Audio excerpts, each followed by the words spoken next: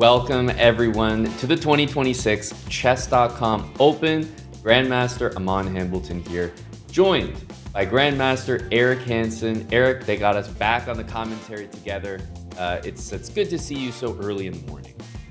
It is Monday morning. Happy to be here though. We're getting into a bit of a flow. Did SEC last month, and today's a bit of a continuation of what many people thought was their favorite event of last year, like EWC, kind of that pipeline. Today's one of the big qualifiers. Exactly. Yeah, we have the Esports World Cup, the ultimate goal for all of these players. But I want to talk about this event, what it is now, and even what it used to be. This is the Chess.com Open with a $250,000 prize pool. The top three, as you mentioned, Eric, qualify for the EWC. So top three is what every single person is going to be gunning for. And when I say every single person, Eric, I really mean it. It is open to all players, titled, untitled grandmasters, new to chess, time control, 10 minutes per game. But Eric, when you hear that open to all players, I mean, is this the moment, where someone sitting at home can really make that dream come true? Well, it definitely is. Out of almost any sport you can think of, one of the only ones where you can truly say you're hosting open qualifiers, because you can get people to connect from anywhere. I definitely think it might be a moment where we find out about some new names. Whether or not they make it to the end is one thing, but in terms of talents or some regions we're not as familiar with, I think this is definitely one of the main platforms, main opportunities for someone to show off, to make it in the news, or I mean, even play top guys. This is kind of a great equalizer, online chess and events like Title Tuesday or the Chess.com Open. I think for maybe those at home, they're wondering, oh, it's a new name, what's going on? A format that this is familiar with, and what it used to be called a bit more like the Champions Chess Tour, also, which was running here on Chess.com as well, featuring rapid chess. I played in some editions of it, but yeah, this year it's all connected to the EWC, which also means it's going to attract big talent with that prize money and EWC spots on the line. I mean, I think for a lot of players, this could be the biggest prize money event of the year, just biggest opportunity to really maybe get an esports team to sign them. If you look at the calendar, you're not guaranteed an invite into top events, which most players aren't. This is the event. Yeah, this is the place to be, to talk more specifically about the format and sort of what the players are going to have to do to achieve those things. We're qualifying to the EWC here, so there's no increment. This is esports chess. We're doing 9 rounds, Swiss tournament, 10 minutes per game. Like I said, no increment. First place, a big deal. You immediately move on to the playoff format. Second and third place are going to play a mini match. Only one of those players is going to move on. And this event is open to all the grandmasters and the qualified players. Eric, there's been a build up to this moment as well. There's been play-ins and qualifiers for untitled players, for non-GM title players, and we've sort of whittled down that field to the best of the best. And now they're going to be joining these top players, these grandmasters, in this final these 4 play-ins that we're going to be broadcasting. So that's what's on the line. And you mentioned this is with the Esports World Cup, the most exciting new format that chess has right now. This is where the focus is going to be. No increment chess, I think, Eric, also adds to that great equalizer format. We are going to see upsets today, and we are, as you pointed out, probably going to be introduced to some new names in the chess world. Yeah, with no increment chess, you also generally see more even mouse slips. The tension is very serious. Anyone can lose, anyone can disconnect. A lot of factors there. Not very forgiving as a format, and we're off. Any picks? Let's go. Let's head over here. Here's a big name playing white. Action to the people here, just getting started. The thing that's kind of nice about this 10-minute format, it feels, and it really is, rapid chess, but I can't lie, Eric, it feels quick. To me, the no increment really makes this feel like a fast-paced, exciting format. Yeah, it's the quickest form of rapid chess. 10 minutes, no increment. There's rapid games that can be closer to 20, 30 minutes each. This one has that nice balance where it has a bit of a blitz feel in terms of how games are decided and how much time players are thinking per move. But for critical decisions, you can still invest a couple of minutes. And just to show how strong the tournament is, though, this is round one. And we have Jan Nepomniachtchi playing white against Pavel Elyanov. And just to clarify, both of these players have been over 2750 FIDE. I mean, we know Jan from World Championship matches, but Elyanov, no slouch, former top 10 player, and they're paired in round one. That's how deep the event is, and you can see upsets from the very beginning, especially players that might not play as often online. This is one of the events they might be building up to, but the ratings might not reflect how how you play casually, how you play serious. This is a serious event, and I definitely think we're going to see some names that might not make it to every Title Tuesday, but are very, very strong players in their own right. Yeah, exactly right. The tournament is completely stacked. I mean, you're going to see the very best players in the world. Even just looking at the standings there as they show up on the screen, you've got Caruana, Wesley, Abdusattorov, Aronian, Nepomniachtchi, just to name a few. And of course, you have the very best here, but they're also joined by some players who've really earned their spot here, Eric. Moving through the play-ins and the other qualifiers just to have a chance to even enter this event alongside these top players means that you're not just getting a great player, but someone who's on a hot streak and, yeah, might be underrated. So I'm curious to see how those names perform in this larger event. Yeah, the format, winner advances, second and third play a match. The players know. I mean, there's a lot of players in this event. Only two spots qualify, so you need a big score. I mean, if you're thinking mathematically, probably 7.5. If out of Yep. 9 rounds, like something pretty big, which means the top players have pressure early on to win those matchups, and that's often where you see upsets, whether it's in Title Tuesday or just any format like this, the Swiss. You take some risks trying to beat low-rated players that are playing well and being tough, and that's often where you end up messing up, and that's where upsets thrive is in these pairings where the higher rated player really has more pressure.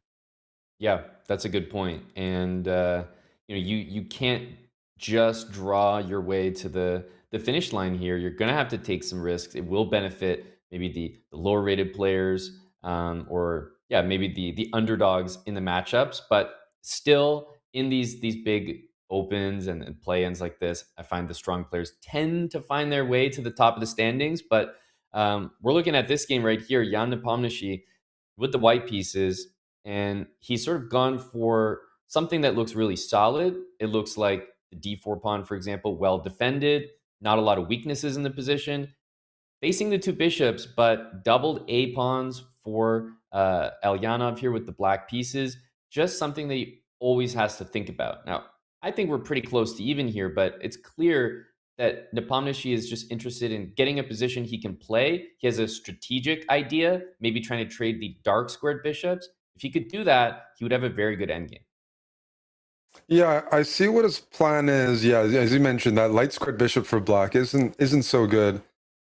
On the other hand, Elyanov is like a veteran player. He's not trading dark squared bishops easily. And with the bishop pair and the open B file, I'm trying to visualize how white takes over the position a bit because you always have to watch over maybe the B2 pawn. Um, Definitely prefer white. And Jan's style is a bit like I'm going to play fast. Doesn't really matter the position.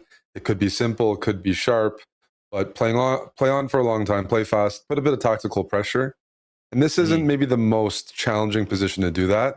This is a bit more technical for now.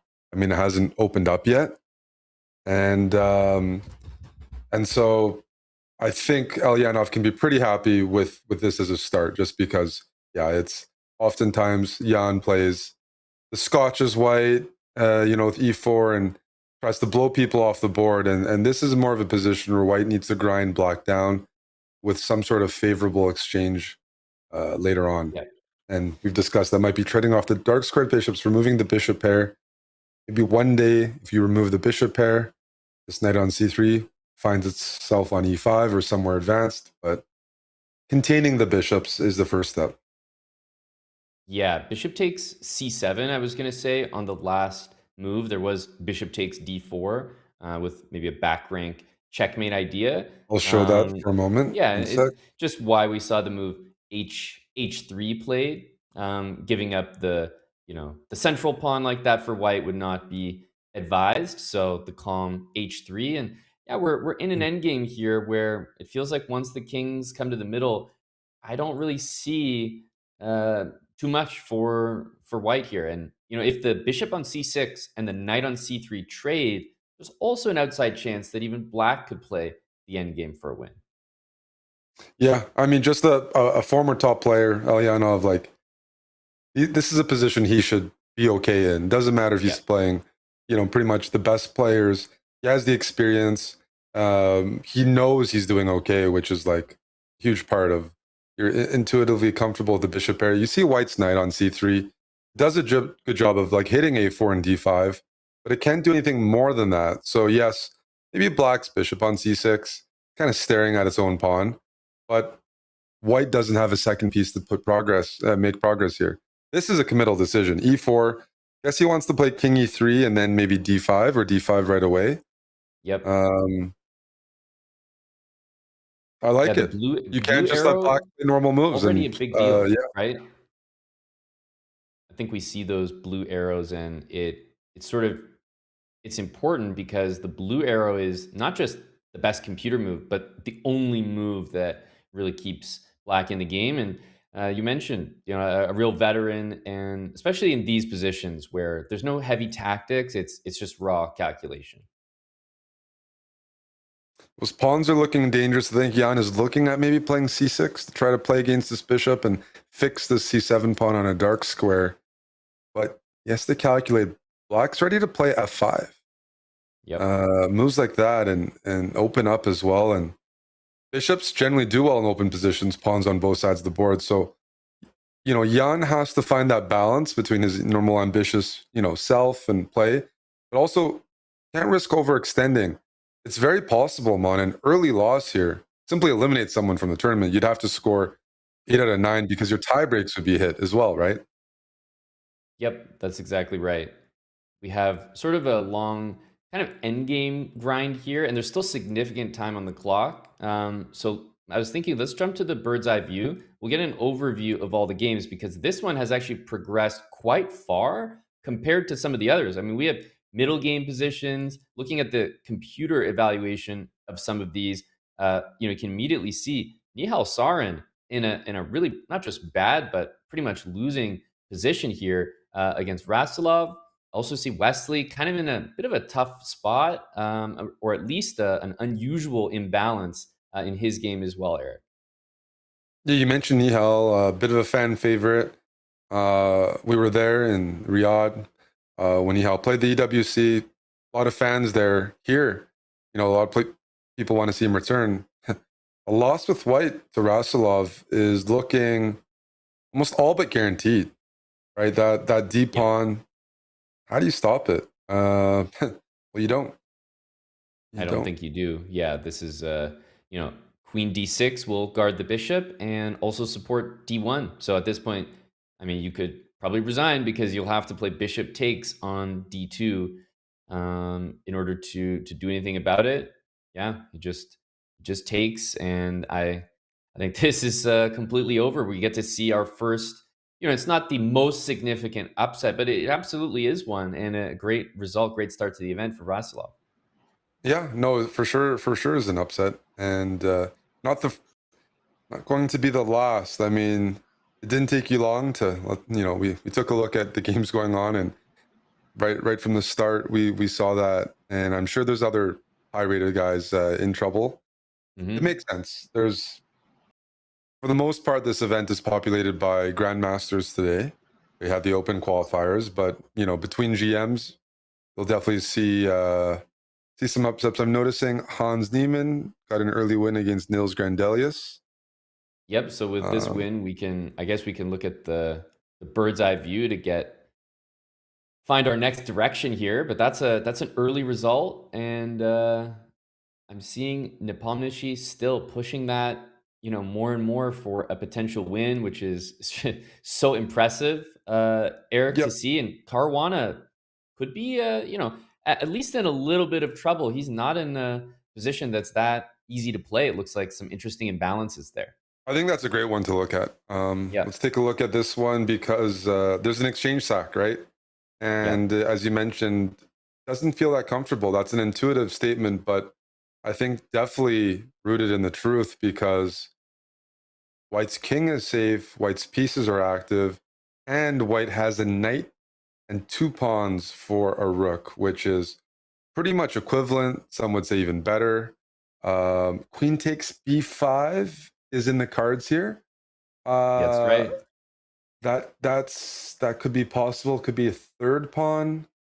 But Fabiano is on his back foot here, just very passive without any tactical chances. So it's like Yeah, I'm also upset looking at potential if White can take, drive take in the a few more rook, right? pieces. The rook is saving the b pawn here. So, I mean, I was thinking of B, bishop oh, b4 to e2. next. Maybe if you play Yep, bishop, well, you can't go b4. bishop c7. But you know what? You might sack two exchanges. We might see this knight go to d3 next move. Bishop Yeah, I think c5, knight d3. this is This is huge. just This is a huge problem, I think, Eric. This is not a good position for Fabiano, and especially when you're just in that blitz mode, the H pawn's going up the board, but this is not a meaningful threat compared to what White is doing. definitely not. b4 could be played. He decides to take, which is also okay. Not sure I would have done that, but hard to be super precise there. I'm focused as White on crashing through on the queen side, which might involve playing pawn to b4, kicking away that rook, might involve knight d3 first, securing, centralizing once again. Um, Yep. Problem for Fabiano is there's still no break from this initiative. Like there's no chance for a counterattack anymore. That ship has sailed. And with the knight jumping in the game I'm on, how do you stop knight b4 here? Yeah, night before. I mean, at some point, you feel like I was going to say you want to sack with bishop d5 because the bishop on g2 is just that strong. But no, this is Oh, basically teetering on completely lost. oh, Queen takes d5, rook d7. This is going to be over soon, Eric. yeah. I'd play maybe b4 as a desperado, but that just hangs another pawn. I'm trying to get my rook on a5 involved, but as you mentioned, like there's some positions where you could be winning, but there's blundering chances. A player can trick you. This position is just one-sided. Fabiano has no counterplay, and that just makes White's attack and conversion so much simpler. You don't have anything stressing you out, anything confusing you. It's just a one direction position. I'm taking on d5 with the queen and activating all my pieces around Fabiano's king. That's you don't see Fabiano in these positions very often. He's very good at No, containing counterplay. exactly. Yeah, Suleimanli has a really nice position here. You can activate that knight with Knight knight to b4. b4. Yeah. You're heading into d5, you're heading into c6. The bishop on g3 keeps the white king completely safe. Watching f2, e5. Every single piece for white is active, and the coordination for black is not there. So Fabian in huge trouble here. Trying to think, maybe he's trying to swing the queen over to b7. He's played it. Uh, it's a decent spot. You couldn't allow that knight to come in and check on c6, but yeah, here. I was thinking about rook f6. And Oh, there that's a might nice not move. be, yeah, not be an easy way to defend the pawn because rook c7 walks into knight d5 or e6. But obviously, this is a phenomenal move as well. But what's the knockout here? Because I liked your rook f6 move. It would have forced maybe black's rook to go to c7, then d5 would hit it. Here Yep. we need one. Okay, we can give the check. The king goes to a8. Hmm. Do you play e6 here? Is there some sort of rook takes d8 and knight b6 check? Something like that? Is that the plan? We're It close, certainly close to a looks like it. knockout. Wow. Yeah, this looks really, really good. And there's knight b6, but there's also knight c7. Uh huh. Yep. So, okay, he decides queen takes e6. We're seeing highly tactical game here, but Fabiano's just kind of running out of things to do, and I think we're very close to a win here. Queen a6.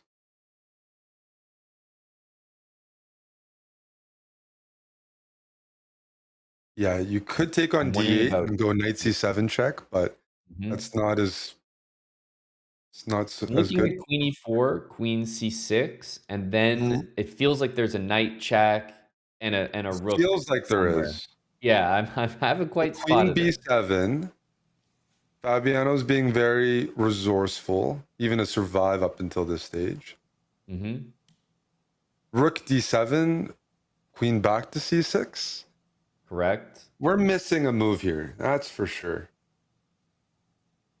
Maybe there's some sort of like, waiting move that's really Yeah, king nasty. g2, queen g2.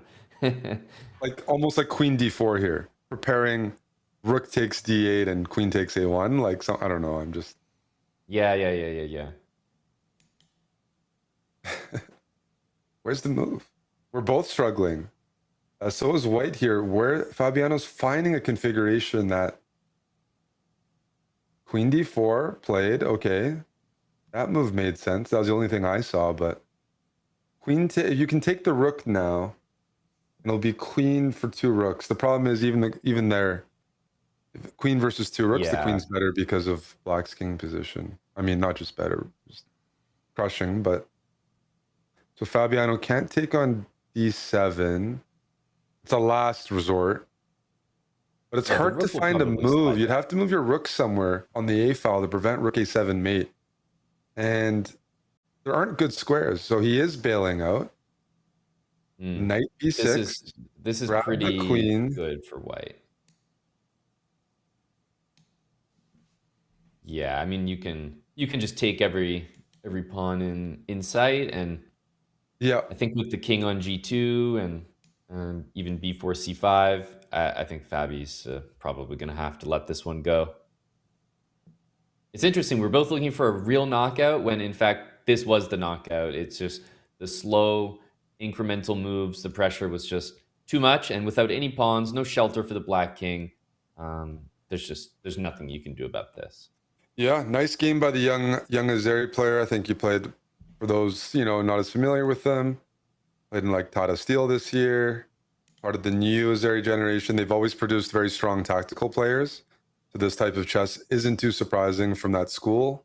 But yeah, a name like Fabiano just was you don't see him. Okay, he's going for a stalemate trick. I'm on. Any Yep. hopes here? Any stalemate any stalemate ideas if you take on c7? Absolutely. You love to see attempts like this. Rook h1, and he's going to calculate things out, and he has with King king f3. f3, yes. Nicely done. The queen captures the rook when you go rook g3 and no more stalemate. Same with rook h2, queen takes h2. But considering the calculation work, I feel like he was able to do in that game, that was nothing. That was Yeah. just the finishing touch. As we go to the next live game in progress, Grishuk here with the black pieces. Remember, time does not go up. There's no increments, so that 13 seconds is ticking down for real here. Yeah, white's winning or was winning. Grishuk up on time, which is incredible. We don't see that every day. But playing with fire is Vakhidov. Down to 8 seconds and allowing checks. You can take the knight with check.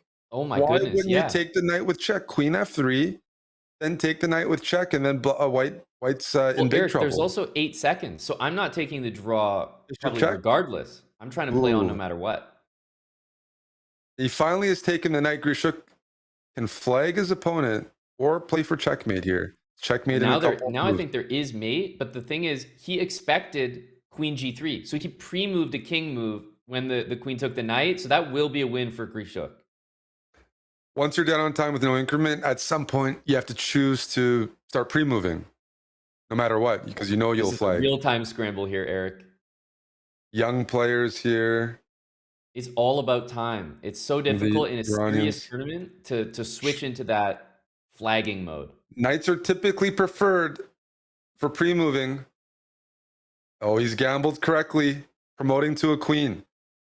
Reza, Absolutely. one of the strongest IMs, not only in this field, but probably in the world, that Iran's producing some big young talent Another right time now. scramble. Pranav Is in against trouble here.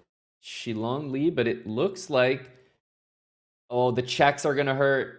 There's But queen Pranav's free c5. moving successfully. He's got. Oh my goodness, queen c6. Oh, almost caught up there. Down a few seconds, but pre-move pretty much, consecutively, Yep. correctly. Li Shilong with an upset win for sure. If I remember correctly, I've been playing him a little bit on Chess.com, but definitely not one of the younger Chinese players and not as active anymore. But as we mentioned, lots of upsets. I mean, Always just have a happening. look here, Eric. The upsets are right in front of us. We do see that Yan won that endgame, which is incredibly impressive. Aronian with the win, but moving down, you see that Suleimanli win over Fabi. Nihal going down to Rasulov. It's round number 1 that just happened, and these are the results already. Yeah, like you were talking about that, and I noticed the games had already begun. Like this tournament is really hard. I think we're happy we're commentating because it's pretty much non-stop in the pit of GMs trying to kill each other for the most Hmm. part. I mean, there's some super strong IMs as well, but you get upset, doesn't matter, you're back in it. There are breaks, there's a couple of breaks, but you can think of it like a title Tuesday, but like 10-minute games, which more exhausting, more stressful. You do have to play some like better, higher quality moves. Your opponents will punish a bit more severely. And I picked a game here just to begin. We have Andrew Tang playing white against Jan in the Pomniachi. I think you and Yep, I saw Tang at the last chance qualifiers last year, part of the UWC qualification. exactly. Definitely common venue for many players that will attempt to qualify but don't make it through normal means like Title Tuesday or this Chess.com Open. There was a last chance qualifier last year, which I thought was a pretty fun format. Hmm. Absolutely. And we're seeing, I mean, Andrew is the kind of player I think that should absolutely excel at a format like this. He's really, really quick at the end. But in Blitz, sometimes he gets to that spot where he's low on time. So 10 minutes, just more time on the clock, beneficial. But much like myself, I think Andrew is a time consumer in most of his games. Whereas Jan Nepomniachtchi, quite the opposite, Eric. He often, maybe gets some criticism for moving too quickly, but it's an amazing style he has. He does not overthink. He trusts himself, and he often finishes with very close to the time that he starts with on the clock. Yeah, I mean, game one, we didn't see it until its conclusion, but he was trying to apply pressure, never takes too much time, and that does accumulate. Yeah, knight takes c3 here. So we're going to, if everything trades on c3, then what's going to happen is white is going to have the d file and the b file to play with, very likely stationing rooks on those two squares. Black's bishop on c8, it's not going to be able to develop easily, and the bishop on g2, pinning the b7 pawn, it's going to be quite unpleasant for black in that sense. So white's going to look to play rook b1, rook d1, maybe c5, and just fix some pawns on b7 and d7.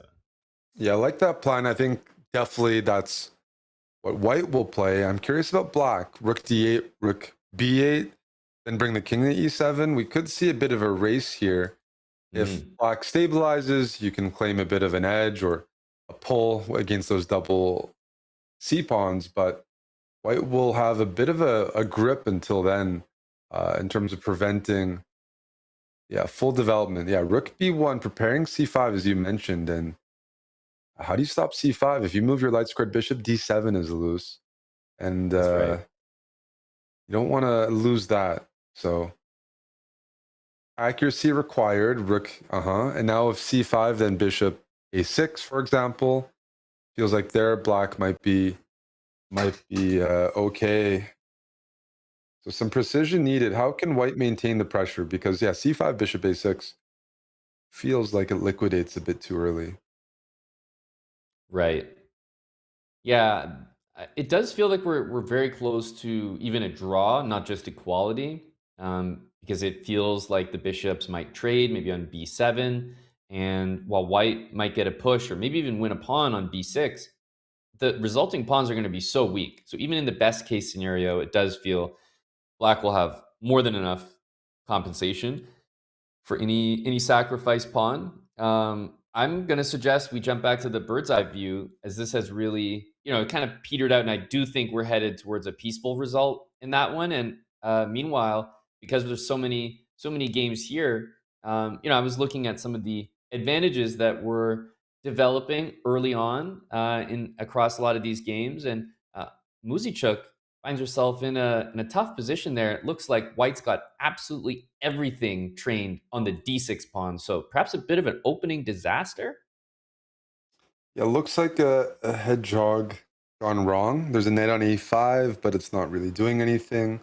There's a Hmm. rook on e7, which pins your own d pawn.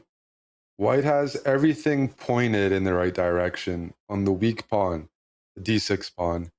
Uh, that's what you want, and usually black has counterplay, but not seeing it here. Now she did score an upset in round one, but there's no breaks here. Can you take No, on can you take on c8 now as I a think so. in between move? E7 is loose with check, depending on what you do. But yeah, I'd like to just trade everything off now that I'm up a healthy pawn. And Rachmanov is a technical player, likes to grind things out. He's up a pawn. Would be shocked to see him not go for trades. Hmm. Yep, I Mm. think this is the most effective way to do things here. You can take the rook off the board here with bishop e7, or take the bishop on g2 and maintain tempo. Probably take on g2. And then you can deal with a check, play f3 in case black's king moves up and gives a check. So yeah, probably king takes g2 here. I don't mind playing f3. White's not only up a Yep. pawn, but control the d file, active pieces. Um, good choices here. I was going to mention, though, an interesting pairing is maybe Rasulov against Hans Niemann, because you just saw Rasulov pull off a bit of an upset, taking out Nihal in round one. And those Yeah. guys will play pretty sharp. Um, Yeah, we can jump to the bird's eye view. That looks like a great game. I was also a little intrigued by the matchup, Aronian against Blue Bomb. Just Blue Bomb, I think, is a name that's on everyone's tongue these days. Kind of the underdog, but having the performance of his life in 2026 and even 2025. So heading into the candidates, but Neiman and Rasilov does look like it could possibly be leading to a potential result, even though it's so deep into the game. There's still something here in this position. I mean, these are the kind of positions that determine someone's event. In 9 games, you're not having 9 winning positions for the most part. You have to Yeah. pull out wins, counterplay from dynamically balanced positions, pose problems, provoke blunders. So this is the type of position Hans, you know, the valuation is likely equal. Uh, Materials equal. White has a couple double H pawns, but very active rooks. By keeping Yep. pieces on the board that night, some tension. He's hoping to squeeze something here, because the players really know. Even that early game we saw between Tang and Pomniachi, I don't think most of the there will be early draws for the most part, because that really, I remember playing these events. It's really bad for your tie breaks. That's right. Even if you're playing okay, you don't want to draw in round two. Round two is bad for your tie breaks. The players that typically win these events or qualify start off 3 out of 3, 4 out of 4, and then they stabilize a bit because you play other players in that field. But first couple of rounds, a non-decisive result, you want that to be a last resort here, and it's just finding that balance between still pushing for a win and not overextending. Hmm. Here, I think Hans is doing a good job of that. At some point, he wants that knight to jump in the game, maybe find an F4 square pin, but White's doing a good job of even containing it. Uh, oh, this looks a bit Yeah, critical here. I was gonna say This Rook looks. A5 feels like quite a natural looking move. Um, and after Rook takes A4, I think is just E2 right away. Mm-hmm. That's before trading, which, when you're calculating, you're probably only looking at rook takes, e2, and then rook a1. But Now there's Yeah. e2 that Hans can find, and he has no trouble doing that. No, he's going to pull a win off here, and that's what I mean. Like, played quickly, spotted the tactical issue with White's move. I mean, White tried to force maybe the draw a little too early. When you Yep. double your rooks on the A file like that, he was banking on just winning that pawn cleanly, and maybe it was too good to be Wow. true. But that's an example. Hans not taking too much risk there. Always had probably equality in the pocket, but 2 out of 2 against a dangerous opponent. Yeah. Oh my goodness. We just tuned in and the match ended right in front of us. Hans moves up to 2 out of 2, as you said. We can take a look at the rest of the games that are still in progress here. Um, Looks like we're heading to, a lot of potential equalities, but again, equality just does not equate to a draw. I see Suleimanli against Abdusatorov. That looks like a really exciting, like two very exciting players there, Eric, in that one. Yeah, I can pull that one up because you know, as you mentioned, exciting, sharp players, the position. There's a pawn close to queening. And Abdusatorov is pretty good at overwhelming players. I mean, the Uzbek generation, really strong tactically. There's this pawn on d2 that you have to favor. I mean, I'm not comfortable even looking at this position because I'm not used. Like, there's a pawn on d2. It's for the rest of the game as white. You're not only concerned about that pawn queening, but even if you try to sacrifice material back, there's a bishop on h3 cutting the king Right. off, which introduces back rank threats. So this whole game is like barely hanging on for white. I'm curious about the conversion for Abdusatorov in case white just does nothing and tries to play steady here. But I think with h6 we know the answer. I'm on g5. He's Yeah, not king giving king any space. h7, g5, and even f4 starts to come to mind. Bishop e3. It looks really hard, Eric, to play this position without playing rook takes c1 and giving up that material. For sure. I think at some point white needs to make that call because it's a bit overwhelming to calculate. There might be some opportunity where you can't take on c1 anymore.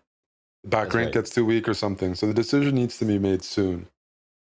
But bishop e3 introduces the idea of maybe bishop b6, kicking that rook away from the d file. And then you might be able to sacrifice the exchange without giving up the d file. So now, okay, even the bishop going back to g4 gives white a little bit of breathing room. I'm King has surprised a by bit of that. space. I am. The bishop on h3, you were just highlighting, like restricted the white king. There's back rank mate opportunities, and now it feels like we're getting away from that. And I think it's probably because uh, Nuremberg wants a position where he just has calculated there's no way that the rook doesn't sack for the bishop. So let me start trading the rest of the pieces in anticipation of that. Bishop b6 on the board, kicking away that rook. I'm expecting rook e8. Why not? Rook a8 also looks good. I think the problem here is, yeah, white eventually will have to give up a rook for the bishop, and it's Hmm. just not the position where there's good compensation for it. I'm concerned about Uh, f4. Like, now that the bishop has moved, if I spend time defending a2, maybe black can just play f4, f takes g3, and well, he decides to make that choice, Eric, to take on c1. Probably smart. You just mentioned f4, and you don't want to face that with the bishop still on c1. Such a weird position to face. Here, maybe takes an f4 anyways, we could see. Hmm. That's one way. White's got the dark squared bishop, which means black's idea is to place pieces on light squares. The rook on a8 swings to e8. Everything's Yep. on light squares, avoiding the scope of this bishop. And even the king is on g8, which just takes away a lot of the counterplay from white. If you're down in exchange, you'd like your bishop to be really good and to have a bit of a presence. Here, all you can do is play harassing moves and hope for the best because, yeah, objectively, there's not compensation here. You're just walking Yeah. down the queen. Queen back to g6 doesn't do much. You could probably play even rook e1. Maybe e1 is the key square. I would like to get the 8th rank or the first rank because f2 Yep. is defended by the bishop on b6. And what's so nice about the way black's playing is, again, you're not allowing perpetual so many times during conversion. when queens are on the board, you allow your opponent to like start checking you, harassing. But That's right. throughout this game, there hasn't been any opportunity for uh, Suleimanli to get even the queen and bishop lined up on the same diagonal, right? They try to come up with like mating ideas. They can't even get the bishop and queen together. So really good stuff from Yeah. Norderbeck here. Doesn't care about the f4 pawn because, well, getting the pawn to c4 and c3, Eric, is more than enough. And now there's actually pressure on f3 because the f pawn for black is gone. Yeah, I wonder what the best move is here. Is it like king h7? Is there a waiting move or something sharp? You want the queens on the board. Then this conversion's easy. Harass the bishop, queen. While the queens are on the board, there's always that looming idea of checks, checks, checks. Makes black's job a little bit harder. So king h7, nice prophylaxis against future checks. And white has to find that balance between finding checks or checking ideas, but also being within range of defending f3. Mm-hmm. Yep, exactly. Queen d1 is always there as a move to hit the bishop and help the c pawn.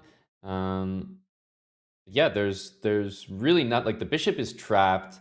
At this point, you're kind of running out of active moves as white completely. Now the king is exposed, so certain checks don't work because black can counter check.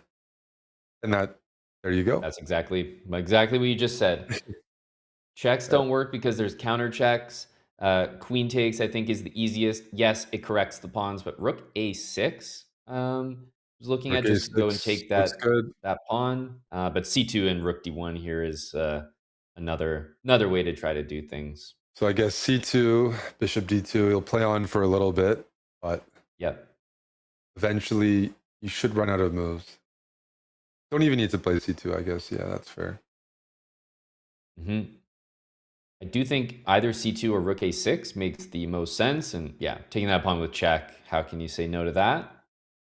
Oh, nice little And there you gamble go. there, but nice game by Abdus Sadarov. I mean, not a pleasant position to play, and eventually won the exchange, converted nicely. Let's take a look back to the overhead view.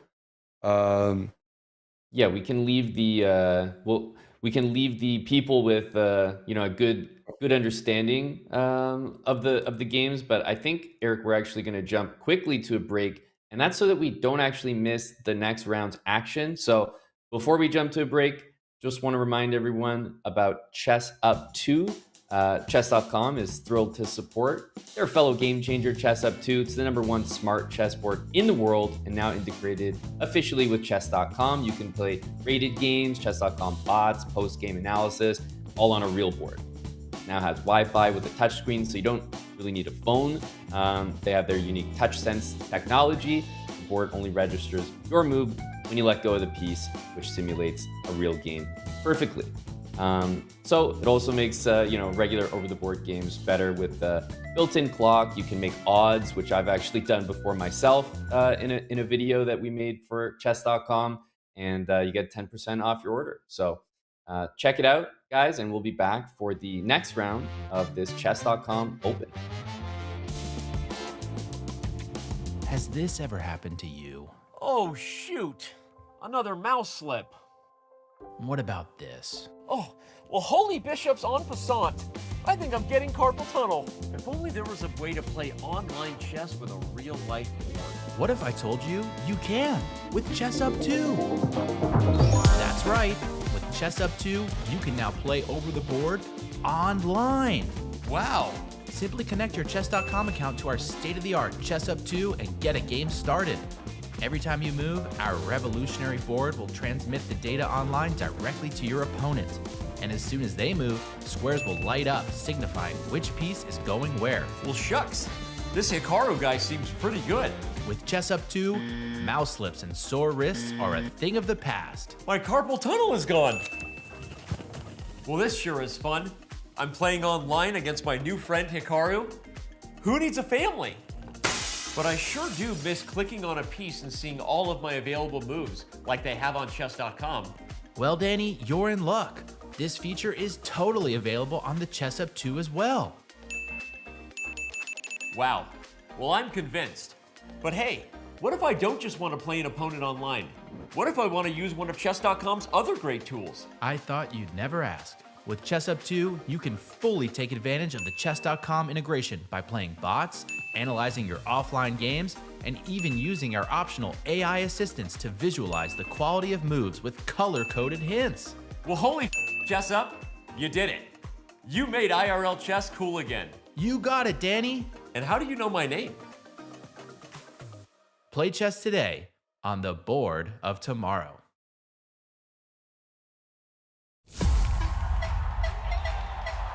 This is the Esports World Cup, and in 2026, we're raising the bar again. For 7 weeks starting in July, over 2,000 players from more than 200 clubs will compete in 24 game titles. And with a life-changing prize pool exceeding $75 million, the club championship stakes have never been higher. The club with the most points will be crowned as the best esports club in the world, taking home an incredible $7 million grand prize. But that's not all. With over 300 plus activations taking place across the event, the Riyadh Boulevard will become a must-visit destination for families, friends, and fans alike. EWC is where players become legends, fans become a part of history, and the best rise above. See you this summer at the Esports World Cup 2026.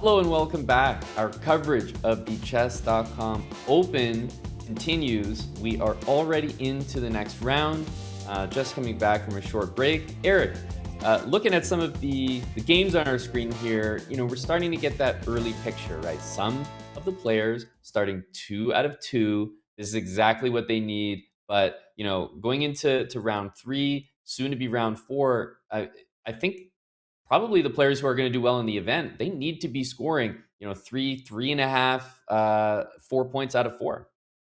Definitely. That's why I don't know if we were lucky, but we caught that game of Fabiano's in round 1, which really impacts his event. These guys that we see on screen right now have won their first 2.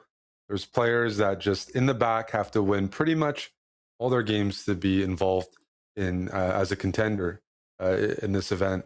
I'm not surprised to see some of the names, though. Hans Niemann, Abdusadarov, Jan Pomniachtchi, Rishuk. Is it his day today? He's someone who's addicted to time trouble, but former candidate, World Blitz champion.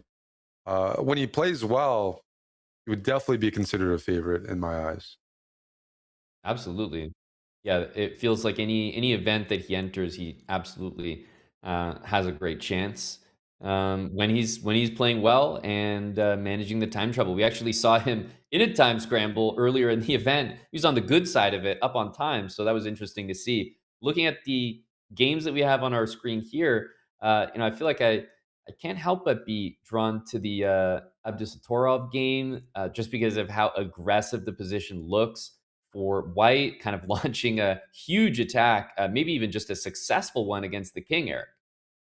That's right. I mean, what we're looking at is, can you play h5, queen a5, not really targeting the c3 pawn. I mean, you are, but e5 is a very important square because it allows the queen to capture the check and then maybe come back as a defender on those weak dark squares around black's king. Right. So I think we need a patient move as white here. It doesn't look right. This position does not look right for black. It feels like you're almost checkmated immediately, and that shouldn't be correct. And this is a clever move, Amon, because if queen takes e5, you might see bishop f4, but to find that move quickly, right? Like, it just shows the tactical vision of Abdusatorov.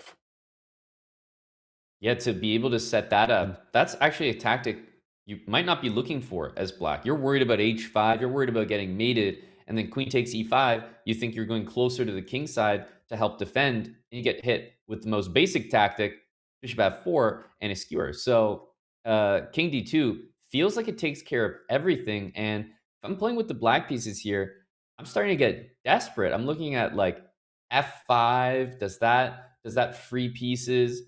D6 seems way too slow, and I don't see how I involve any other piece. Maybe bishop a6 and try to trade off the bishop on d3 might be. Those are some of the best ideas I can think of here in a tough position.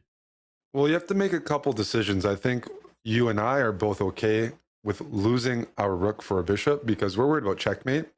We're worried That's about right. our dark squares. The dark squared bishop is worth a lot here. White is going for checkmate. Winning it is fine, but take a look at White's position, right? If you were to take this rook, say you're up in exchange, I'll put the bishop on g7, and all of a sudden, if White doesn't achieve checkmate, the loose e5 pawn, the king position, the c3 pawn, they're all on dark squares. So bishop a6 played something you mentioned because I don't think black's concerned about material. Black's concerned about removing this bishop because then these h5 moves, you can't just sacrifice everything here and achieve checkmate once that bishop is traded off. So the thing that's interesting about this position is that yes, you'll lose the exchange as black, but actually the position becomes quite stable. The bishop goes to g7, and you'll pretty much never get checkmated, even with an open h file, because the bishop's covering h8. The e5 pawn is weak, c3 is weak. This is a position I could still see. And we see the bishop h6. Now, I was going to say that's kind of a move I don't expect to see thrown in the position, but still, I think there's some kind of chance here. But with 7 minutes on the clock, that might just be too much time for Norderbeck to navigate things here.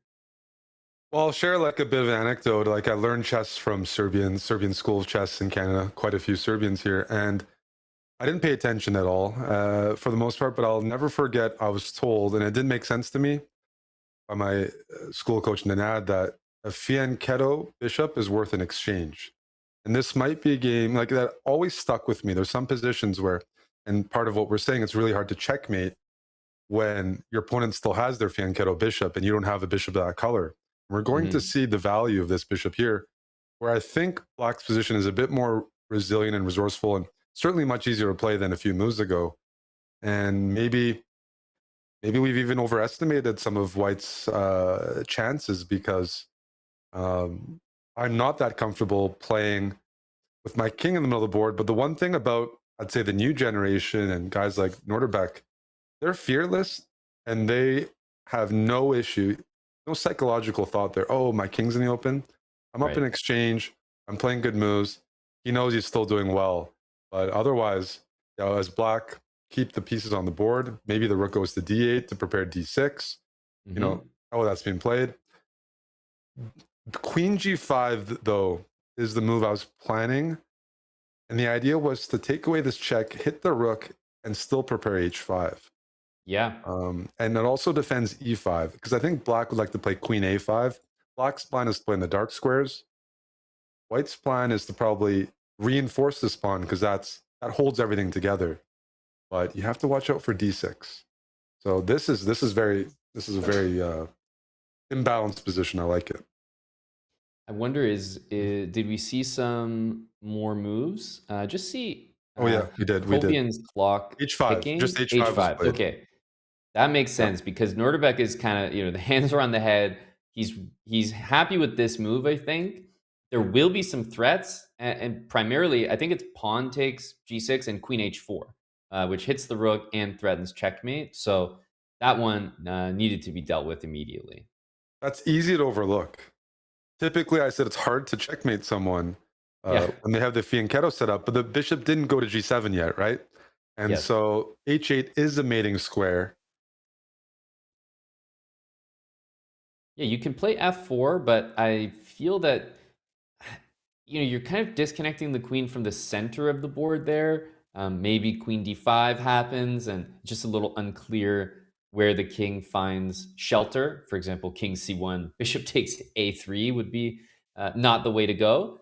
So there's still some work here for white to do. It's definitely not that clear cut at all, and kind of reached the midpoint of this game. Eric, maybe we can jump to the bird's eye view to keep track of this game, but also have a look at what else we have. Yeah, I have a game I wanted to take a look at some point. A big pairing this Sina move ahead versus Levon Aronian. And Sina just won a title Tuesday with a big score, really serious talent from Iran. And he's already doing quite well, I think, against Levon, but definitely one of those players. His rating hasn't caught up to his level. See, one of the Iranian IMs is also on 2-2. Reza Madavi is playing Yes. Rishuk.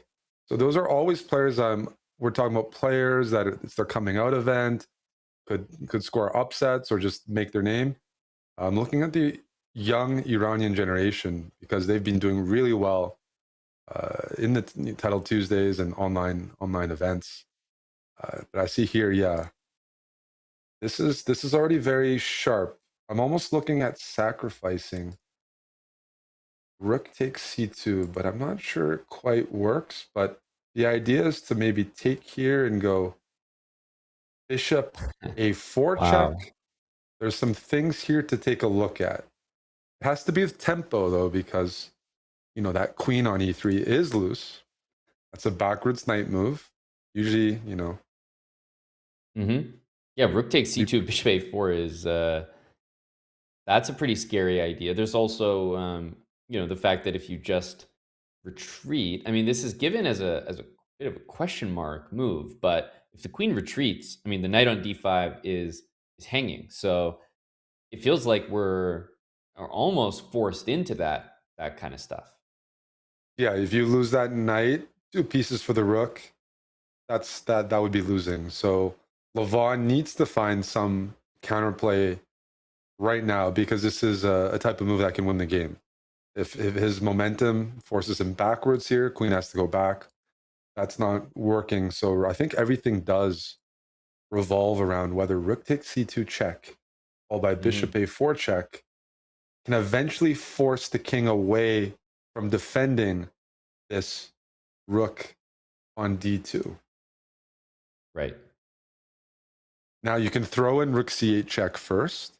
You still have bishop a4 check in your pocket, but somehow bishop a4 check feels like the right move order. Okay, this block with a knight or the bishop. Those are the 2 pieces that you can block with. You can't move your king back to b1. You would just lose your rook, and then everything else would be loose. So this is a similar idea in a bit of a different order. Bishop a4 needs to still be a part of this combination, and then perhaps knight takes c3 and queen takes d2, and it's just whether the pieces can join the action again. King to c1. So sharp, but it's looking very accurate because you don't have time to take the the bishop with your knight. Your queen is hanging. Here, there's king takes, and the material count is white's up a piece. C3 can be captured here, but with limited material, harder to set up a checkmate as black. So you have a big decision here. Will you take Right. on C3? You do introduce some mating ideas, And so but queen G1 check, queen E1 would actually lose to knight E3. yes, So we're going to need to move the king there, king C2. And then, there's maybe knight takes on C3. There's also queen sliding all the way over to A1. So there are a few moves, not to mention knight E3. Like that white king is going to have to move to some squares is probably uncomfortable with. for sure. But we're seeing a bit of a trend. I'm seeing these like young players comfortable with their king in the open. If they're picking up material and they're quick to notice if they're getting mated or not intuitively. You Mhm. look at the speed. Oftentimes you're being attacked. The initiative is worth something in speed chess. The defending side has to find these moves, but defending side, Cena is finding these moves quickly, and he's earned himself an opportunity to play King E2, and now there's no more checks, and there's some stability Right. here, and we count the material. White has a bishop for 2 pawns, which is very significant. That's more than enough material. But the good thing for Levon is his plan is simple. Don't get mated on the back rank. Push my connected queenside pawns. White needs to find a way to maybe trade off the rooks or make the position a bit easier to play. Queen f4 looks like a good step in the right direction, centralizing the queen a bit. And yeah, Levon just needs to play a bit faster as well, because I can tell you from playing Cena quite a bit online, he thrives when you're in time trouble. He unleashes some sharp moves that are very Mhm. hard to handle. So this is interesting. I actually thought queen d6 was a really powerful move because it hits the a6 pawn. And if the pawn maybe moves to a5, I thought there was bishop a6, leading to potential back rank issues. So in my head, I thought that this was a clever move. I think he could have played a5 and then rook f8. g6 is Mhm. totally fine. Levon might be. The question we have to ask ourselves is, can you take a6? Because you'd love to. You'd love to get rid of those connected pawns. And that Absolutely. feels like Levon, oh, wow. He's trying It's to really get the surprising king to me from because behind. Yeah. I thought queen takes a6. This is like an achievement for white, offering a queen trade, winning a pawn with tempo. But after queen c1, it's crazy to see that Levon is still fighting here, a minute on the clock as well. I think a key thing to look at is, yes, you're down a pieces block, but if it's hard for white to trade off the material, then the king position for white will always be a source of counterplay for Levon. As long as he doesn't forget about his rook that's loose on c8, that Mhm. king doesn't really have long-term safety. And a couple of these pawns, namely g5 and h2, are ripe to be picked off in certain positions. And if you lose the g5 pawn, for example, all of a sudden your pawn structure is pretty terrible. It's not too easy to convert. Queen d6. Time is I a feel big like, issue here. You're seeing, like, even in uncomfortable positions, though, yeah. White's putting pressure on Levon by reacting immediately, and he needs to come up with something quick. Queen d6 feels like an achievement. It guards the h2 pawn. It controls some dark squares, which desperately needed to be watched over. And here, the rook just cannot join the action, presumably. I wonder if White's thinking about queen d8 and queen f6 or queen d4 as a method to exchange queens. No, that's big. I'm surprised Levon allowed that, but he does Might get have flagged pawn here. almost advanced. That's right. So you need to. The bishop watches over the queening square, but the winning plan here, that's a good question. You shift the I don't king over know. to e1 and try to. Yep. You know what? Because you're There's going to need bishop e2, but then there's rook h1 and check. rook back. So you almost need king d1, bishop c2, rook takes b2, but the black king's going to be on f4 by then. Yeah, he's trying to walk the king over. So maybe f5 or e5. That's a big move. He wants clear path for the king here. Levon's doing a great job of being annoying. Mm-hmm.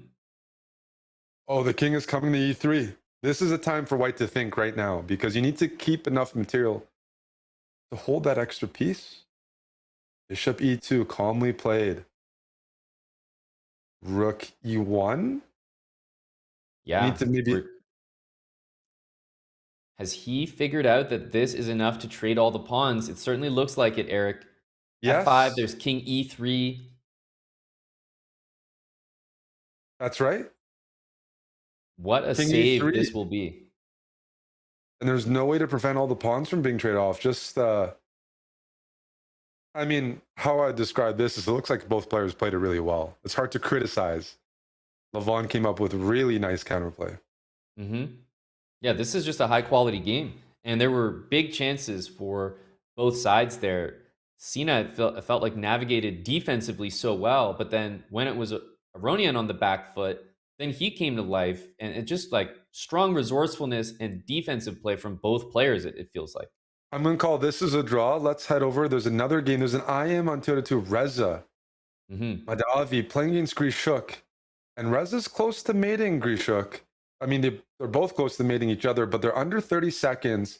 Last move, pointing towards the pawn on f7. Who's getting in their attack first? Looking like white right now. Grishuk under 20 seconds. And the problem is the back rank is covered for white. So black's Rook counterplay is h4. certainly slow right now. Yep, rook h4, queen h6 looks really tough to deal with. Is that just Wow. mate? That's unstoppable Maidamon. That's an IM moving to 3 out of 3. And there you go. Grishuk, low on time, does go down in this one. And you're starting to get that clear picture. You can see the standings even on the left side of your screen. 3 out of 3. We just saw Madavi move to 3 out of 3. Abdusatorov as well. Rachmanov, we checked in earlier, just keeping that score up as we're on to the next game in progress. This surely has to be a win. It is. Pawn is on the right color. And here comes the queen. Yep, this Both players on 2 out of 2. Bortnik versus Supi. But Bortnik, he has no problem converting this. Bullet is not a problem whatsoever. Here's the mate. Moves to 3 out of 3. Nice conversion there. So many exciting games happening. Yeah. Wow. They all conclude at once, of course, because there's no increment. And we can see 3 out of 3. Bortnik moving up as well. Rachmanov, Abdusatorov, Wesley So, and we just saw Reza Madavi. Those are the 3 points, but still 2.5, Eric, puts you very much in contention. And of course, even 2 out of 3 here is no problem at all, but just more pressure on your future results. For sure. Yeah, Bortnik, a staple in these events near the top. Wouldn't say huge surprises, but Madavi, Amon, an IM, right? He didn't just automatically qualify. He had to play, previous event to make it here. But I said, like, watch out for these names. When you're asking at the start of the day, are we going to find some new names? I'm really looking at that Iranian generation where I've seen these guys play online, and they're so underrated that it's not even funny. I mean, it's not a pairing you want to have. It's they're here to take out names. Got Wesley versus Bortnik, round 4. I think it's such an important thing that you highlight is that he doesn't look out of place at all. But the reality is he had to fight in the play-ins, additional qualifiers, just to be able to play this one, which is the last and final with grandmasters plus whoever's qualified to be there. But we're seeing him at the top of the table. Clearly a grandmaster in the making. Yeah, there's no psychological barrier here. Usually you're playing a bunch of names you've heard of, you grew up watching, but because online chess, having the opportunity to play strong players weekly, players aren't afraid anymore. And it's just another name to take down. It makes it hard for us. Here we have Bortnik going to his trusty Alyakin's defense.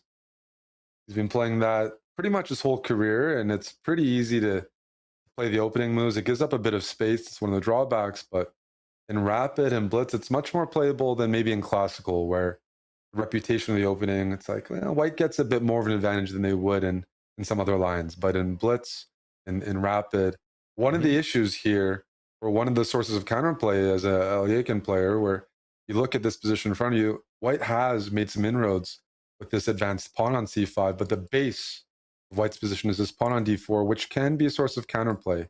Look for black to centralize the knight on e6, put a bishop on f6, and then just long-term target this d4 pawn and That's right. make life a little bit difficult.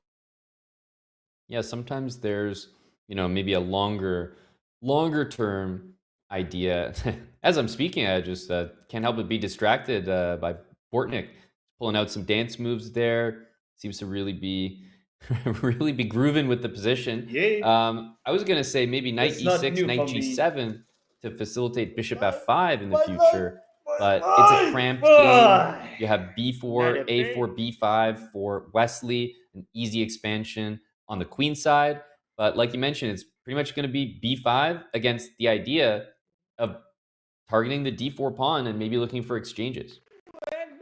Impressed by the opening choice, though, because you're playing against Wesley, who likes to punish, will happily take space, and can play sometimes pretty much perfect chess. This opening is very provocative in that sense. The real question is like, how does Wesley make progress here? It looks nice. Our bishop on d3, it's pointed towards the king side, but we don't have any breakthrough there. And even the knight on c3, you're like, well, I'd like it to do a little bit more, whether it's defending the center or shifting towards the queen side. If pieces get traded off, that usually favors the cramped side. Yeah, talk about 2 moves ago. White just traded the knight on e2 for the knight on d7, basically. And I just don't understand that trade from a even a fundamental perspective. I don't think Wesley, he's not looking too happy with that. He played knight f4, but then I think he realized, well, after knight e6, I have nothing better to do than trade. This is just black's pieces all reaching their ideal squares, and you can see it's reflected in the engine evaluation as well. Yeah, you're not happy as white because you've kind of lost the opening battle where you're admitting black has pressure on d4. And to defend the d4 pawn with this knight on e2, you don't want that, because why did you play rook e1? To contest the e file. You have to play knight e2. Your knight blocks your rook. You can't really make forward progress if you have to constantly look over the d4 pawn. Yep, there's b4, a4, b5 will be the idea, but as we can see after a5, it just doesn't really get going in time. And there's also this idea when you have the bishop on f6 of knight takes c5 in the future. So black Yeah. could even try to play b6, take on the c5 square, and then play knight takes c5. And there will be some pressure with that rook on a1, whether it's hanging directly or with the rook on a8 involved. Something to watch out for tactically in the next couple moves or just in the future. Yeah, these moves from us, they're kind of admitting that Bornik has played the opening well, achieved a decent position, and hard to find an advantage for white.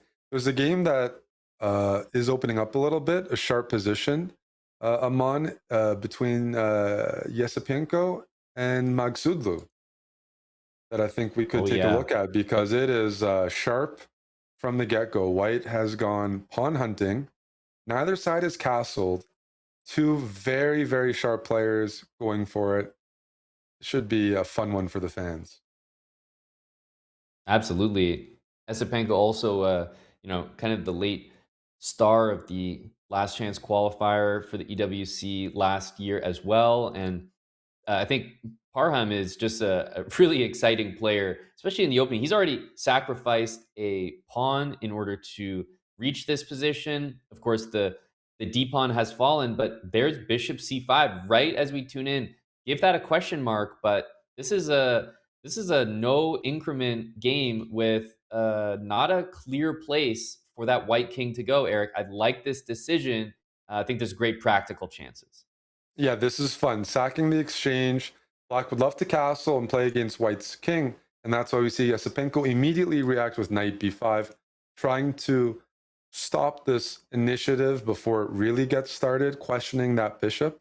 Hmm. Maybe taking, a hit, playing knight d6 check, forcing, black to lose castling abilities. Because, yeah, if black gets castled, I like having this dark squared bishop bearing down on the position, lots of counterplay, because it's not clear where white will castle. But knight b5 questions that immediately. Do you take on b2, pull the bishop back? Some questions here. Just a crazy position. I mean, maybe taking on b2 or pulling the bishop back. Yeah, I wonder. So if you just go like bishop c5, for example, white's going to check on d6 anyway. So I And think then that's even probably knight b7. Yeah, exactly. So it's probably why he said, well, if I'm going to be in that position no matter what, let me take this pawn on b2. But I like knight b5, rook b1. There is a question of f4, but it's going to drop the e4 pawn. That gets into a whole other, yeah, whole other discussion. So maybe you take on g6 and perhaps try f4 at that point. for sure. And that's super sharp because it does activate black's rook on the h file. But at some point, your knight on h4 needs to make a decision because there's so much pressure on e4. Black's ready to rip that open. And we've talked about knight d6 check. It can be thrown in. Black's okay with that. Probably moving the king to either e7 or f8. And I don't think black's worried about getting checkmated.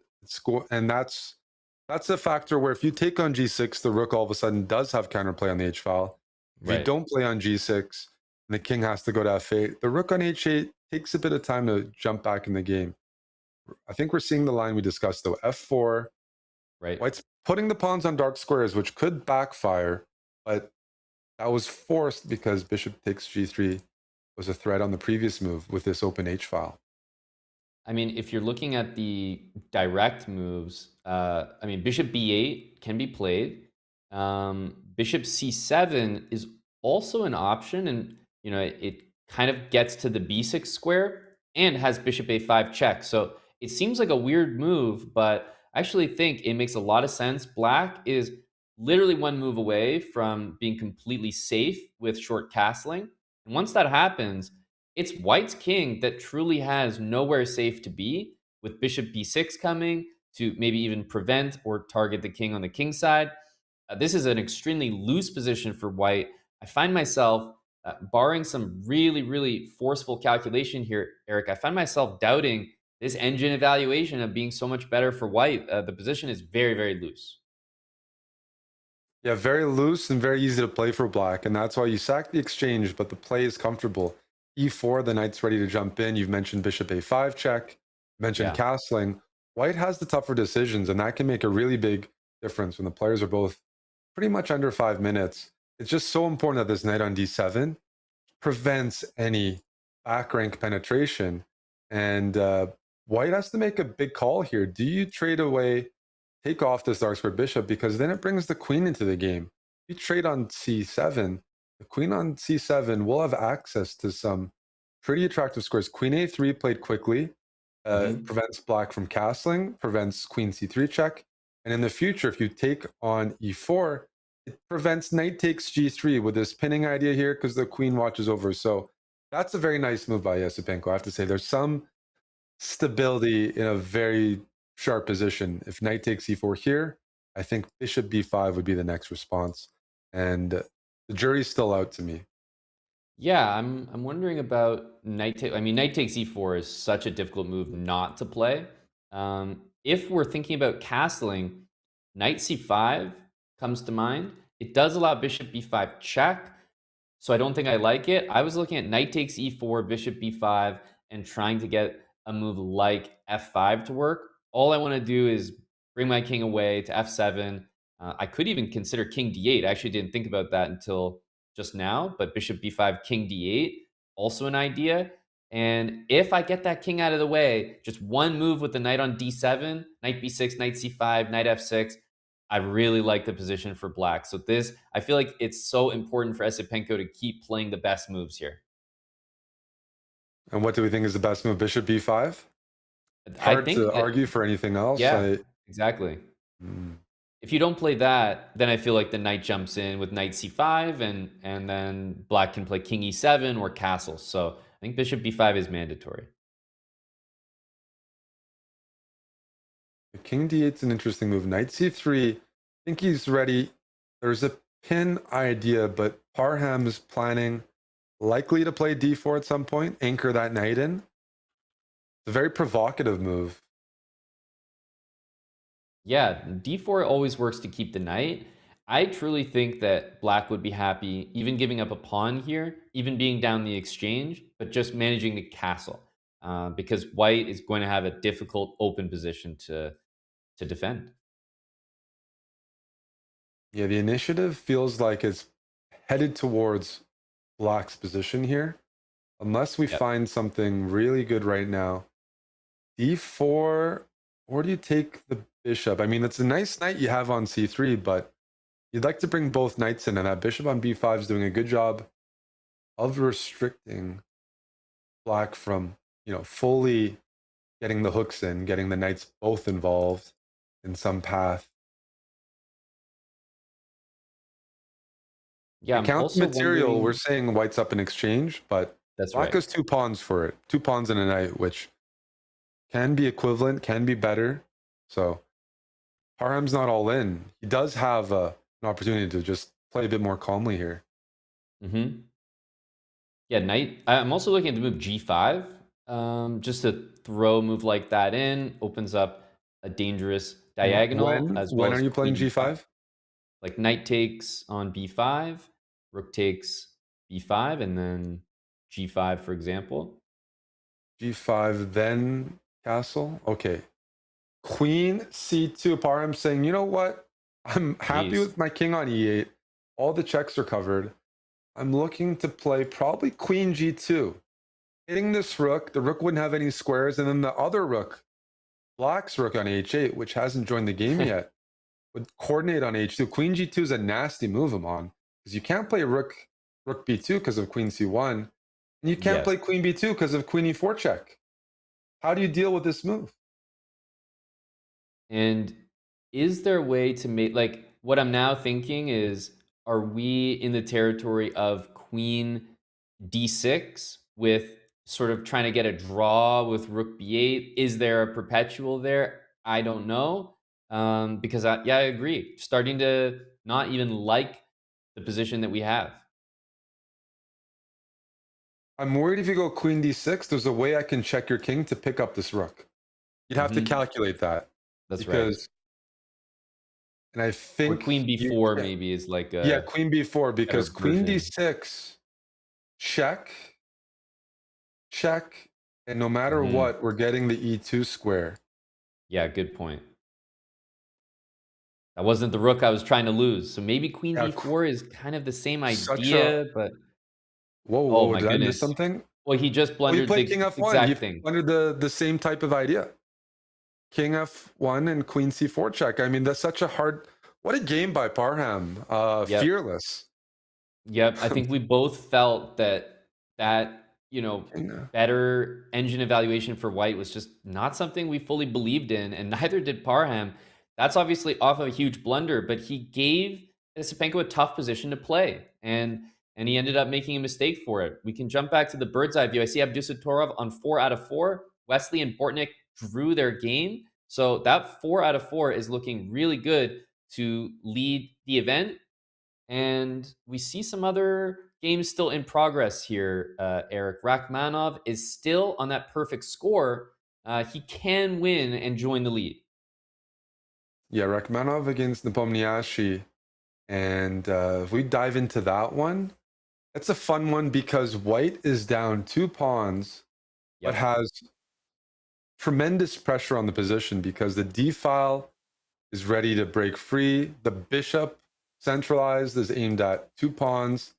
Black's king position feels like, if you get the queens off, you might have some stability. But while the queens are on, tactically, Well, there's maybe discovered checks. getting the queens off. It's funny because bishop b3, which was the blue arrow, if black plays queen f6, you could trade the queens and just double the rooks with rook d3. And it's a little bit funny that the knight on d6 has nowhere to go. Yeah, just moving bishop b3. The knight Exactly. can't go to b7, so that pin is lethal. So Wow. that makes it hard. You're up 2 pawns and you can't trade queens. That changes the game plan for Jan. And Exactly. A question mark's given here. Are there some tactical chances here? Where think does the it's knight go? clear that the bishop moving back wanted to be on the a2 b3 square so that you still That's had pressure right. on f7, and then That's right. this move would not be possible. That's a miss by Rachmanov. That was for sure the move. Because you'd be able to trade the rooks and take on f7. This changes things. Although White's initiative is still pretty strong here. Picks up Yep. one pawn, most likely, on b7. Jan grabs f2, though, so still maintaining 2 pawns up. The knight is out of the game right now, which gives White counterplay, but needs more than that because he's under 30 seconds. Jan, That's right. no matter how scary the position is, likes to stay up on the clock. I see the queen going to c5, queen d6, looking There to you go. trade the queens. Serious pressure. White needs to find a move quickly. I mean, queen d6 is easy. Knight d6, definitely the better looking move, but at this point you can flag, right? This Oh, is a that's game you nice. just played a flag. Bring the knight to f6, completely safe. f6 is really nice. Jan defends. We don't see him always defending. He likes to attack, but this game it was a bit iffy. But having extra time on the clock is so useful, and I think that was a big factor. Rachmanov had a good position, didn't have time to find the right move. Yeah, he's got 5 seconds and no threats. So this is not the spot you want to be in. Jan Nepomniachtchi will definitely win, which is big for his score in the event. I believe he was sitting at 2.5, so I think that'll push him up to that 3.5 score, and that'll put him nestled nicely into second place, just behind Abdusatorov's score. It's such a hard event. Even if you do well, only first place qualifies. Your top 3, you have to play a match, and that requires a big score. Jan wins, a pretty professional game. Had some risk involved, but I think it's just such a skill to always be up on the clock. Yep. Such a skill. So valuable, which is why he's one of the favorites here. Well, speaking of the clock, Eric, there's one game, Theodoro against Vogel, that is still going, and it's going in an opposite bishop position with no increment, remember. It feels like we could see a winner in this one, which would be crazy. Yeah. These guys are too professional, Eric. Look, all the trades. This one will be a draw. Yeah. Yeah, we saw some flags, at this Let's dive level. in, though. Do we have another Caruana one? might be losing to Win Nok Trong San. Oh, because you can swing the rook around. It's mate. And Oh that my might goodness. take him out of the tournament. 2 early losses for Caruana. He found himself in a mating net. Oh, wow. And you know what's weird is after rook g1, black has rook f6 check and king h6 to walk up the board. But both players, I think it kind of eluded them. I thought this was just game over, but I think what needs to happen is maybe rook check and then bring the rook. So rook g5 and then bring the rook down. That's right. You have to force. That's right. Yeah. Force the, yep. Nice And technique. this is a win. Bishop Wow. f5. And the king can escape to h6, as you mentioned. Last game of the round is Buddy Pranav. We've seen him in this situation. Oh, the rook hang. Oh, There we go. Look a at that nice technique. He needed that because he was on 1 out of 3. Just sliver of hope in his tournament, 2 out of 4. But a very important win. And that concludes round 4. I think this is the first time the players get a break. That's 4 rapid games without a break. Super intense format. It is, Look at yeah, the 4 standings. points, right? Norderbeck on top going into the break. That must feel good. It's a fair play break after round number 4, but you can see the top 20 here. You've been highlighting the Iranian talents. I mean, Parham, Sina, Reza, you can see they're all floating to the top of the table, having some really, really nice events, and 3.5, lots of people chasing that lead, Eric. But yeah, I mean, any final thoughts about the games that we just saw before we take a break? That Parham Yesipenko game was just like classic in this format.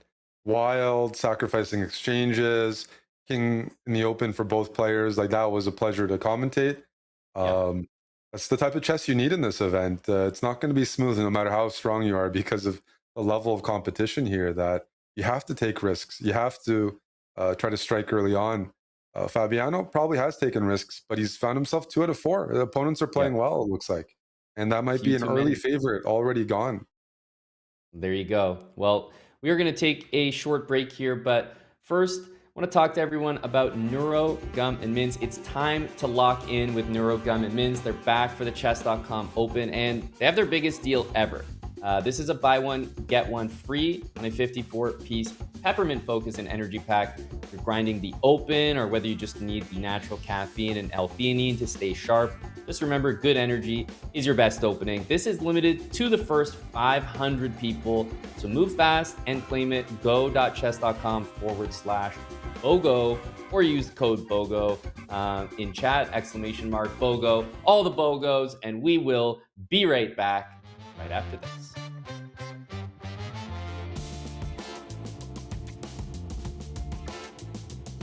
Welcome, everyone. We are at the Chess.com Staff Rapid Blitz Tournament. We've got some amazing Neuro products here, and we are going up to a bunch of different staff members here and players in the tournament, offering them the opportunity to try this before their rounds and get their thoughts on how it goes and how it impacts their play.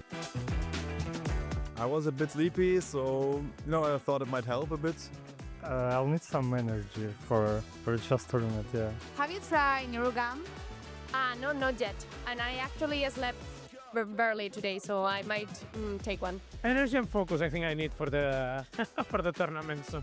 I'm against the 2300 in round 1. Where's my Neurogum? Foco y energía. Ahora necesito mucho foco y mucha energía. Creo que es el adecuado para este momento, sí. The calm and clarity, I think, is the best thing for me now. How's the taste? Better than I expected. I like it. It tastes good. Awesome. Okay, let's go.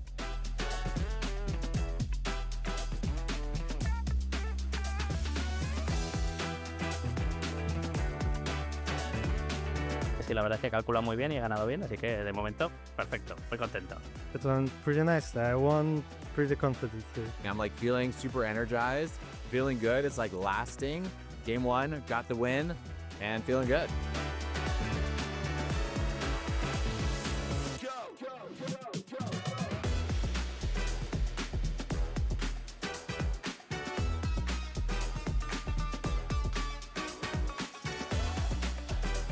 I'm feeling okay, normal. I just I didn't take any coffee or tea because I had your mint, so I was like, so far I didn't crash, so far so good. The last game, I was playing with seconds on the clock, so that's the reason I was like a bit, like nervous. But I think like the calm and clarity I choose was really good because I feel like very calm.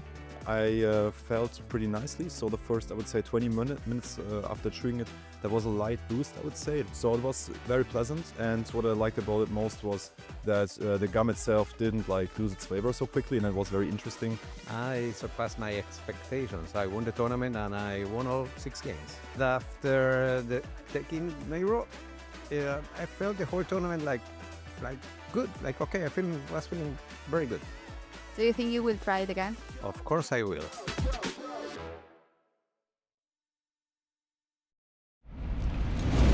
The totem holds the moments that defined champions. Plays that became history.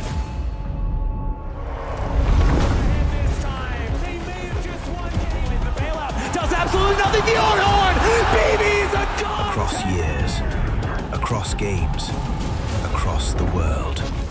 The roar of the crowd. The winning play. The heartbreak. Moments that turned players into champions. Trying to be feeded through here. He gets through. Moments that never fade. Is it going to be good? Yes, it is. And Weibo will. As echoes of the past grow distant, the next chapter begins. A new challenge unfolds. Who will define history? Who will rise above?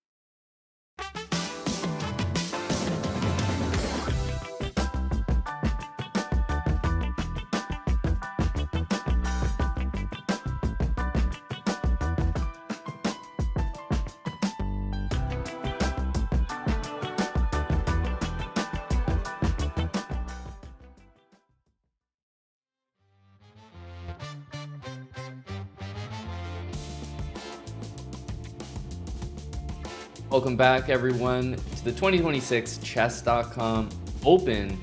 And we are into round 5. Games have just got underway. We have one leader. That is Norbek Abdusattorov, 4 out of 4, a perfect score. Now we're going to see whether anyone can catch him, Eric. Yeah, I think that's probably the game to start off with. Jan Nepomniachtchi versus Abdusattorov. And we see it, board number 1. Jan has the white pieces, and it looks like we have e4, e5, kind of a more classic opening here. But as I say the word classic, we also see queen b1, which I think if we're kind of paying more attention to top level chess these days, perhaps this move is not terribly unique. But at the end of the day, queen b1 is a rather unusual way to develop that queen, Eric. For sure. I mean, the A file opening up maybe makes it a bit more logical. It looks funny, but sometimes you might place your queen on A2, extending your diagonal pressure. The tournament format, I think, is still pretty important for the players. There are some prizes, even if you don't make it in the top 3, which is kind of the zone for a chance of qualification or direct qualification. And that means probably 7.5 out of 9. And once you start off 4-4 like Norderbeck, this is a solid opening because he's in a good spot right now. Clear first, good tie breaks as a result. So not every game is like, oh, I have to win. With Black against Jan, I think he recognizes this is a good game. Let's be solid. Let's let Jan try to overpress and take his chances. So not surprised to see this type of pace now that, the players, it's thinned out a little bit. And we see some matchups that are more reflective of maybe even some top level events. These guys play each other all the time. They're familiar with it. They don't have to take as much risk with their openings and decisions as in the earlier rounds. Another pairing, Parham is playing Wesley So. See that. There's a couple names that are doing quite well that are a bit less familiar. One of them, Andrei Gorovets, is playing Bortnik. This one, it's opening up a little bit with d5, although that's usually a move played to equalize the position. Right. Introduce some tension in the middle.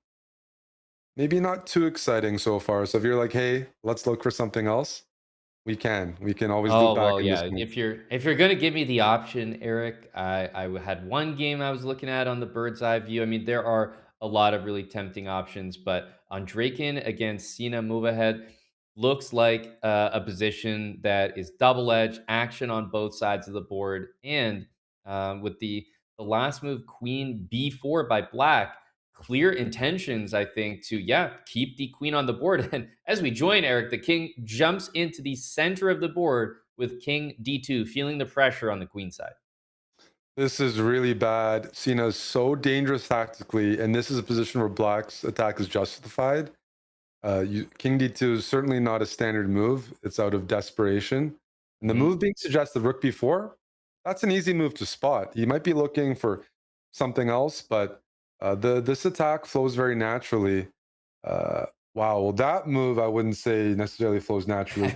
Nope. Bishop D3, there's someone to find. It might be Sina, but the idea is what, Queen B2 check afterwards, and then you take on E4. That's an advanced move. I mean, Black it certainly is. Holy smokes. If that's what's required, I may take back my words, but I think it's worth sticking around here to see if he finds it. Bishop D3. That's crazy. And then Queen B2 check. Then you take on E4. Wow.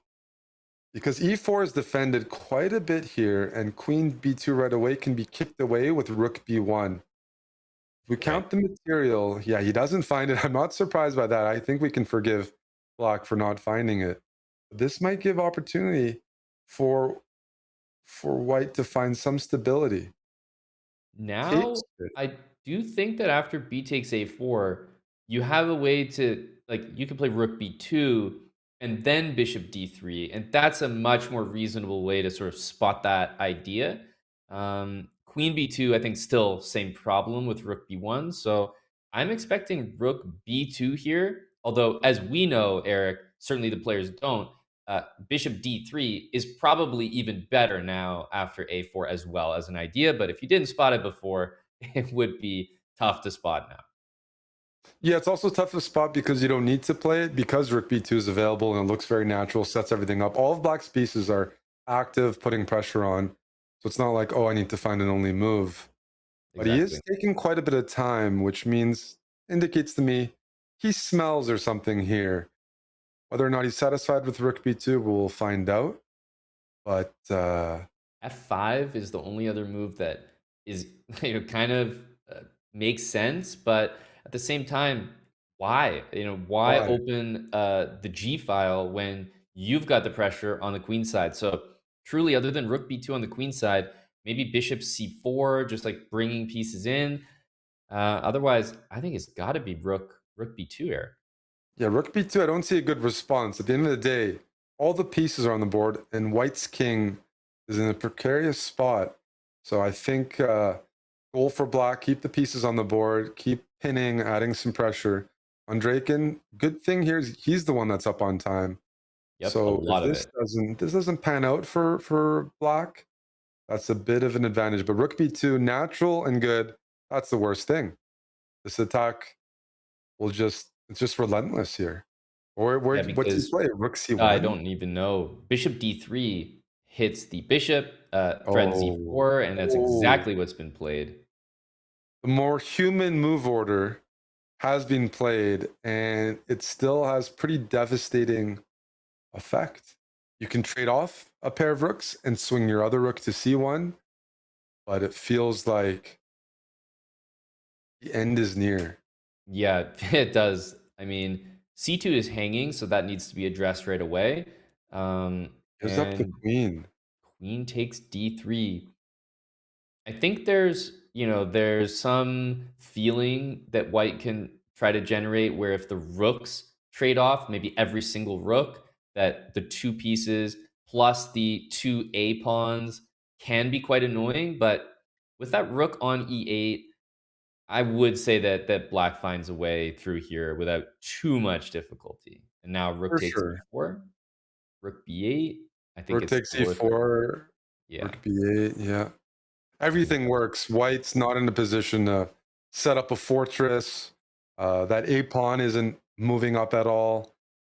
So Black can always play King G7 as a waiting move just to like get off of some checking squares. Let's say Knight takes D5, King G7. At the end of the day, a queen for two pieces should be winning. Exactly. There's a game that you were mentioning, Gorovets taking on Bortnik, another opposite side castling double edged game that I was looking at. Maybe we can pull up the bird's eye view because this one, truthfully, it looks over. Honestly, Yep, queen for two pieces. So I'm this, confident in calling yeah, that. Yep. exactly. This game here feels like some pieces are trying to come alive. Bortnik has clearly played in a way that's quite provocative, right? Giving up some material, open A file, hasn't even completed development because he's trying to open lines for his pieces. Yeah, you mentioned giving up material. I think that's one pawn to open up the entire queen side. And at the moment, Black has the bishop pair. So if you're a dragon player, even some of those sharp openings, usually this is something you're okay with, especially in a rapid game. But you're okay with it if you keep the queens on the board. Your compensation is tactical. It's on the queen side. It's counterplay. So Bortnik is having a bit of a think now. How do I keep the queens on the board? Still Yep. maintain the tension and the pressure. Queen b6. I'm not sure. Maybe we'll see knight d5. It's asking for a lot of things. Maybe taking on e6. One thing to note with queen b6, Black is looking at bishop h6 in some positions. That's a very Absolutely. annoying diagonal. Yeah, black's also a couple moves away. Rook c8, knight c6 to d4, pawn to e4 just to open up the dark squared bishop. I think there's going to be some serious threats in the next couple of moves. And this is a battle between two players that have that 3.5 point total. They can really leapfrog into a tie for first because briefly looking now and where we left it, I think that board one, it was feeling very equal, very drawish between Nepomniachtchi and Abdusattorov. Yeah, that hasn't changed yet. So here you're right. There's a position to be gained from this game, and as white, I'm scrambling to trade things off. I'd like to take on e6.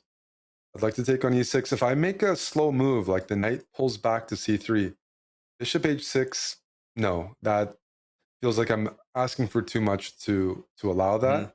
I think that wins. Like knight c3, bishop h6 might even just win on the spot. There's too much hanging. That's right. So Gorovets needs something really active, and I think maybe just bishop takes. Can't imagine you can allow the c file to be a factor too. That's So right. he trades, smart decision. Unfortunately for him, needs quite a few more of those decisions to find stability here. Knight c3, bishop h6, rook e1. You're holding on for the moment. Correct. What else do you have? I think you have to start moving this knight backwards. It's a threat. e3 is loose. The knight has to move. I mean, is he looking like a2 is loose as well, right? So Yeah, I knight think- c3. I just don't see anything else. And white basically has nothing to do other than play the moves that react to what black's threatening. Knight c3, bishop h6. Well, then it's time for rook e1. Probably white's going to need to play king b1 in order to leave that really dangerous diagonal. But by that point, Bortnik will play knight c6, knight d4. He'll play knight c6, knight b4. Every piece is going to enter the position. Wow. I like this move a lot. Sacking a pawn, but it opens up the bishop, which is such an important piece. It also might open up the f file. If you take with the pawn, not only is this bishop open, but some positions that rook will have options on the f file. And as you mentioned, the knight's centralizing either way, knight c6. Yeah. But I think this diagonal, that's worth so much. And as the players start entering time trouble, I would hate to have this position as white with so much material on the board. Exactly.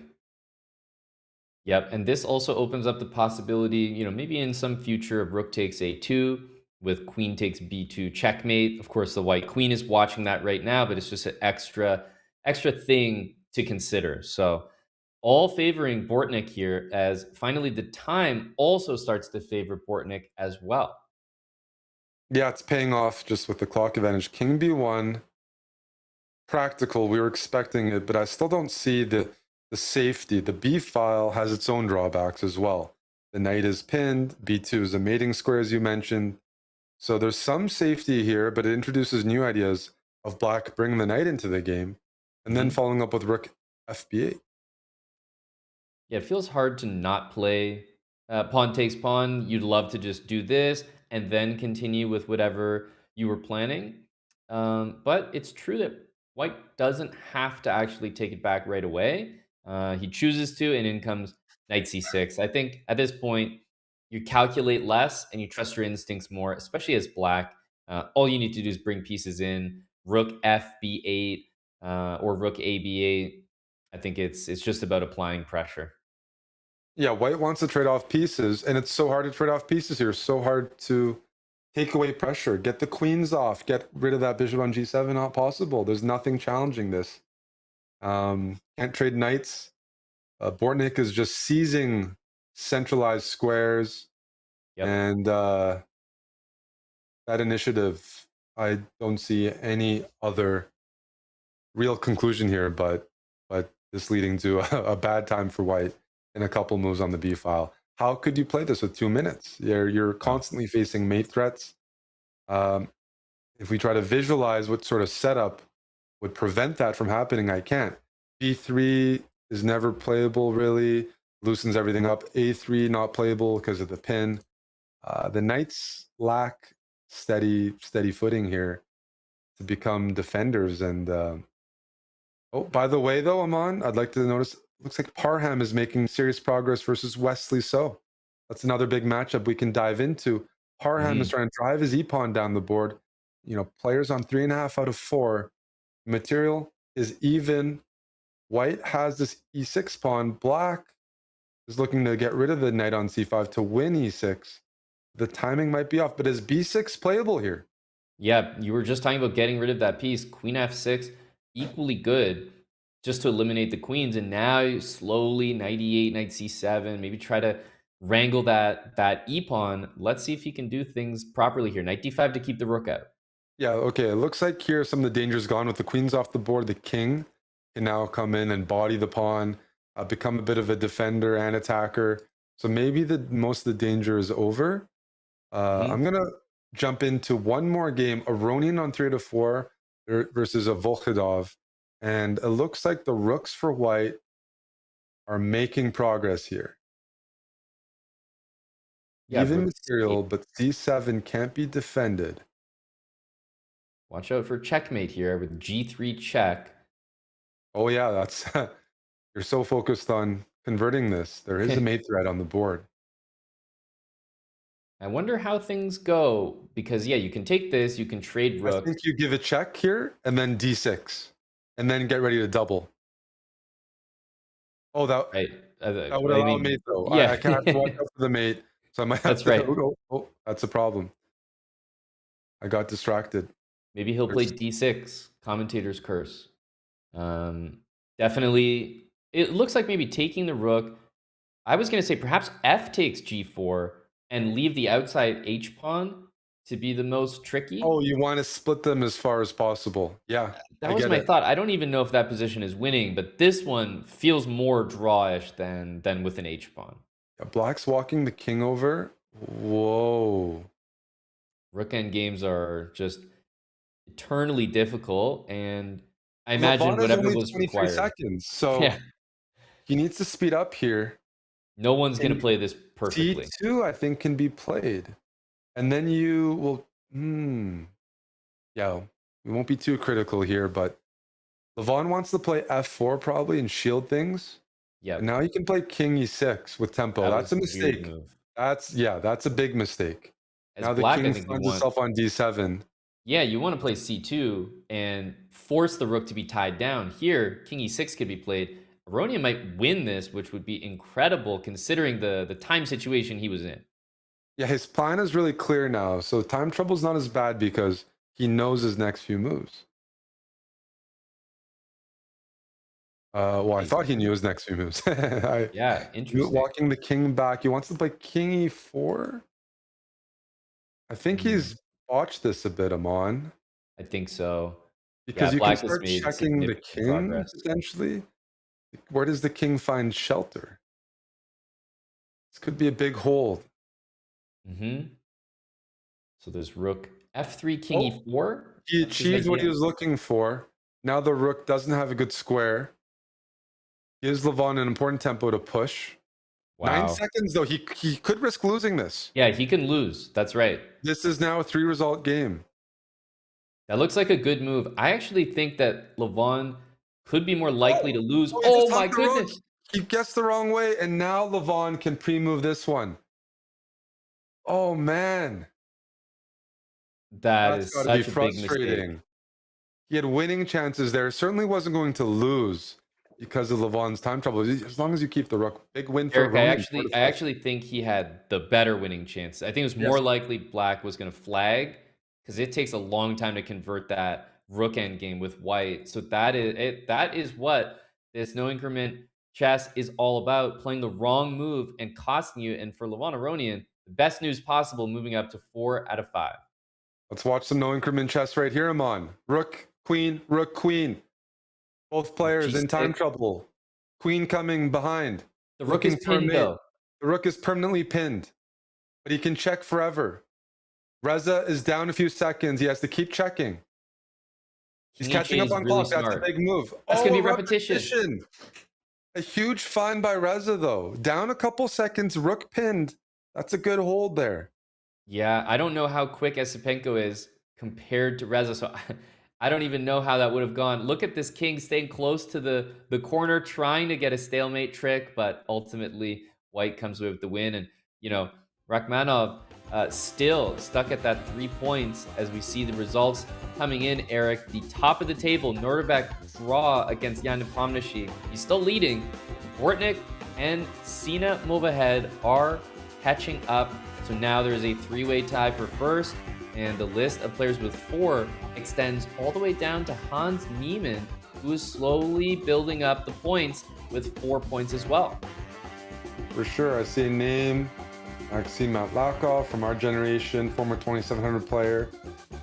Not to be underestimated. And on 3.5 Arvind, Artemeyev, Yakubiev. Yeah. Yeah, the thing about the 3.5 score is, I mean, you were kind of highlighting, Eric, that maybe 7.5 was a bit of a target. And 3.5 out of 5 already puts you in that seven. Like you'd pretty much have to win the rest of your games to equal that. So uh to your eyes, Eric, are we looking at players that pretty much have 4 points or more, or can someone finish this tournament winning that many games in a row? They can. We've seen it before. I played in a similar format, I think Global Chess Championships 2022, and I had to go through the qualifiers, and it was the same format pretty much. And I think it was 7.5 required. So 3.5 is still enough, but you need a bit of a Cinderella run. Anything lower than that, that's tough. Although it could depend. If players make a lot of draws, someone could sneak in with 7 as like a third. It really does require a high score, and I'm not sure if we're going to see players drop out or not. That affects tie breaks. There's all these other factors. You know, someone dropping out hurts your tie breaks, and that often might require you to win an extra half a point, which could be the difference between qualification and not. Yeah. Well, that makes perfect sense. Yeah. Chess.com Global Championship is exactly what this tournament was before renamed to the Chess.com Open. Anyone could play in that tournament then, and anyone can play in it now. We are in the next round here, round number 6. There's only 9 in total, but we're going to start to get a very clear picture. Probably at the end of this round, we'll have a pretty good idea. There's just going to be a finite number of players that can truly fight for those top 3 spots. You're saying 7.5 for first place. It's possible that maybe 7 sneaks in for third, but it's really unlikely. And remember, second and third are going to be determined by computer tiebreaks. So you can't get into like a 10-player tiebreak for third place. No, it is going to be the best scores for first, second, and third. Yeah, which means hardest competition. You count the points of how your opponents did, and typically that comes from players who start off strong and have to play other players doing well. That's the Swiss system here. Big matchup. I really think Sina Movahed, just such a name to watch out for in the future in the world of chess. Like, do I expect him to become a super grandmaster? 100%. Will that be in the next few years? Also, yes. Really, really emerging. I think he was just playing in a really stacked field of the Chess.com under 16 championships, which, maybe a few years ago had some really strong players, but now it has like world-class players. Under 16 is just producing. You have Woodward, Yi's, Move Ahead, all these talents from different regions in the world. Yeah. This Sina just won this title Tuesday last week, beat Magnus. I think some people watched that event. Really, really nasty player. We saw him last round. He just blew on Draken off the board. He did. One of That was a really, really one of the nice strongest game. players, just won with black, just destroyed. He has that capability. And knight d5 here, standard idea. You sacrifice a piece, but you'll open up the c file, and you're arguing you're going to win it back with probably b4. Yep. But if there's a tactical issue with this move, I'm expecting black to find it. Queen a5 doesn't challenge it. b4. Now this is starting to get into tricky territory. But the thing about knight d5 is if you don't follow up with b4, which is quite tricky to find, you start to realize, well, hang on, where do I put this knight? Knight e3, you drop the e pawn. It just doesn't feel like the right retreat after knight d5. So for all of those reasons, the conclusion I was getting to is I actually think he will play b4 because I don't know what else to play. For sure. No, you don't have a place to retreat your knight. So this changes things. The d6 pawn's lost. The b4 pawn's lost for white. Could be good, could be bad, because white's queenside pawn structure is now messed up. On the other hand, by winning the d6 pawn, white has opportunities to cement that with pawn to e5. This is a pretty strong, dangerous bishop on d6. And once you play e5, you also clear space for this knight to start looking at joining the game. Maybe knight d4, maybe knight g5. So it will be sharp. Maybe initiative-wise, we can favor white because of how strong this bishop is.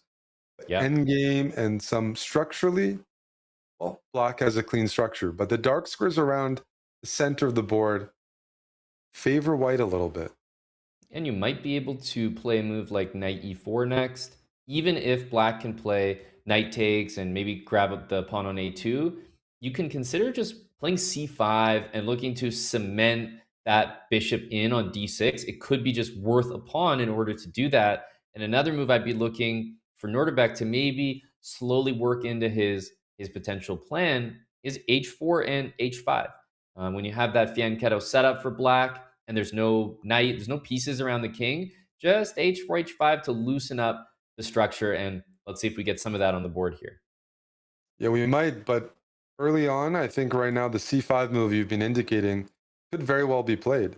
Depends if black goes pawn hunting here. He goes rook c6. We're liking white's position. I think you can play c5 and then rook b1. And that looks very comfortable because there might even be tactics of rook takes b7 and white's c-pawn is the furthest advanced. So right now, I really think c5 should be played. Then you shift your pressure. You shift the rooks over the b file, target the base, which is the b7 pawn. And this is very unpleasant to play for black because your bishop is locked out and you're not in a position to even trade because that just gives white a very advanced passed pawn. Rook b7 right now. What are we missing? This is a great chance for Norderbeck to put serious pressure on. Rook b1, b7 pawn loose. I think, are we planning to play b5 or b6 against rook b1? Like, if that's playable, perhaps, and trying to take back. Otherwise, I'm very concerned. That's what he's calculating. b6. Because b5, the problem there is white does nothing and you still have, now you have a passed pawn on c5. Rook b1, b6 is critical. The question, I wonder if there's a way to try to put pressure on this queen by rook lifting and trying to trap the queen. b6. Does b6 work for black? This determines the game. Yep. You can't defend the pawn any other way. There are a few, like you mentioned, there are some more tactical solutions by like lifting the rook, trying to go after the black queen. There's an idea here, Amon, of playing queen f3, and if you open up, you have rook b7, hitting f7. Queen f3.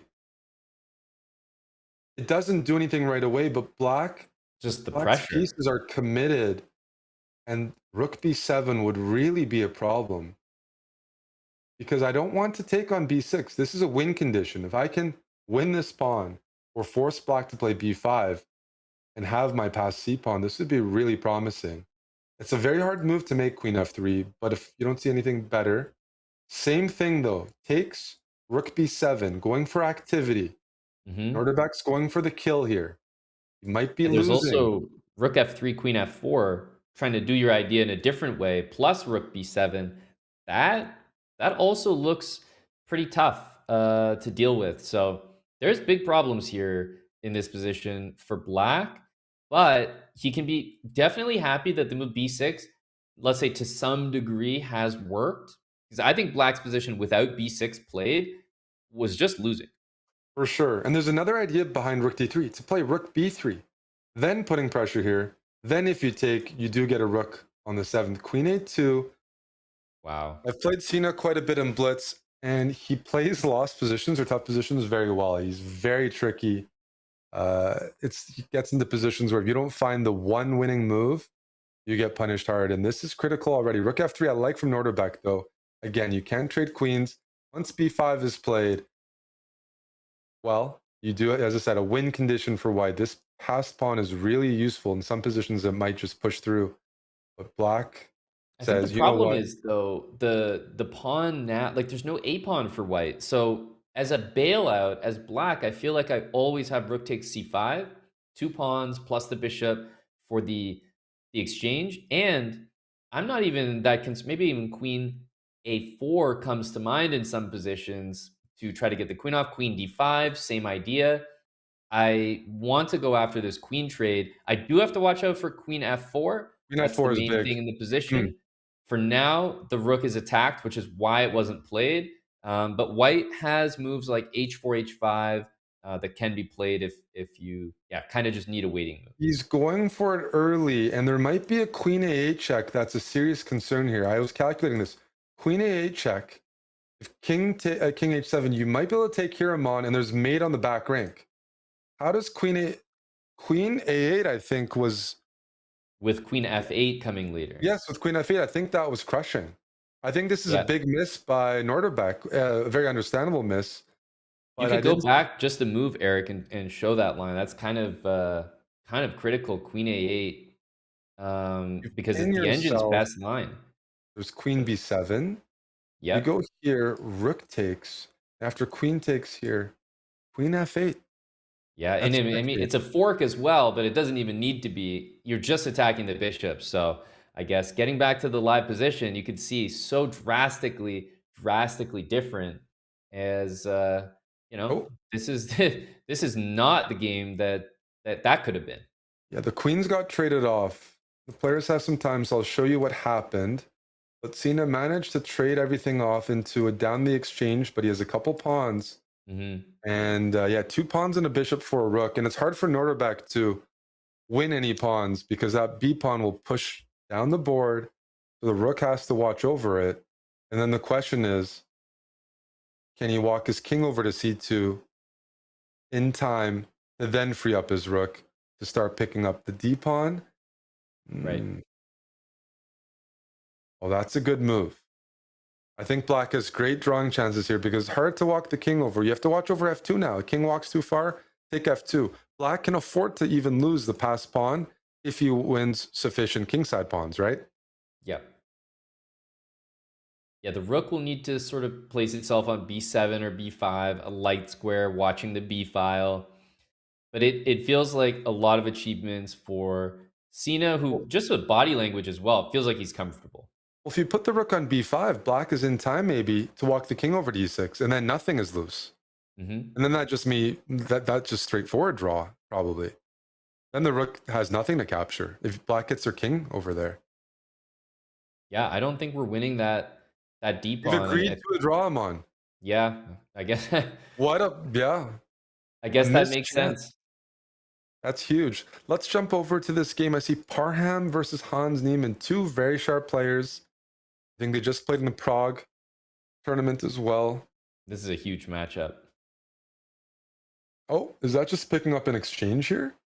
I mean, we joined at the time where it looks like it was kind of a one mover because queen f3, king b8, there's no more checks. This is just material, Eric. It's just material, and it's not enough for Parham. You'll have a knight and a pawn for a rook, but black's pieces are really well placed. Pawns on 4 to 5. A win with black gets him back in that zone of like, he's got good chances. f6. The knight isn't very good on g3. I'm not happy with that. The rooks have such open files. The queen can maybe centralize on d5 here. That does look like a really good move. d7 works.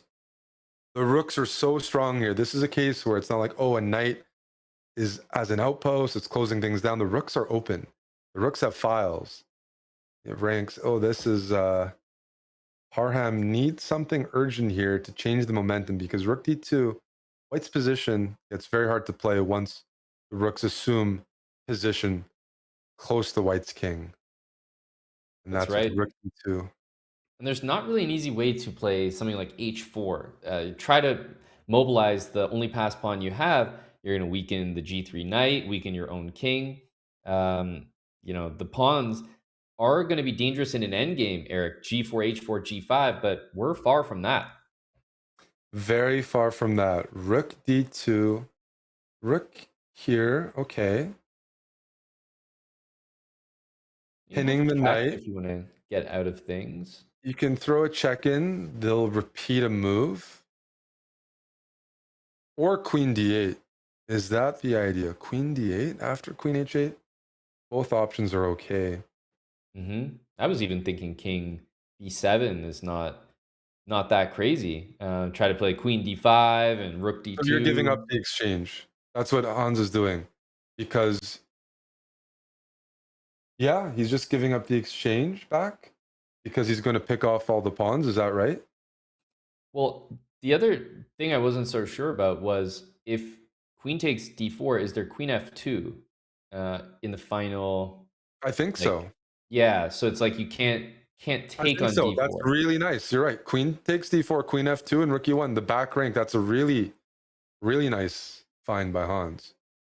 If the King exchange H. isn't hanging, then this is a great line. And Yeah, you because see he the just played bar. king b7. Said, go ahead and take it. I've already calculated this puzzle rush tactic. Now he saves the rook. But now this is all in for Parham. It is. His king is weak. Rook comes to d2. Rook's getting ready to double on the second. You have a queen f3 check to throw in, but you're so far away from getting those kingside pawns to push. Normally, a trade is not what you want to do when you're down material, but Yeah. I understand it a little bit. He wants to just make space for that H pawn, and we're going to see a bit of a race Nice here. find. If you win the b2 pawn, your c pawn pushes very quickly. And Hans is recognizing that. Doesn't even want to race, just wants that c pawn to queen. And if b2 is lost with tempo, right now rook takes b2 on tap. Yep. Rook takes b2 will create a serious just winning threat of queen takes d2 and mate. So that's why we're seeing this. Oh, Rook b2 is nice. happening. b2 with tempo. Still no good checks for Parham. He's a bit far away from getting knight d6 and queen b7. Knight d6, queen b7, but rook c3 is a threat. Hans is just not giving Parham any time to harass the king. And queen g1 falls to queen d3. So don't get too far ahead of yourself Queen there. d2. Really nice technique right now. And rook c3 is there. Queen takes h2. I think we're just seeing a Everything. win on the spot. He's going to have to walk the king down the board, but it doesn't even escape. You can give a check and even go all the way back to d2. There we go. Back to d2. Yeah, this You has push been the really nice c-pawn. technique. Oh, just pinning the knight. Probably placing the rook on d4 next, and then you can escort this pawn. That's also nice. Parham, no time to come up with any fun counterplay here. Still Hans will playing move the this game 5 out of though. 6. Yep. I'm thinking in a weird way that if you get king h6, king g7, it starts to get a little uncomfortable just in a blitz format, a time scramble format, because then all of a sudden any queen trade, you could almost sack your knight for a pass pawn as white and just use your king and pawns to try to win the game. Queen d6.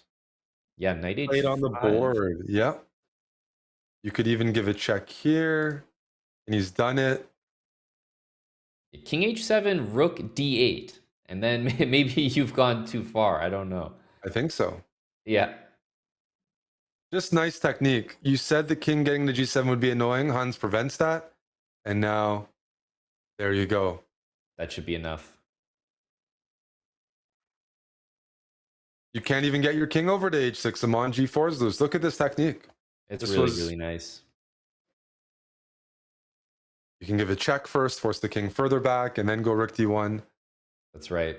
But you'll just But I win the think knight it- here and yeah, get a he'll free. just Yeah. win the night. Wow. Going to quickly jump over him on to Wesley. So, oh, that's against that game. Just agreeing to a draw. That doesn't seem right.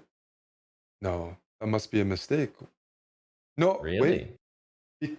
They agreed to a draw. Theodore was down to 6 seconds. Maybe that was agreed to a draw. All right. That's The interesting. guys are in serious time trouble here. Artemia versus Madavi. And Madavi up a pawn, but down a few seconds. Now no longer up a pawn. This should be flagging zone, right? That knight should be enough to flag. Absolutely. That's a check from Artemeev coming You in. don't need to be speedy here. As white, I wouldn't risk pre-moving. As black, you're going to pre-move something like, rook f6 here to try to take the rook. Exactly. So, As long as the knight and rook are on the board, That's a There you win. go. Artemiev wins on time. Let's see, what else do we have? More We can time watch some time scrambles. scrambles, pure time scrambles here. Furious pre-moves, and he catches it, but not enough time to win. One more game here. I don't know how they still have time on the clock. Maybe some lag. But here we go. And there's a mate on the board. Rook and king versus king. That concludes the round. Here we have it. Let's take another look at our standings here. Ever changing, and this time no clear leader, Eric. That's what stands out to me. The great equalizer. 5 points across the board. Norderbeck, Sina, Jan Nepomniachtchi, Metlakov, Hakobian. We got Metlakov and Hakobian moving up to 5 points there, and we just saw Hans Niemann with really, really nice technique. He moves up to 5 as well. And even a name like Fabiano Caruana all the way down at 4 points with some losses to his name. Yeah, he's made it to the top 20. That's a good sign for him, but needs to win out and then have some luck. Couple interesting pairings this matchup, Amon. Hans Niemann versus Norderbeck Abdusattorov. And do you want to take a look at that one? We have it on the board here. Hans is moving up. I feel like this is the absolute best place to start. Interested to see the E4, E5 is generating a think here, but I'm starting to think that we are actually seeing other moves on the board. Yeah. Yeah, Those here we just go. came in. Nice. Looks like it was Petrov. Yep, exactly. Some trades here. I mean, you're talking about a situation, Eric, where we're getting deep into the tournament. You're going to see these professional players start to make potentially professional decisions with regards to their score. Top 3 is all the players are playing for. Nothing else, really truly matters when you're thinking about advancing and thinking about that prize money. For sure. These are the rounds where you don't want to just overpress and lose your chances. There's certainly nerves at play here. And I might change my prediction, not change it, but adjust it to the point that 7 will get someone in. You won't need 7.5, but you'll need to be at the very top of 7. Because you see these pairings, these guys are all really strong and they're showing respect to each other. We won't be surprised to see a few draws come in from the players at the very top that are confident in their tie breaks. Because 5 out of 6, you have 3 rounds left. Presumably 5 out of 6 is tied for first right now. You scored 2 out of 3 against your co-leaders at 5 out of 6. That should put you in the top 3. Yep, you'd think so. But yeah, there's also there's people chasing. 2 out of 3 should be enough. 2.5, 3 more than enough.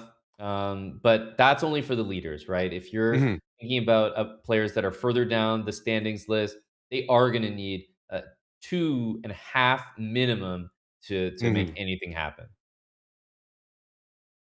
This is really solid. Players showing off their prep. You don't see this all the time. Black took with the F pawn on G6, doubling the capturing away from the center. It does weaken, the E file a little bit. You have no F pawn to contest with. But with limited material on the board, hard to imagine there's much here. I'm honestly okay switching over. I think this right now, very solid, very equalish, headed towards a draw. Not guaranteed, but not seeing too much to work with. Agreed. Looking at our bird's eye view, there's one game that caught my eye, Eric, and it features Jan Nepomniachtchi. Just an unusual placement of some of the pieces here for what I think we would come to expect out of the opening phase of the game. And should be said that looking at most of the games there is a lot of equality, and despite the eval bar suggesting that here, this looks this looks a little crazy to me. It does, and these are 2 players that are really familiar with each other. They're both from Russia. Malakov is from 91. Nepomniachtchi's 90. These guys grew up playing against each other since they were young boys. Around about 25 years of knowing each other and playing against each other. So not surprised to see some fireworks, but they were rivals for many, many, many years. We have a sharp position here. King on D2 looks a bit funny, but because so many pieces have traded off, and we see this knight on C4 covers some key dark squares that could be useful for Black to check that king, to harass it, So That's right. not as dangerous as it might look just because of the specific configuration. And now, key decision here. Can you start pawn grabbing? You can't take right away on e5. There'd be queen a5 check. But now, will Jan take on e5? I could see it. I could see it happening at some point. And then tucking his king under and being like, you know what?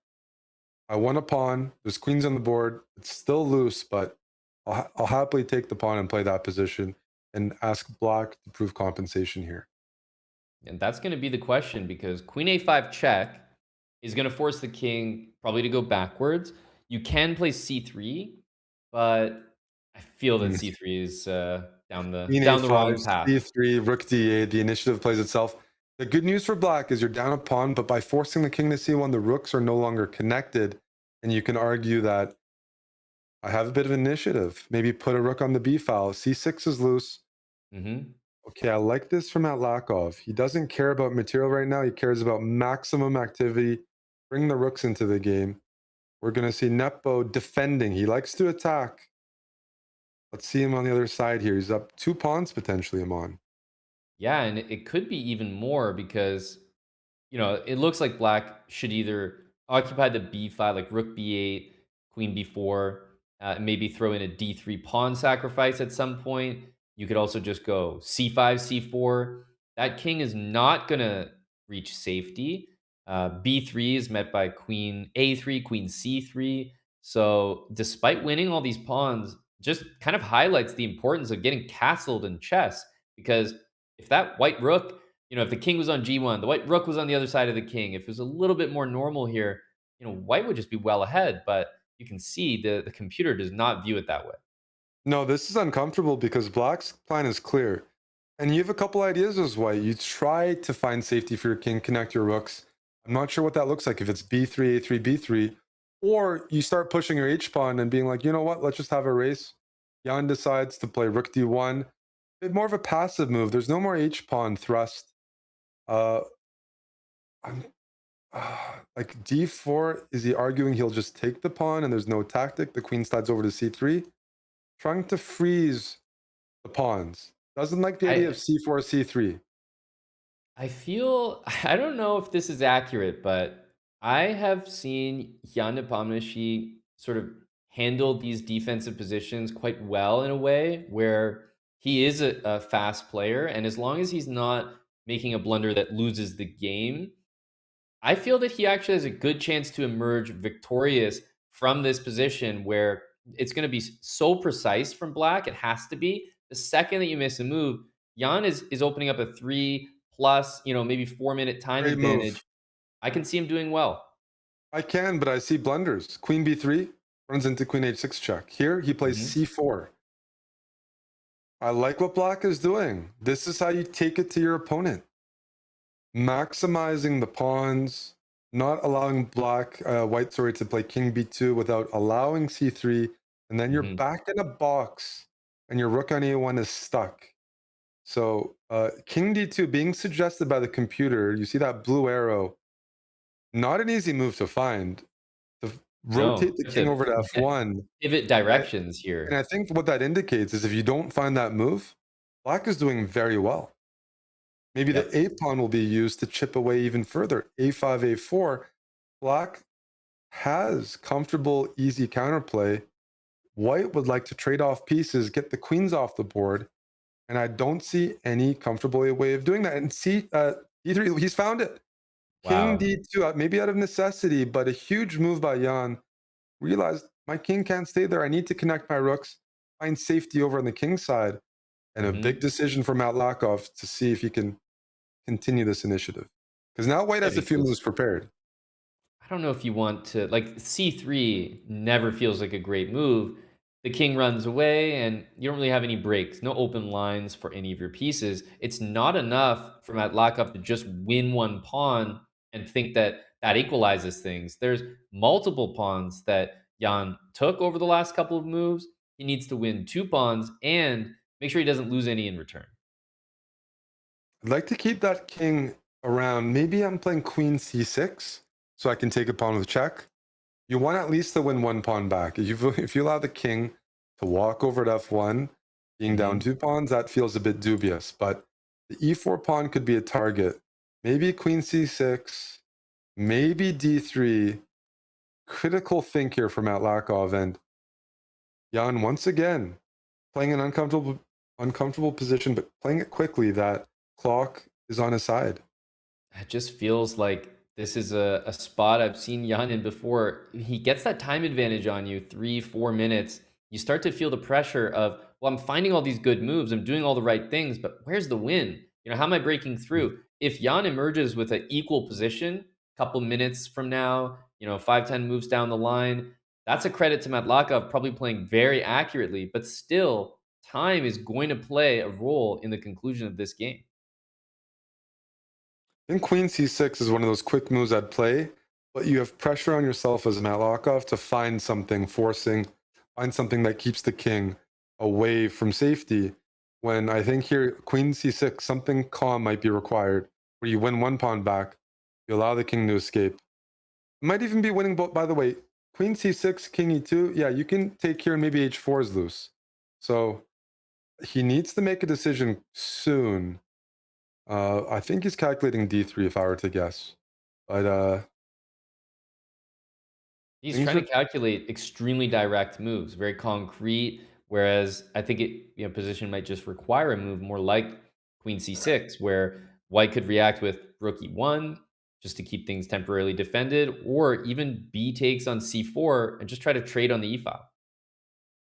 That's an okay move. Don't mind that. I just don't like the time spent for it. Yep, that's a lot. That was like two minutes, maybe more. But preparing to double the rooks on the e-file. Jan will play king f1 and then g3 most likely and find safety on g2. And that's the thing. The computer is going to say, this is completely fine for black, but the reality is that with 2 minutes on the clock, technically you are still down a pawn. Matlakov has played amazing, but I still feel like Nepomniachtchi just is not in a position that feels dangerous to him yet. No, he's preparing to play king g2, but c3 is a nice move, making c2 a long-term target. But rook e1, queen b5 check, queen d3. Big decision here for Matlakov. If Jan plays rook e1, will you trade everything off? He doesn't play. He plays rook d3 stable. But that might give an opportunity. Queen here. All of a sudden, there's a mating threat or winning the queen. Queen h3, rook e1. That's a nice find. And so what happens after king g2? Because to me, this is getting close to a position where I'm wondering after rook d1, is it rook e6 to f6? I like that. White has a compact setup, but can't get a third piece on d4. So in the meantime, even Jan can start pushing this. But when you talked about rook e6, rook f6, but it'll also stop this b pawn because Jan might throw the b pawn, distract the queen to win d4. But if black doesn't move the rook or the queen from their central squares, this is getting claustrophobic for Jan. And I think rook e6, rook f6 is a scary thing to deal with. And we see the fact that c3 restricting white from gaining space over here is problematic. Yep. And if king h2, there's rook takes h4, king h2 in order to sort of make space for the queen on g2. Maybe king g1 might be correct, but then you start to introduce other threats in the position. Rook f6, rook e1 to follow. Oh yeah, I like the way Matlakov is playing this, by the way. This is really good control, and it plays against Nepo's style, where he finds tactical solutions to solve positions. His queen's not able to move. It'd like to move over to a8, so you can maybe even rotate a rook in or space things out. Pieces are in a box right now, and rook f6 is really tough to deal with. You're just suffering a bit right now, and black's moves are easy to play. So king g7, rook f6. You see productive moves from black. Can we find the same as white? Can white play rook b1 and push this pawn and distract? Oh man, I would be so worried about rook f6. Rook f1, that's prophylaxis for rook f6. Because maybe, oh, here comes the rook. He wants to cut off queen d1 with rook e2, then rook f6. There's a bit of pressure, but still resourceful here. And I think the more that you reach that rook endgame, as long as it's not dead losing, you start to involve the clock into your thinking, can I just flag this game? Because Nepomniachtchi is clearly not going to win this on the board. Mm-hmm. Yeah, but yeah, 90 seconds for Matlakov, you're right. Just the win condition of the clock is increasing here. But as long as queens stay on the board, Matlakov is trying to maneuver here, spending time, valuable time. Queen e5, c2 is loose. This is a gamble by Jan. It is. c2 is really loose now, and it's hard to win this pawn because I might be able to play rook d6, just defend that. Rook d6 defending it, or do I play queen e4 check first? I think maybe queen e4. Okay, rook f3. Rook f3, Yeah, then rook queen f3. e6, though. Progress is being made. Rook d5, and you can take this or give a check. You have rook d5 now. Look at this rook play by Matlakov. He's finally in time to take on c2. And Jan is close to losing him on. This is incredible. He's going to get connected past pawns. Very nice technique. Rook d1. He might rook d1. You can, I don't know, queen e2, for example. No, you can't. Yeah, rook d1 just invites mating ideas. He might push the b pawn out of desperation, and Matlakov takes quickly. c3. Oh my goodness! That's a Jan move with that a huge opens the find. door. And now queen d3, or move the queen back. Wow. Oh my goodness. And there are some draws opening up on the top boards. This could be a huge win. And when I say win, I'm definitely looking at Jan Nepomniachtchi now. A minute to 3 minutes. Yes, it's an equal position. Matlakov can definitely still draw this, Eric. There's no doubt about it. It is a draw, but you just have to think about the clock as a weapon.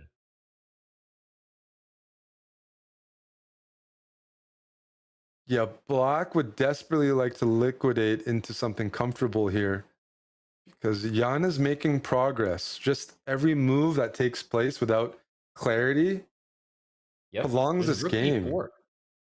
I mean, this is going to be a 3 against 2 with 3 against 50 2. seconds. Oh, this is a make or break for Matlakov. Losing this might take him out of the event, and it's a drawn end game, but not a dead draw. You can play this on for a long time. You have 3 pawns, 50 move rule. You can do the math.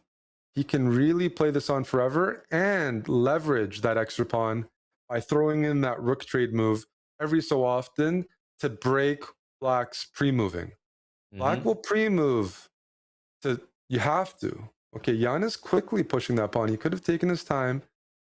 He could have taken his time before pushing any of the pawns when they were on f2, g3, and h4.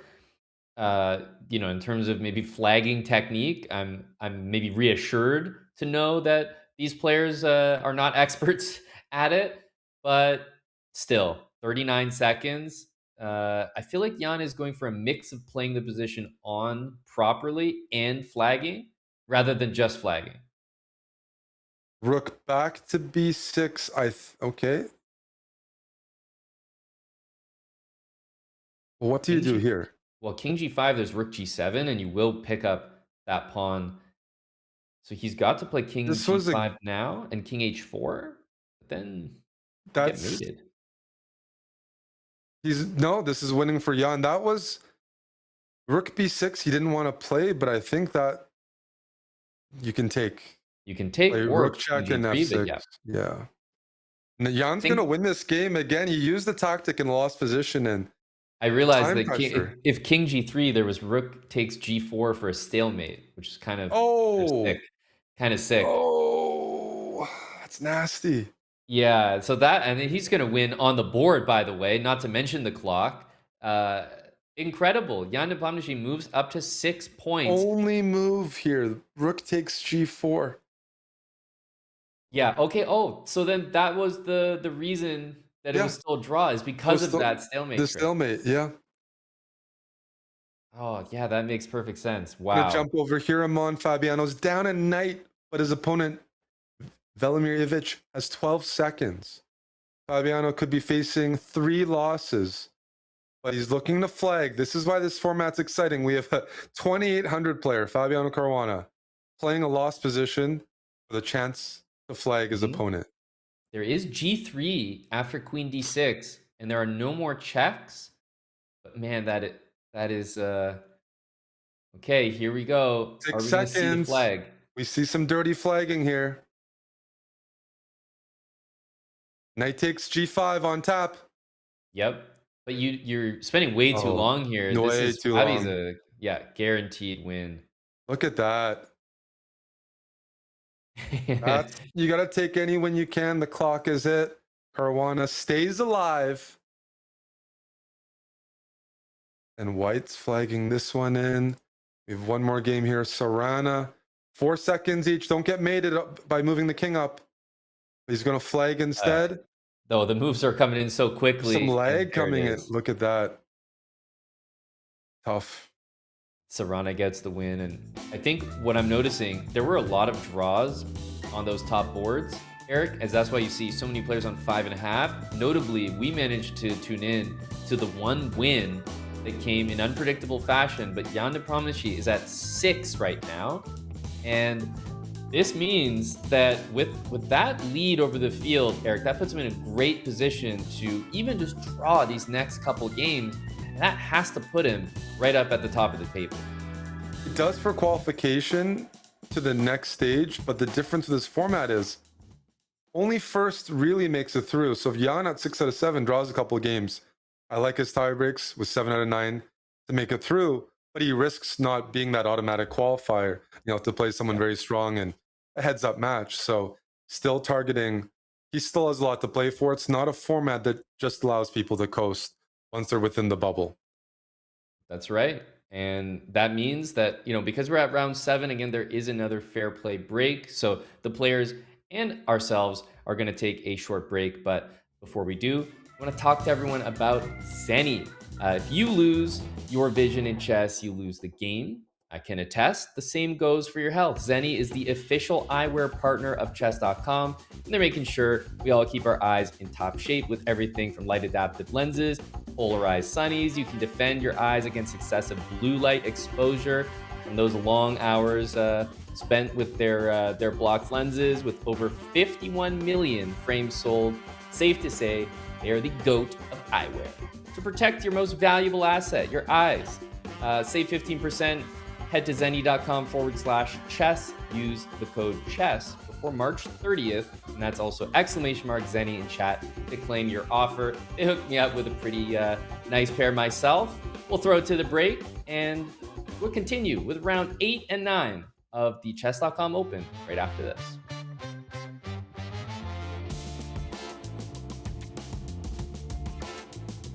Folks, have you ever looked at me?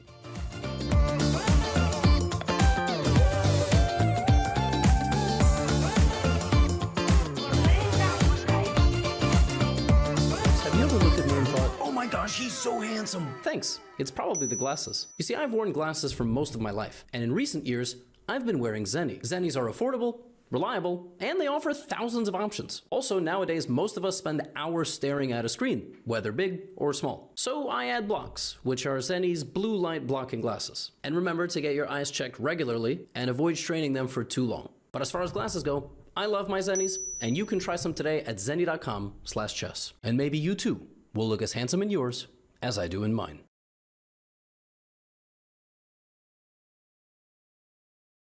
The 2026 Esports World Cup Champions Chess Tour qualification cycle is packed with year-round action, huge prizes, and endless drama. Every single week, the world's best players battle in Title Tuesday for a cut of $3,000 in prizes and valuable tour points, awarded based on each player's best 8 results in each of 3 Title Tuesday Grand Prix splits. Beginning in October, the Speed Chess Championship, Chess.com's premier event, kicks off. 16 of the world's absolute best online blitz and bullet players compete for $250,000 in prize money, 3 qualification spots directly to the EWC finals, and tour points. Finally, in March, we have the Chess.com Open, the world's biggest rapid online tournament. The 8 players atop the second Title Tuesday Grand Prix split will be joined by 8 additional qualifiers. These 16 players are fighting for 3 qualification spots to the EWC Finals, another $250,000, and even more tour points. When the dust settles, the Champions Chess Tour will send 3 qualifiers from the SEC, 3 from the Chess.com Open, and the next 6 players on the tour leaderboard to battle the reigning champion, Magnus Carlsen, live in Riyadh for one of the year's largest prize purses. Chess is here. Heartbreak, brilliance. Blunders, drama, joy. This is the Champions Chess Tour qualification cycle for the Esports World Cup.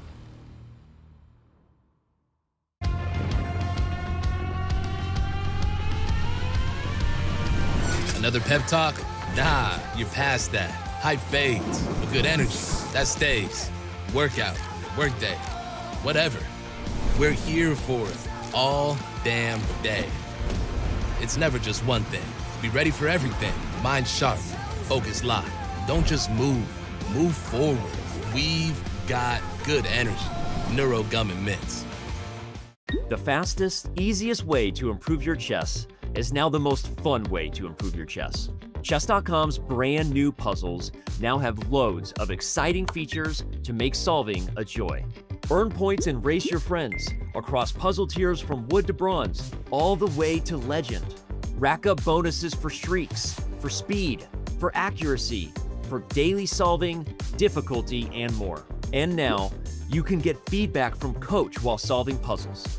Coach lets you know what each puzzle's goal is and why a move doesn't actually work. And, as always, puzzles will be selected just for your level from our database of hundreds of thousands of high-quality, beautiful, brilliant, and instructive puzzles. So what are you waiting for? Try puzzles today on web, Android, or iOS, and have a blast leveling up your chess.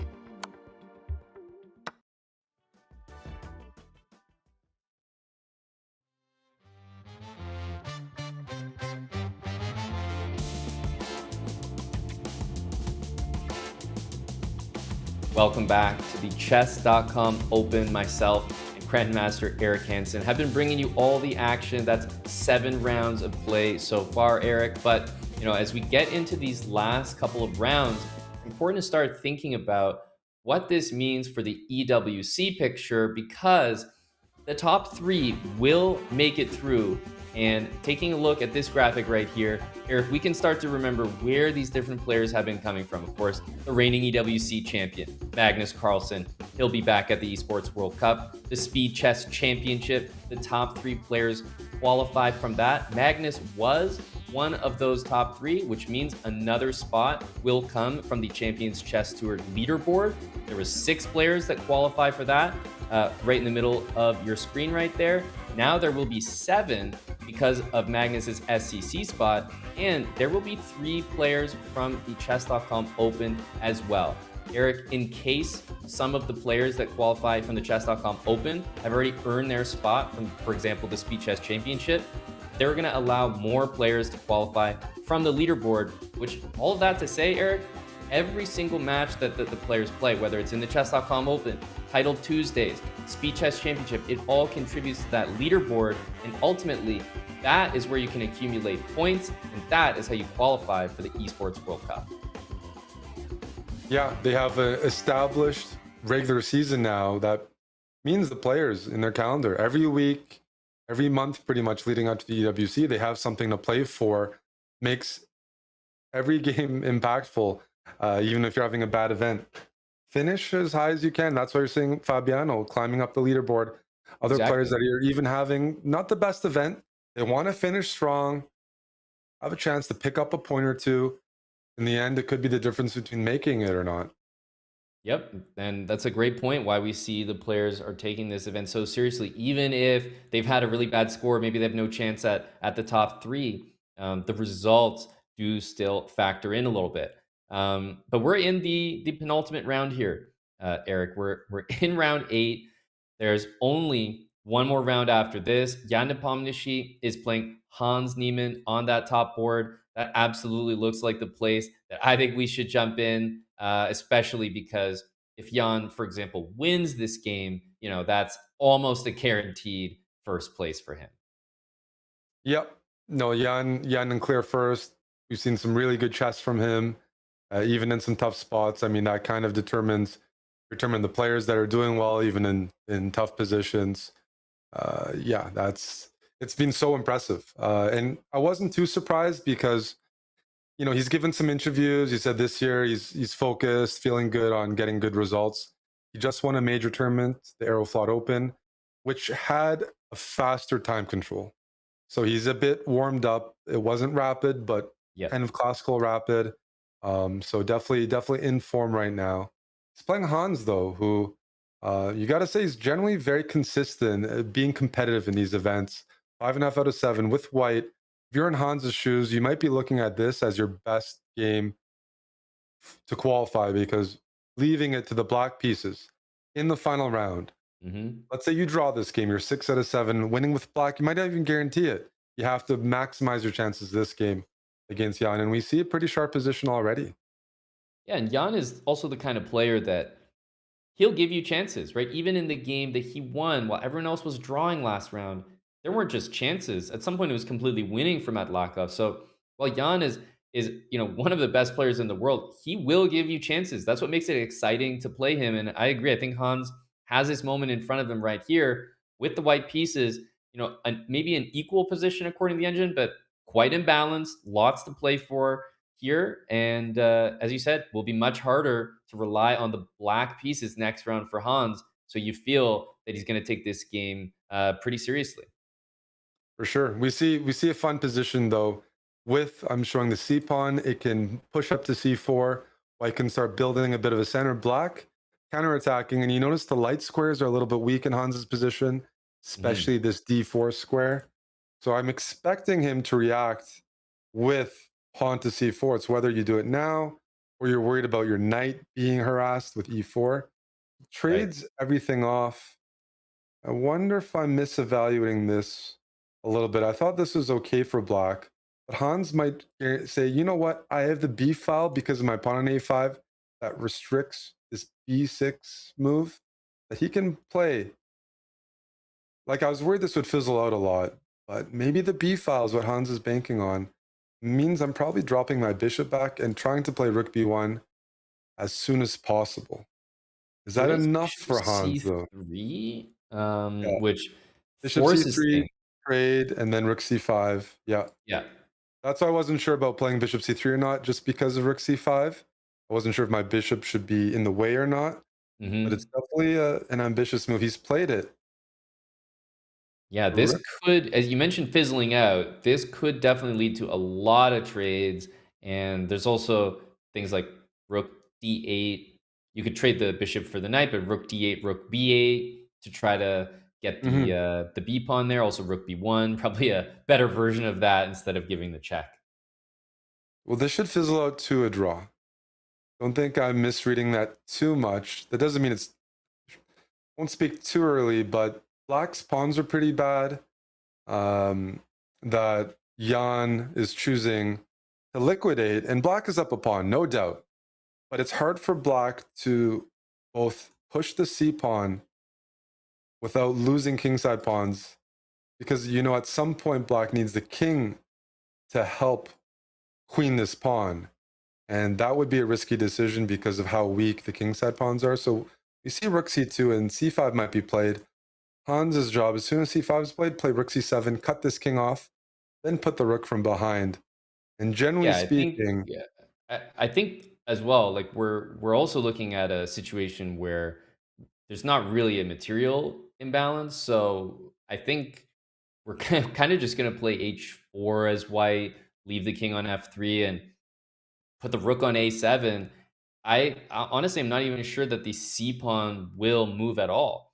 No. Because as soon as you move it, you also allow rook A7, cutting the king off sort of permanently. And I don't really see a lot in this, and happy to go back to the bird's eye view and pretty much pronounce that a draw. Got a crazy game here, Amon. Board 2, Abdusattorov and Bortnik. Bortnik is missing his queen, but what's his compensation? 2 minor pieces and a rook, which is usually winning. That's more than a queen. So something has gone very wrong for Abdusattorov, and huge matchup. Both players on 5.5 out of 7. Bortnik ready to double rooks on the e file. Yeah. See, b4 is loose, but there's no. Oh man. There's also bishop e5 check after king h2. So it's not like the white king will be able to sort of run away from all the checks that come after rook e to e1. So I'm very concerned here. I actually don't know what you do about that. The knight is hanging. So rook takes b4 is available, but then rook e1 with rook takes f1 and bishop e5, that's a very, very tricky position. So I think it will come down to rook takes b4, rook e1, maybe rook b8 check. Yeah, rook b8, let's say. King can move away. This is a position I think the players are spending a good amount of time calculating because it's so critical. If you get the calculation wrong here, all of a sudden you lose the game. Yeah, both, if Bortnik brings doubles the rooks, which makes sense, he does weaken his back rank, and maybe the queen on f3 and the rook coordinate nicely. Well, let's see. We're Has to going be to rook find e1. out. Has to be rook b8 too. Because you don't want to allow black to take and then give a check and then maybe go king g7. Yeah. That would give black some necessary space, I think. Still very sharp. Hard to conclude it too quickly, but temporarily Norderbeck has the material, has the queen. The check's been given. I know the computer really likes black here, but the actual conversion, it's looking complicated to me. This is one of those ones where it's like, I'm a little scared as black. I'm on. My bishops are either pinned or hanging here. Is bishop e6 the in-between move? I It definitely don't feels know. important to keep the tempo in the position. If you play check, king h2, if bishop f5, rook b7 comes in. So Oh, h4 to what a cage the move. king. Setting up the mating net. And if you give a check, the king walks over to h6. We were looking at this, and I guess I actually even forgot. I was thinking h4 is a good move. I forgot it was mate. Thought it just helped the check. Bishop is pinned, so you can't go for that check. So this forces g3 or g4, right? Yes. Yep. Because you can't stop rook h1 check. You need to make space for your king. Big decision here. Is it g4 or g3? They both don't look good in the sense that black will get to take and open things up. You can take here, for example, and then take on h3 with check with your bishop, which solves the problem of your bishop hanging. Yeah. For some reason, I was also thinking that it was helpful that I now have bishop f5 as a move, whereas with g4, maybe it wasn't an option. G4, I guess, felt like it restricted the light squared bishop more. And with the king planning to move to g2 and maybe f3, I felt, let's take away the light squared bishop. Because, yeah, bishop f5, you're threatening rook f2 checkmate. And you also have bishop e4 as an outside idea, not to mention rook h1 and then bishop e4. So many combinations of moves that look really strong here. And there's no time for rook b7.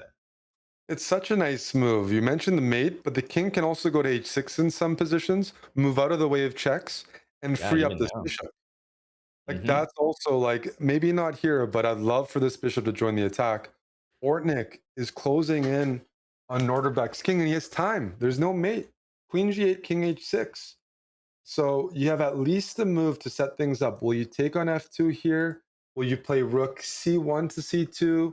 What's the right move order? But he has 3 minutes extra on the clock to find out the mating pattern if there is one. But it certainly feels close. Absolutely. I really like that idea of the king h6 move playing a role. Yeah, king h6 was, so many moves for black. It's hard to navigate, but Norderbeck is alive. for the time being. And, you know, if you double rooks here, Amon, the rook Right. f1, I don't see... Okay, I see the threat. Check. I don't see the mate. Yeah, I Pin see a is lot of really good-looking annoying. moves, but nothing. I don't see the mate. And at some point, if you don't have a mate and Norderbeck plays rook b7, you're forced to give a perpetual because you'll get mated. Yeah, Bortnick has his hand up in the air, kind of gesturing like, "Are you kidding me right now that there's no win here?" Rook b7? Are you forced to just repeat them on? I think you are, because rook f3, king h2, rook f h3, king g2. You'll Not lose. enough material. You could lose that. I think this is a miss by Bortnick. Not easy to play whatsoever, but No, we somehow... didn't have the move locked down either, but I really liked your king h6 idea just to threaten bishop e5. I don't know if that was the right idea though. we were missing some ingredient as black. We have Yep. 3 pieces ready here, both rooks and the bishop, and somehow that's not enough to mate the king. We're missing one more ingredient, and here I think this will fizzle out into a perpetual. Exciting, but if I show the main variation, you can win the queen, but you end up giving up both your rooks, and all of a sudden this d pawn will win the game Yeah, for king rook and takes pass f1 as pawns. well is just Okay, like yeah, king takes f1. Sorry, I didn't even... Yeah, everything fails, king right? f1 worked there too. He has to repeat here. Just check, check, check. He's got all the time in the world to figure that out, but we do not see a win here. And you're No. facing mate in 1 on g7. Well, it looks like the live board, he's played rook f3, king h2, but the I think it remains that he just, yeah, he doesn't have, he knows he's not going to play rook h3. So I think we will see a Let's perpetual here, but he's just kind of see, like coming to terms with it. see a perpetual. I have a game I would like to go to him on. 5.5 out of 7. Arm Hakobian is playing Nihal Sarin, and he's already up 2 pawns, probably 3 here, which would put him at 6.5 out of 7 in like a prime position here. Nihal, that's not the first time we've gone to his game and he's dead lost. Yeah, this is Like no unusual. counterplay. Nothing. And the other thing about the score is it's really meaningful. Remember, 6.5 here for Nepomniachtchi. We see Hans at 6. That indicates they did draw their game in that one, which we fully expected. But 6.5 is the score to be at. White's preparing to probably play h3 at some point and eventually play g4. You're up 3 pawns. There's no future where black should be drawing this, even if black wins a pawn. So a miracle is needed here. Totally. And Hakobian will be joining the second place group if he wins this, right? With 6.5 out of 8. Exactly. He'll be joining Well, I mean, Hans. Hakobian will be, if he wins this, he'll be joining first place. Is the case. He's at 5.5, right? Oh yeah, Jan Drew. So look at he'll that be stalemate trick. It's a great trick. I wonder if this, because it's actually a bit of a known thing that these 2 pawns, F and H, are sort of not winning. But with 3 of them, I wonder if that starts to matter. It's interesting. And even with 2 pawns, people lose it all the time. It's one of the harder ones to hold. But 3 pawns probably is winning. It just has to be. Like, that's not fair. Doesn't make sense to draw down 3 pawns. But right, Hakobian, it's not over yet. You can't be happy with his technique. No, that was a Rook really H- nice trick. Rook h8 is coming though, and that would be the 3rd pawn. Oh, okay. So I was gonna say, I'm seeing the bar. There's a big game, Sina move ahead versus Wesley. So another name to look out for. Yeah, it's tough. So there's been I'm some gonna results. quickly check this game I'm on. Sina, if you don't mind, and Wesley. Yeah. Because also Sina's on 5.5. And look at this pawn race here, right? 2 pawns versus 3, knight versus bishop, but the H pawn is the furthest advanced. And Sina's setting up a position. Oh, Wesley is going for a perpetual. That's a nice find because at some point, White has to decide, am I actually better here? Right. If you don't play accurately, I'll park this bishop and push this a pawn, which is so comfortable to The pressure is play. on White, though, a bit Yes. more because he's got the tournament to play for. Wesley only has 5 points. And look at that, distancing the bishop away, ready to push the a pawn. This is a crazy race. It's hard to play accurately here. And I think I prefer Wesley's position I'm on. Yeah, I agree. It's easier to play. The a pawn is so scary, and the bishop just generally performs better than the knight in these pawn race situations on opposite sides of the board. Even if you give up your bishop for that pawn, you have an advanced pawn on the a file. And White's pawn is so far away from queening that it feels like Black might queen or White holds it. White's no longer pressing for a win. How does that knight come prevent the a pawn? It doesn't. It's cut off perfectly by this queen on c4. The queen can push a2. The coordination is really nice. I think this is desperation. I think Black is in the driver's seat here. Is there a way to push this through? Maybe check and put the queen on b1? Does that take away? Queen c2 and e2. You could also just Yeah. I'm mobilize the thinking other pawn. by playing, because knight d5 runs into queen f5 check. There's Ooh. no good checks for Sina here. This is the tournament for him. Yep. It does look like Wesley is going to pull it out. 11 seconds. No perpetual here. Wesley's moving his king away. It looks Got like the whole Wesley's winning board. this one. I'm now curious to jump back to the Nihal game because there's a bit of a reality, Eric, developing where Nihal could win. Arms down to 20 seconds. This would be a crazy result. But like, where's the shelter for the king here, by the way? Rook a7, and you're going to have a lot of checks available. Oh, you run the king to h7. I was just saying what happens if you keep pushing. King e4. 16 seconds. Yeah, you can't check the king forever. It goes to h7 and then rook g7 blocks. Yep. Which is important, very important to recognize. You can't, yeah, you can use this f pawn to shield things. Check. Now he has to run away Nihal's again. really tricky, but he can run all the way down the board, right? It's so hard to do this properly. Rook f6. Rook f6. Well, he allowed that. Oh, Oh, Nihal's rook, he could rook lose versus now. rook. He could lose. You got to find a way to trade the rooks off. Now it's a bullet time scramble. Check. Check. Nihal has to be the favorite here, just with Nihal's the raw up 2 speed, but seconds. White's position is easier to play. But he's down a couple seconds. Nihal's super quick. Pre-move the king. Both sides pre-moving the king. 2 to 4. Check. Check. Still Nihal's up on time. Check. Oh 1 my goodness, second. he's actually 1 doing second. it.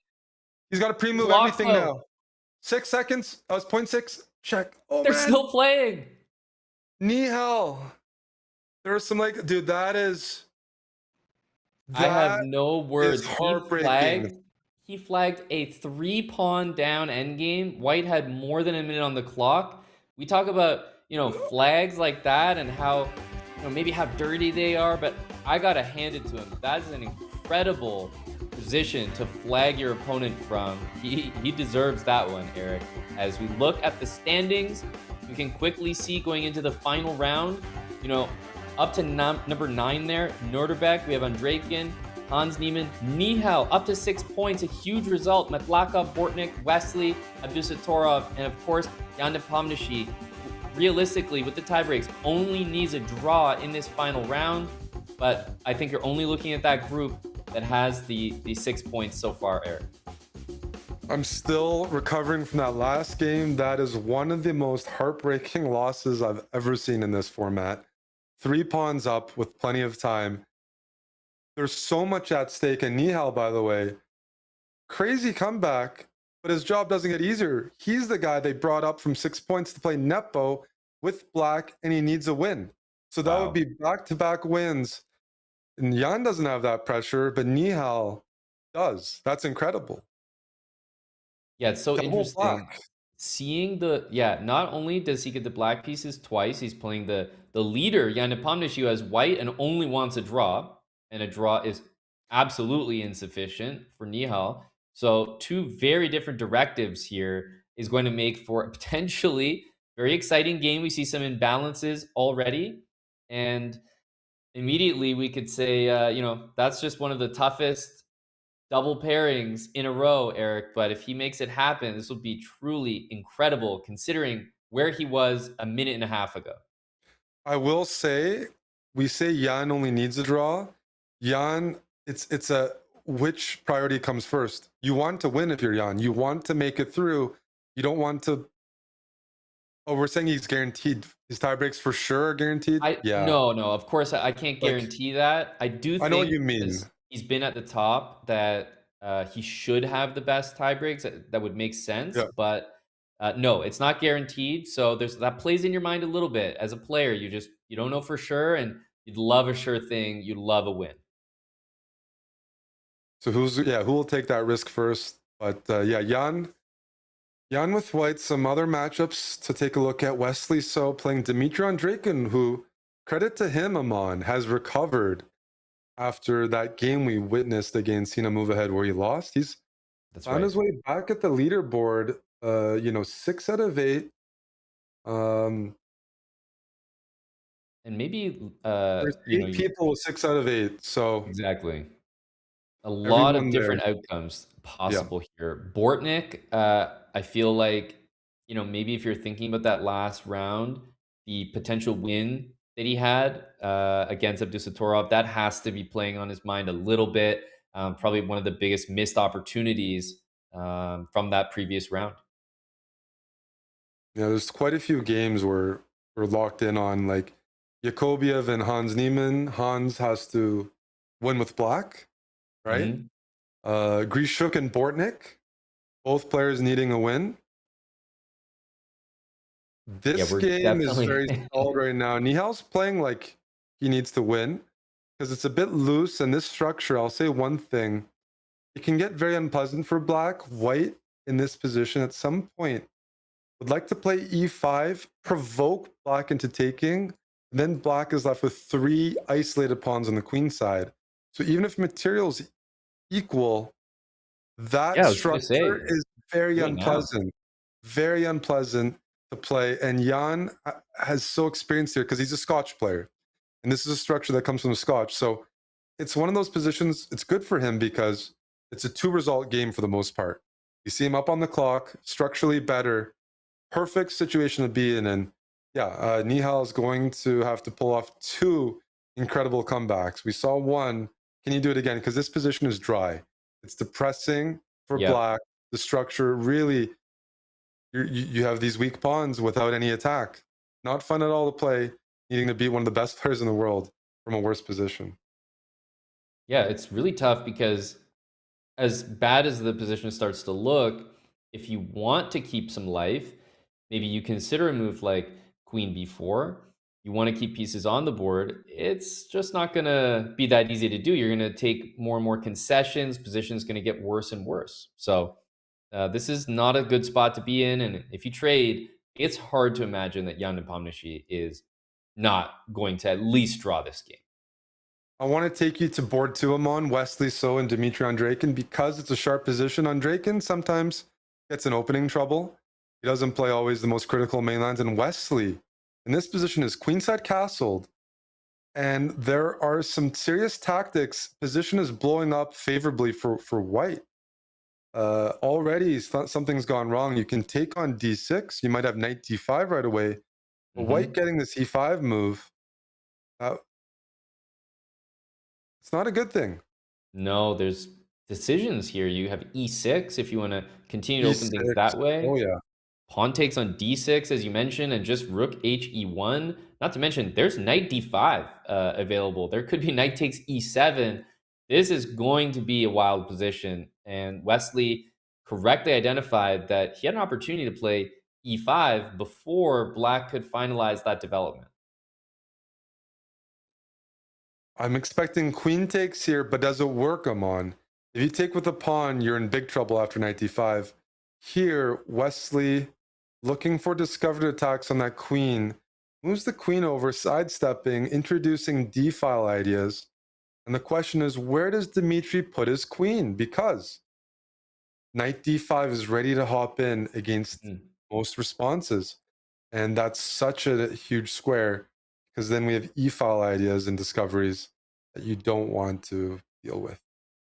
Yeah, rook he1 is coming, bishop g5. There's just seemingly no time to get away from the position here. I was looking at f4 just I think probably f4. directly.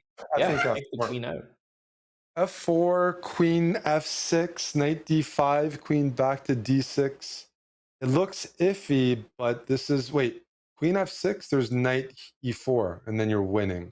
The queen has nowhere to go, I That's think. right. Queen, wow. Really running out of squares here. That's, you're, I don't know where to put the queen. This is... Yeah, queen b8, knight c6, and there might indeed just be knight takes e7, if nothing else. Yep, I think this is effectively winning here. So this is the other idea, queen c7, and if knight d5, queen d6. So Yeah. this was sort of maybe the best looking try. Oh, And that's a nice move by wow. Wesley. That's really nice. Keeping the threat of knight d5, but ready to blast open the position and probably hop in on e6 and kill Yeah, black. not allowing short castle at all.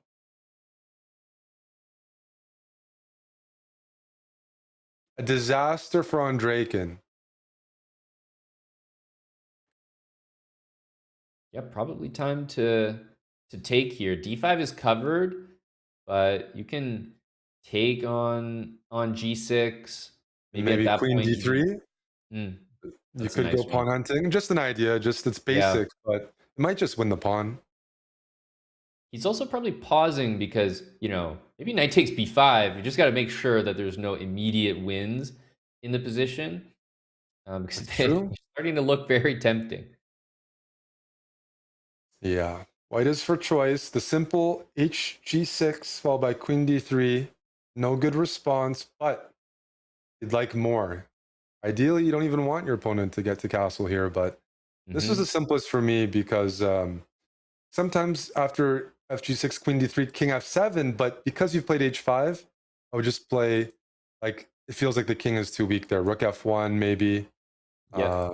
Maybe knight e4, knight g5. The king isn't safe. Yep, Yeah, knight that looks e4. really good. Knight e4. Knight e4 is good.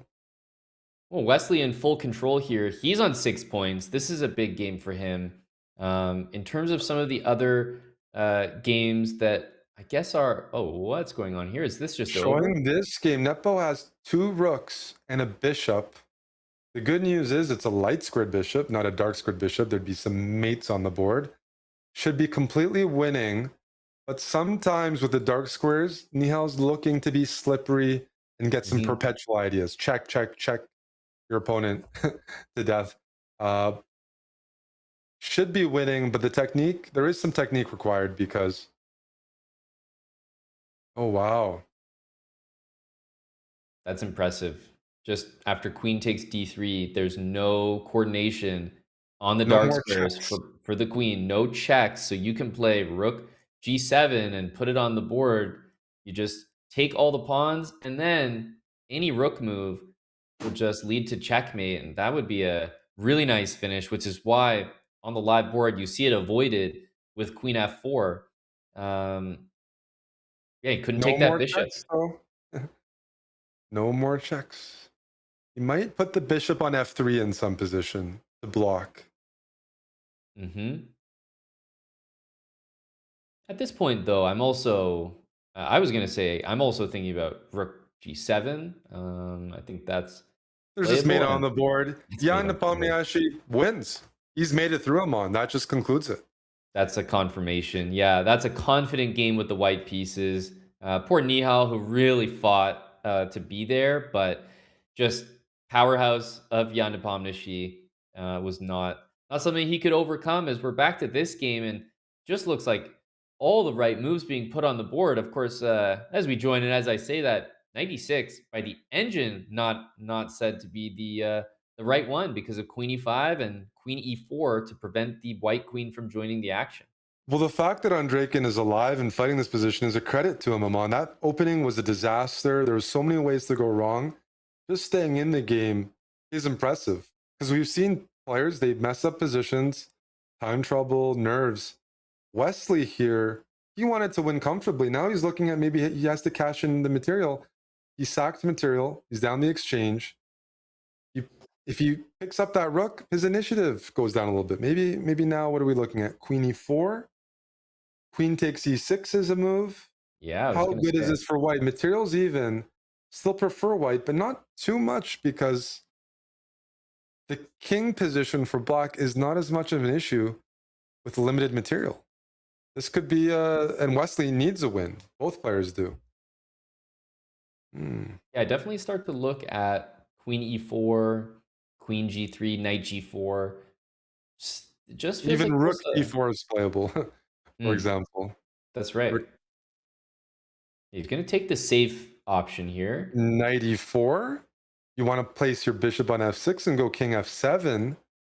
Is there an issue with this move that I've underestimated? Is a knight here to pick up material? Ah, okay. King f7, knight c7. That's a nice move by Wesley. Seizing back the initiative here.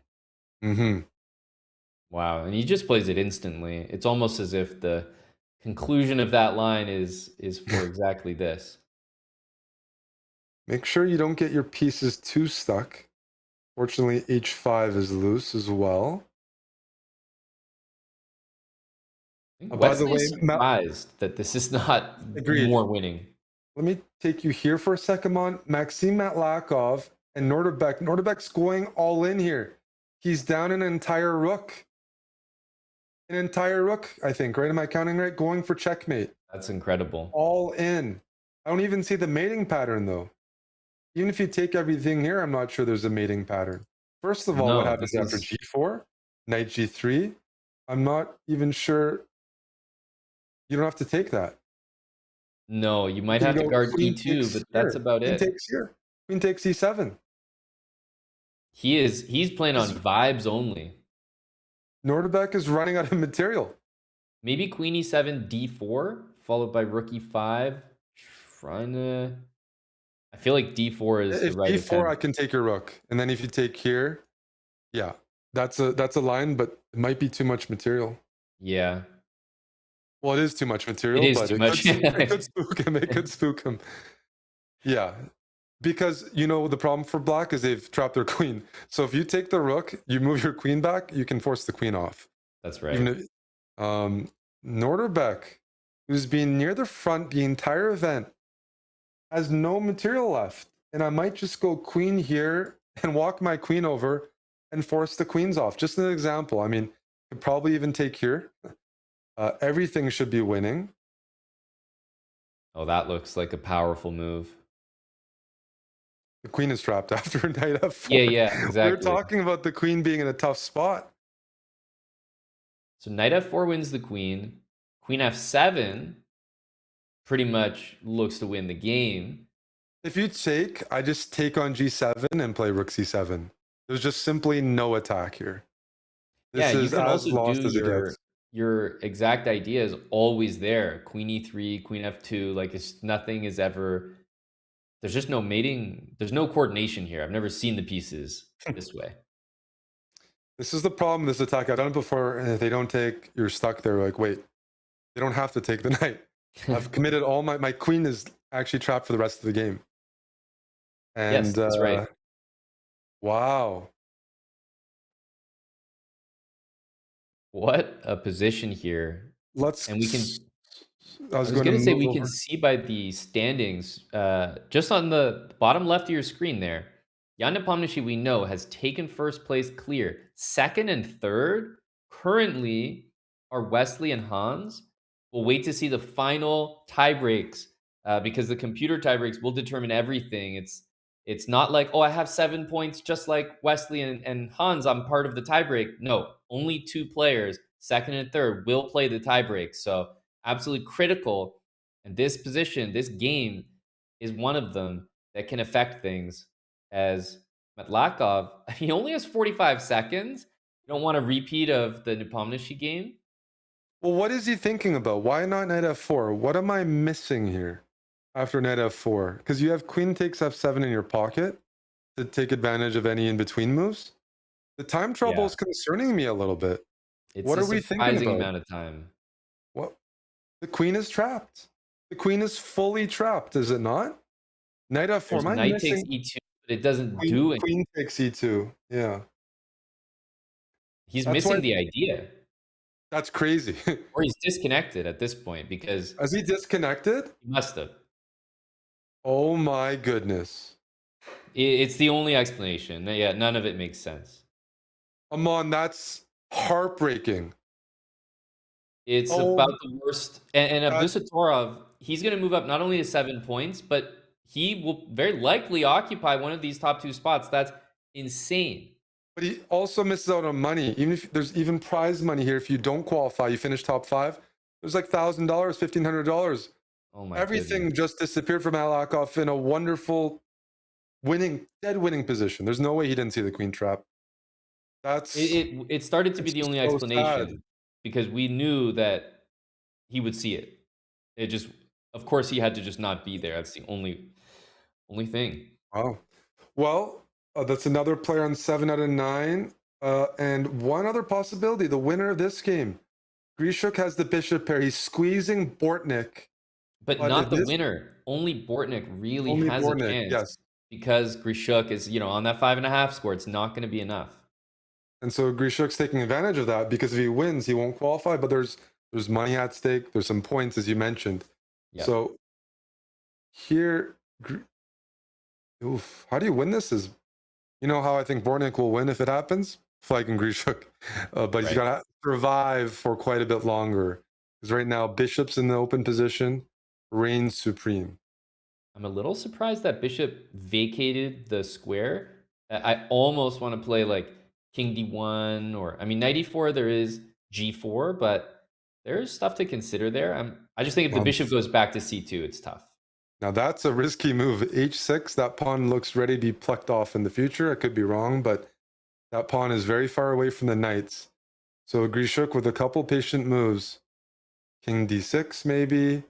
Move, and eventually he's going to corral that H6 pawn on his way to winning, which would spoil Bortnik's chances. The knight is now pinned. Running out of moves here is Bortnik. You can even trade. Can you trade everything first off on here? F3. F3 and then E3 and then King E5. Yeah. That has to be winning. It has to be.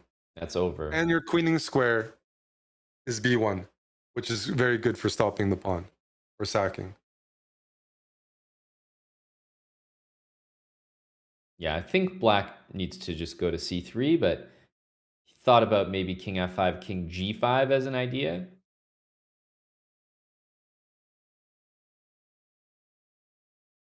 You're covering the square. A nice win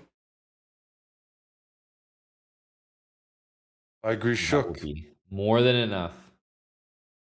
Wins on all the top 8 boards, by the way, it's just making for a crazy finish to this event. Nepomniachtchi, we know, is in first. Bortnik will not join them on 7 points. And we await, it looks like Hans will miss out, but I want to see the final. We have to wait for all the games just to see. Maybe someone you beat won a key point. Exactly. It's Pranav all in about those another computer time tie scramble. Pranav having a tough go. 3 out of 8. Still fighting though. That's the fighting spirit we like to see We from always Buddy. see him in a time scramble. And he's been winning all the ones we've seen. So we've been missing all of his losses. He's won every game. I'm sure we're near the end of... all the games have concluded. Let's see the final standings, Amon. Yep, it looks like these are going to be the final standings. The tie breaks obviously get calculated super quickly. The second that things wrap up, they are they are confirmed. So Jan Nepomniachtchi, 7.5 points. He will not have to play more chess. He is already qualified through to the playoffs. And Norderbeck and Wesley on 7 points. They are going to be playing each other. And sadly, after a pretty great tournament from Hans Niemann, he is going to miss out. Eric won't be part. There are still more play-ins that all these players can join to qualify, but it's going to be Norderbeck, Abdusattorov, and Wesley So, who are going to be playing one another.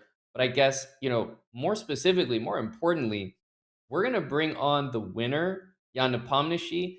He's going to get to select his playoff opponent. That's all going to happen right after the break. Before we go to break, let's tell the people about AnyChess. What if your king could also fight back? And I'm talking about actually fight back. Get ready for King's Gambit. This is a new chess-inspired survival arcade game from the creators of AnyChess. Guide your king through a sea of enemy pieces. You can build combos and just try to survive as long as you can. No ads, free gameplay. King's Gambit gives you all the chess vibes without the 2 a.m. ELO crash. Relatable. How long can you survive? Use the code King's Gambit in chat now. Download it on iOS or Android and check it out. We'll be back with Jan Nepomniachtchi and that matchup between Abdusattorov and Wesley So after this break.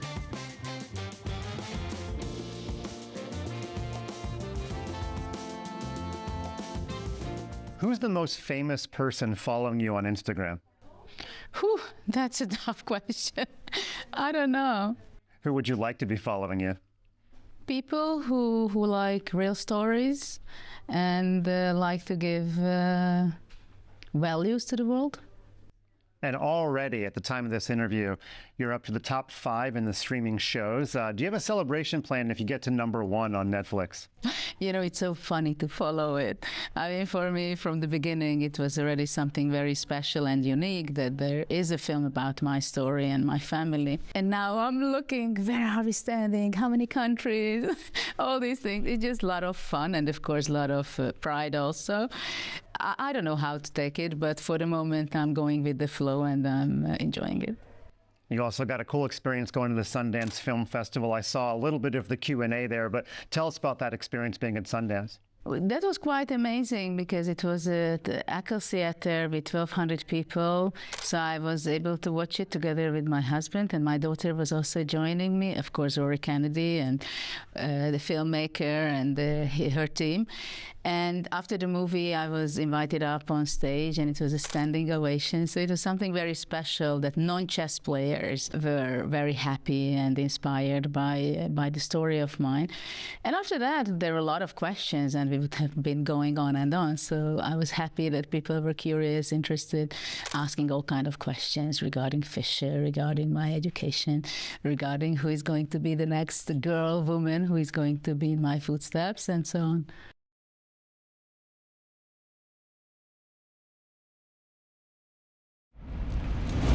The totem holds the moments that defined champions. Plays that became history.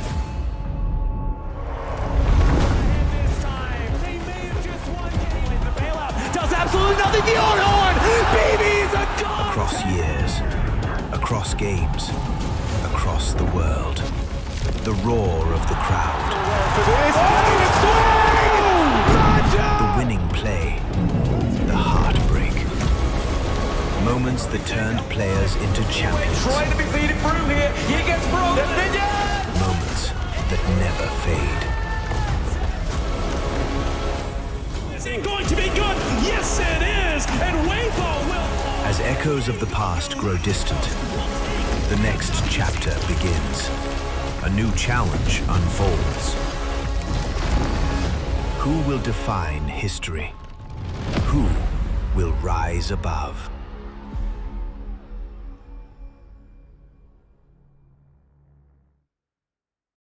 You know, the biggest thing that people in the chess world are talking about, forgive me for repeating this again, is the touch move incident. But are you surprised at all about when the final product came out that that Garry Kasparov didn't offer a little more contrition, shall we say? To tell you the truth, I was not really expecting anything concrete out of the documentary. Because when you have expectations, you can really fall big. So I didn't have anything there. I was very curious how he comes out of that and how he's going to be reacting and handling. And after so many years later, basically it happened in 94, 30 years ago. I'm not surprised on anything, and I didn't have expectations regarding this either. I think it was a huge thing for him that back then in '88, when he gave the first interview about me, that he doesn't see women fighting in a man's world because it's too harsh, too challenging, too fun. Welcome back to our coverage of the 2026 Chess.com Open. I'm joined by the winner of the first play-in, Grandmaster Jan Nepomniachtchi. Jan, we'll start with a congratulations from me, and just wondering what you thought of the format today, and maybe how it suits your style. We saw some games where you were able to use the clock, and a lot of really smooth, nice games you were able to convert.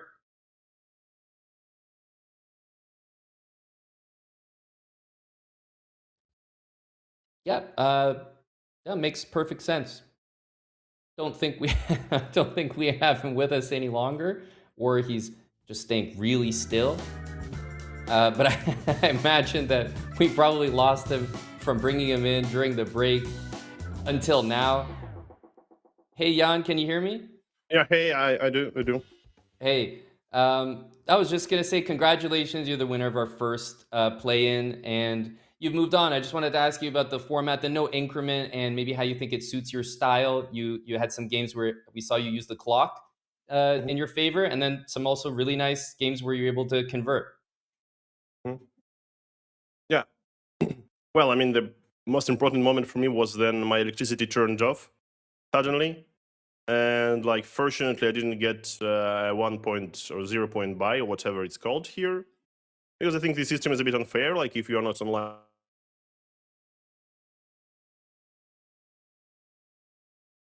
Now that's some irony right there.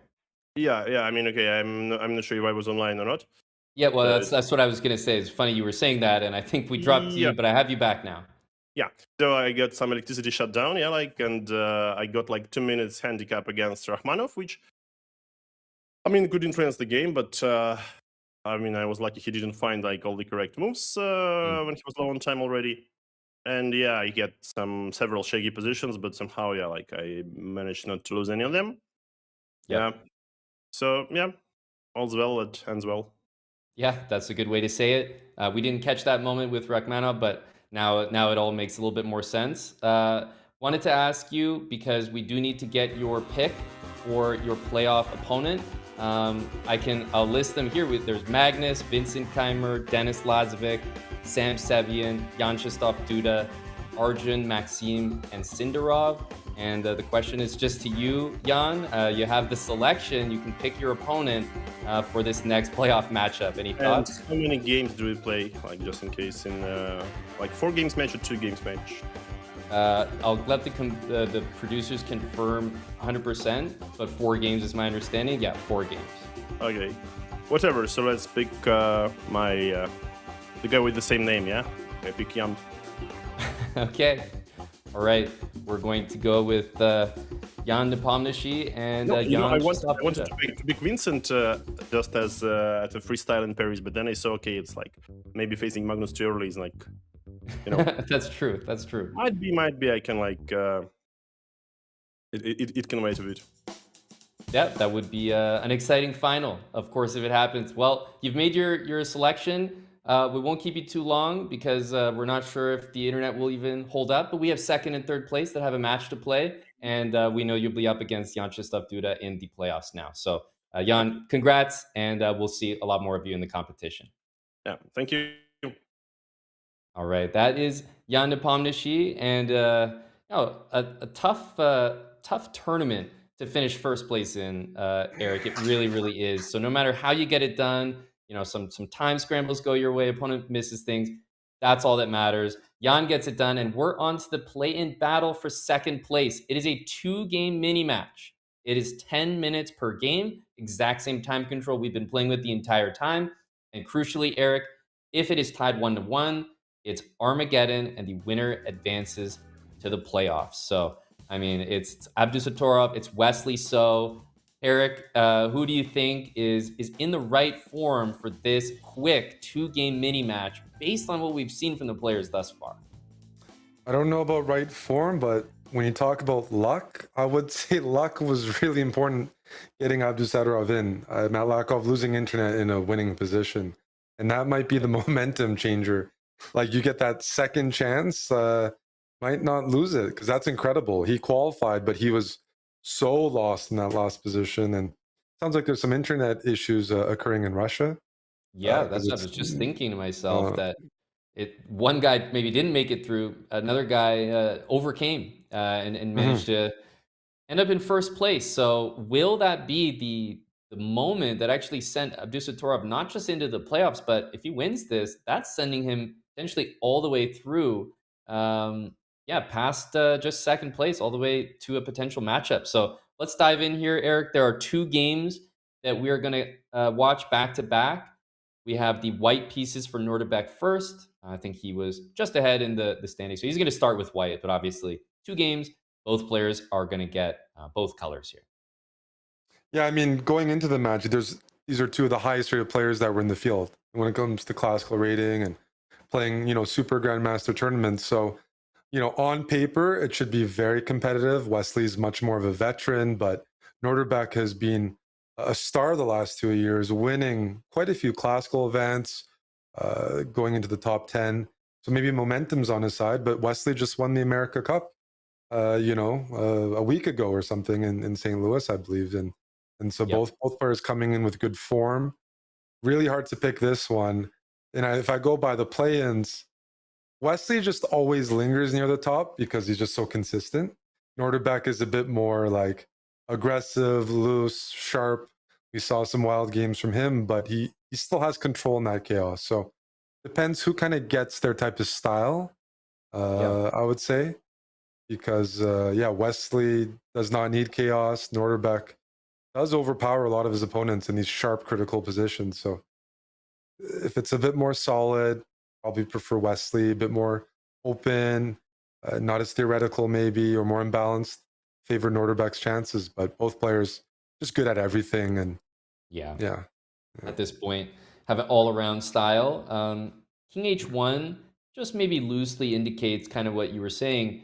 Maybe going from the move F4, getting out of the way of the pin, and that would definitely be a position that suits, I think, Norderbeck's style just a little bit more. And we'll see how Wesley wants to handle this, because you can play a move like bishop takes on c4, double the pawns, maybe disconnect things, try to play against the bishops there. The light squared bishop for white is not tremendous in the resulting position.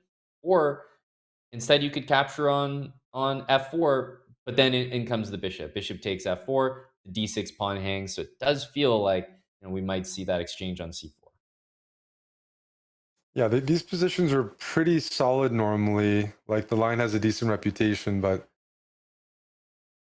Wesley trading off, it's no longer solid, right? We see now the bishop pair for white, doubled c-pawns for white, but also the f-file can open up, right? Like you could take here, play queen f3, bishop g5 in the cards, h3, maybe Wesley's going fishing with knight g4 sometimes. This is no longer, solid, or even this is definitely headed towards an imbalance with that f-file opening up. And the bishop pair, we're talking about the bishop pair. Look at it here. There's a bishop on c2. It's blocked by this pawn on e4. So white's source of play of potentially pushing this really revolves around opening up the position.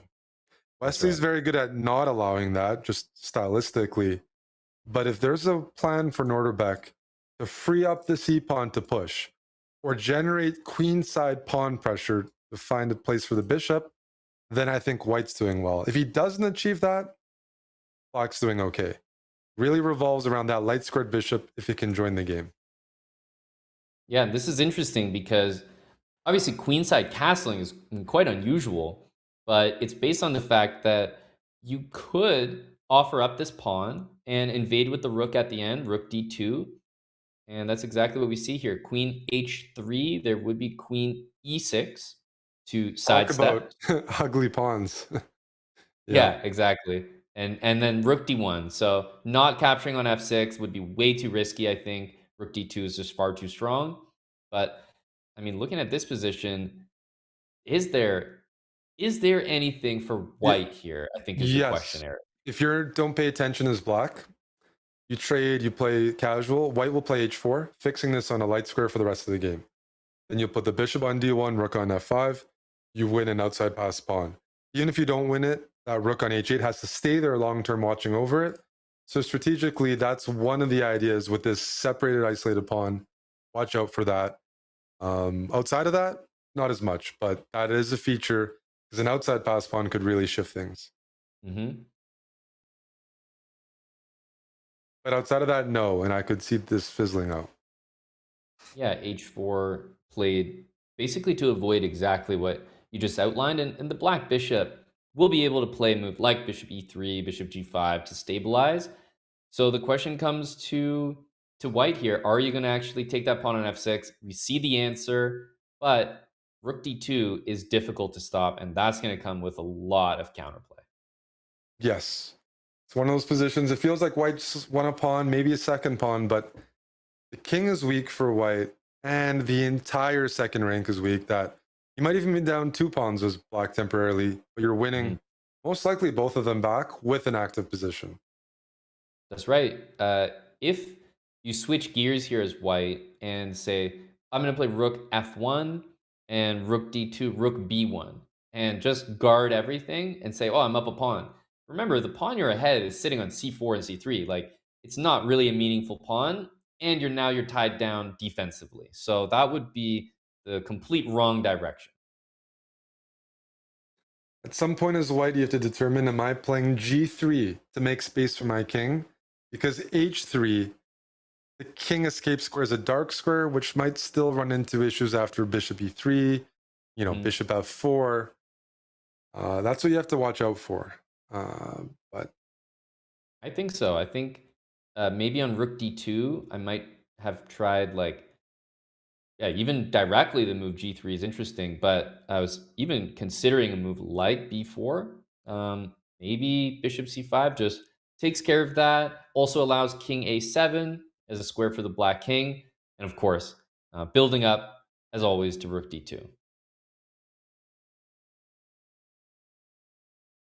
yeah, I think this is the type of position Wesley's pretty comfortable in. We'll know in the next move or two if Nordervik has an idea to push, because you really don't want to encounter rook d2 without a plan of giving your king some escape squares and getting a passed pawn somewhere. Wesley's just offering to trade everything, maybe put the bishop on f2. Sometimes you don't even need to necessarily. But bishop f2 could be a way.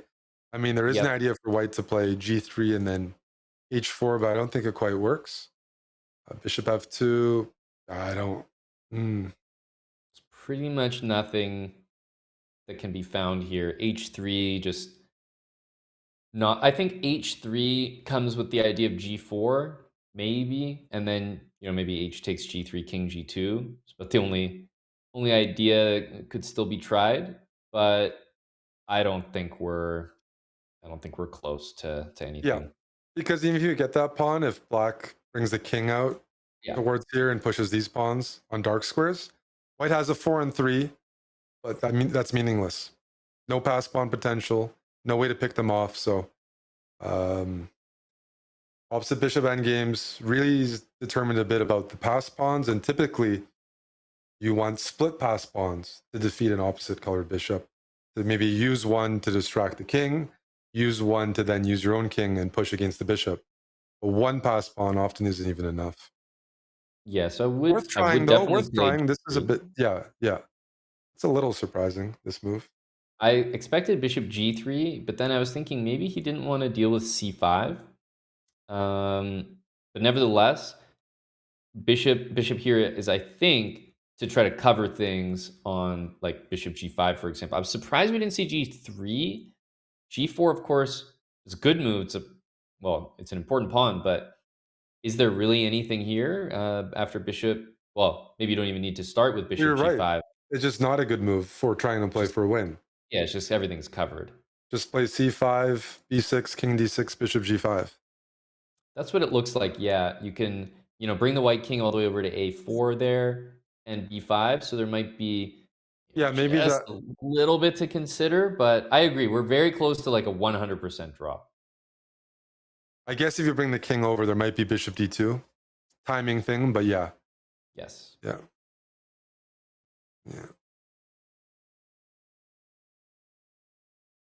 Are you playing bishop c1 here? I don't mind bishop c1 because I'm not forced to actually take on b2. It's just putting the bishop there. And I do think that white does not have to worry about bishop takes b2. So king g2. I think so. You can take the pawn, bishop takes b2, g5, bishop back to c1 or bishop a3. But then white will probably pressure the h pawn and it looks a little unnecessary. Yeah, very, very much. This king is yearning to get a setup where there's a pawn on g5, then you can get your king to g4, potentially get connected past pawns. That is a win condition. So I think my problem is earlier when the bishop was on f2, I thought black was going to play bishop g3. And then I thought, well, maybe the move c5 would annoy him. But now we're kind of seeing c5 and g5. So white's kind of achieved both nice things in the position. Nevertheless, there's no way that it's enough to just lose the game. But I think there's a real chance here for Norderbeck. It's not trivial. No, your goal is to put pressure, and this isn't automatic, and Wesley's down to 3 minutes. You got to play g6 here. Got to bring your king to g4 most likely. Try to win this. Bishop c8 is in the cards, so do you play it now or do you force? I think the king probably. I think the king. Because unless we're worried about c5 hanging. It's true. I mean, no matter what, black's playing bishop a3. Here, bishop a3. Yeah. And I think black is going to say, take the h pawn. Yes, they're two connected pass pawns, but because you've already played g6, the best you can do is push it to h5, and black will just put a bishop on c1 or on that diagonal, and there's just nothing that can't cross. Yeah, I don't see it. Bishop a3. Coming either way. Just get the king in the right position. Yep. Bishop c8 will need to be tried, right? Yes. Because what we discussed, if you just take this pawn, fizzles out. That's unusual. I don't know why that pawn was important, or at least more important than the c5 pawn. So now this bishop isn't in position to take. And now bishop c8, and the king goes to f5. That's right. That's right.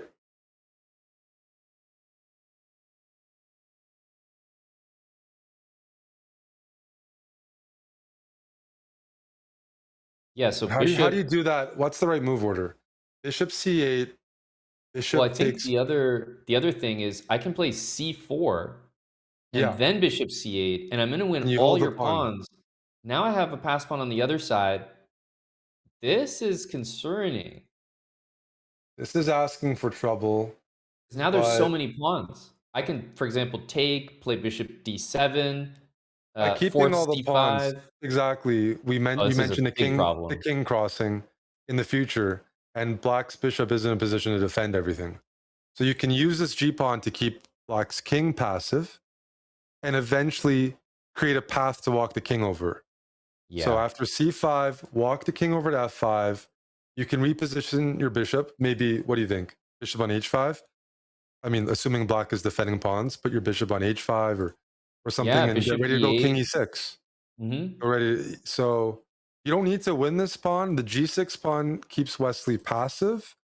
I almost wonder if you even play a4. Probably you don't need to. If you can just burn moves later on, just put your pawns a little bit closer. I feel that Wesley is going to try bishop e3 because it's if Hmm. I allow king g5, I do feel the position is lost, and I feel that I can calculate that it is. Bishop e3, losing an extra pawn, but still trying to just be tricky. Like this move to me, it does feel losing. And what's the winning plan? So we get our king to f5, right? That's automatic. I put the bishop on, let's say, f7, like just guard the pawn. Bishop on f7 and get And the king to then d5. there's just no way you can guard all of these Get the king. pawns. King e6, king In d5. fact, your bishop is just stuck. There's some positions where your bishop gets trapped on the board, like a king literally traps the bishop if you try to Correct. hold on to it. Now, Yeah. I do think that. Oh, that's Okay, that's gonna crazy. resign. There's just no counterplay. That's pretty. Those endgames are always trickier than they seem, even if they're a book draw. But Wesley made a move. We definitely bishop d2 instead of wow.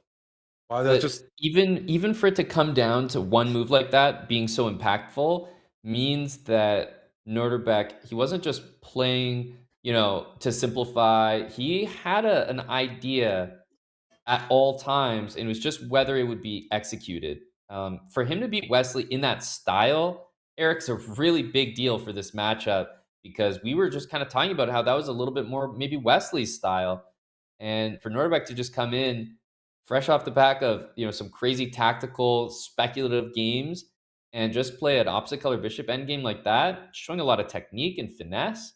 Uh, this is a must-win game for Wesley So now with the white pieces. yeah. If Wesley's not holding that, which is his style and everything about it, changes the match completely. Yeah, must win.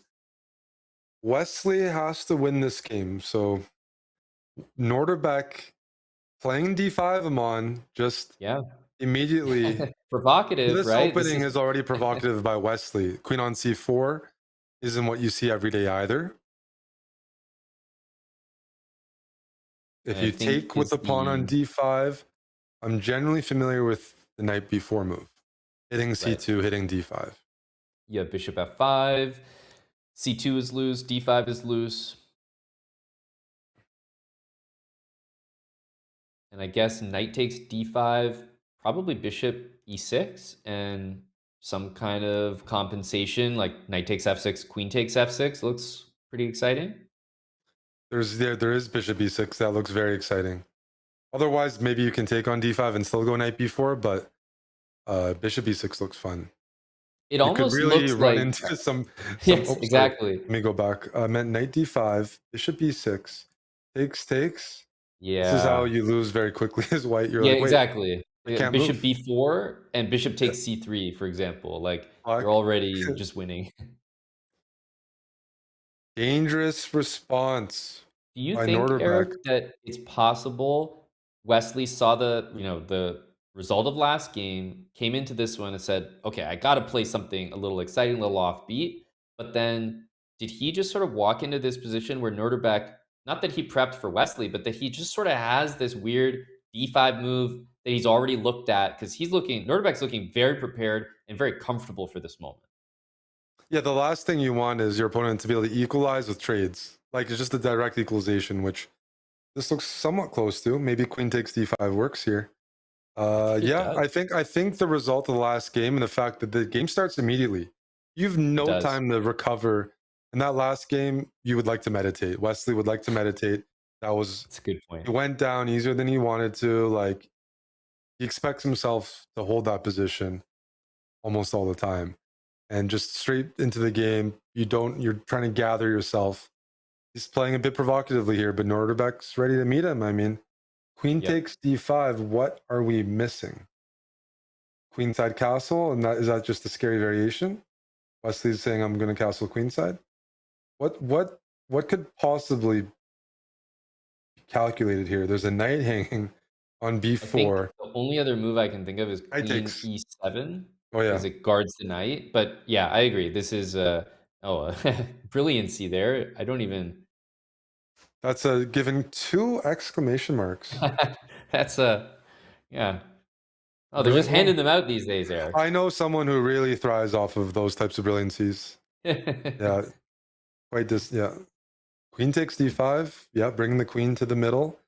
And as black, a draw does secure him the match. And we're looking at a position where queens might be traded off, but Wesley will be ahead in development, castled first. Maybe the e-file opens up. So it's not a dead draw, and we can't even say dead draw anyways because last game, that end game, That's right. Norderbeck That's won. right. Even if we think it's easy, no. Players know how to maximize the pressure. And the pressure here for white is development. You need to get in knight f3, rook e1, all the checks, harass, do what you can. Okay, and bishop e6 kind of to bring the knight back, I think is important. However, there's Queenside going to be castle, knight knight g5. g5. Big move. Yeah, Big it's move. not done. If you play knight g5 and you take on e6, you do have this outside idea that you have the two bishops and the better pawn structure. So I think that's why we're seeing a very specific reaction from Norderbeck. He's somehow still looking very comfortable here. It tells me that he might have even, maybe not seen this position, but seen some ideas from this opening that have resulted in knight g5. Because I just know when a strong player prepares an opening like this for equality, they're not going to stop looking until they see it on the computer and until it's in their mind. He's not just going to be like, okay, knight takes d5, I'm good. Probably going to check, well, what about white's logical options? Knight f3, knight g5 looks like the first thing that would bother me if I was preparing this. Definitely. And we know Norderbeck, very concrete player. Can you take on f2? I'm like, on the was board. that me that moved that? Okay, I thought No. I was, as soon as I was saying that he took, I was like, was that me? Did I mouse slip? You have to do it. If you're playing it there, Wesley will get a bit of an initiative, but I can play c6 once I pull out and, support this knight. And yes, you get compensation, but is it enough? He was going to have this anyway, it felt like. Exactly. He could have gone knight g5 earlier. Right. C6 is asking to be played. You don't want a queenside castle, give up the bishop pair. Well, actually, no, you don't want to do that.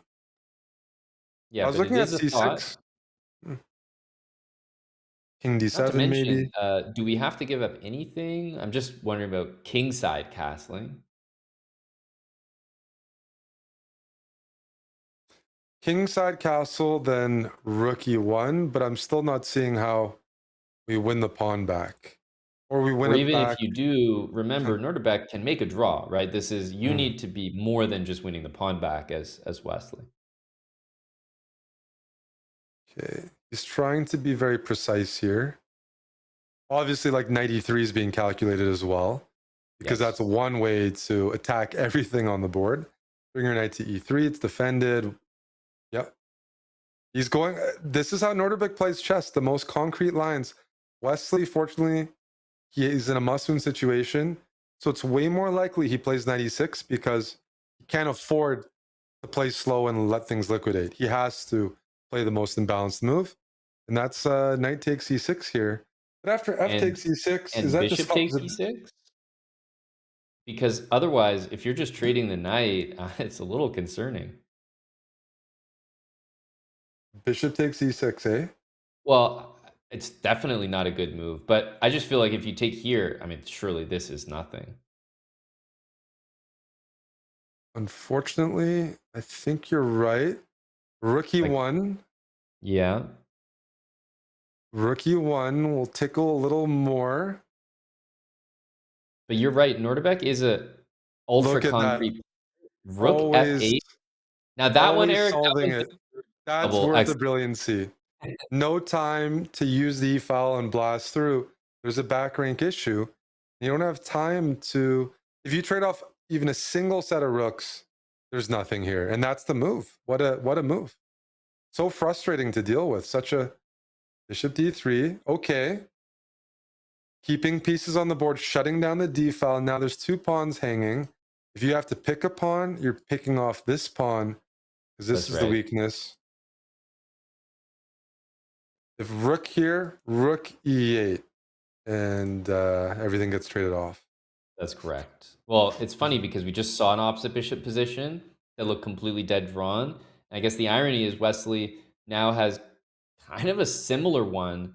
Definitely not as good Not as good. chances. No, this is this this The is irony is, of course, he probably yep. feels like there's no winning chances, but in the previous one, there also weren't any, as long as, a few moves were played and got a little careless, and Noterbeck won that game, and now he's going to use opposite bishops to make a draw and secure the match victory if he can do it. It's so hard to calculate here, Mon. You go rook f1 check, king here, and you take the pawn. Yep. Rook h8. Yeah, it's just. But if you take here, that is a dead drawn. Even. That one is not hard. And you could save the H pawn, but you could also trade the rook, like you said, with rook e8 and just beat down a pawn because 100% it's a draw. So rook e2, bishop g5, you can't take the H pawn, you blunder back rank mate. If you take e6, you force the rooks off the board. If you don't do anything, a4, yeah. Now I think you can get away with that and just rook h8. Yeah, you have bishop f5, but I thought he might go bishop e4 to try to shatter the pawns. Yeah, of course. Look at that. He's way too precise. Even when you're thinking up little the body language from Wesley just kind of says it all.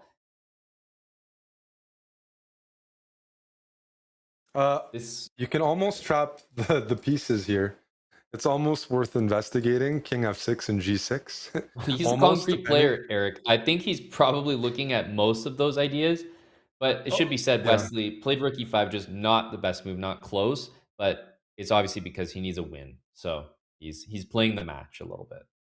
And that's the difference. You see the body language. Wesley, he doesn't think he can win this. It's very possible last game, Noterbeck, even though it was Drosh, he's very animated when he's thinking and he's always pushing it.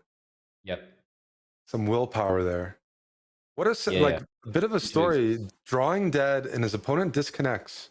Now Noterbeck is just a few minutes away from making it through the event. His chances were less than 1% probably from the position we looked at in. Oh yeah. A bit of luck and then a bit of lots of skill against Wesley. That's why when you ask me my prediction, I'm like, if you survive because your opponent disconnects in the winning position, that's some serious, there's not that much luck in chess like that. That really helps. And look at that, a repetition, because dead drawn, rook and 4 versus rook and 4 with no counterplay. Noterbeck, Abdusattorov wins the match. There you go. It looks like that is going to be, all wrapped up here. Game number 2 ends in a draw, which is what Noterbeck needed in order to win the match. The 2-game match, 1.5 to half.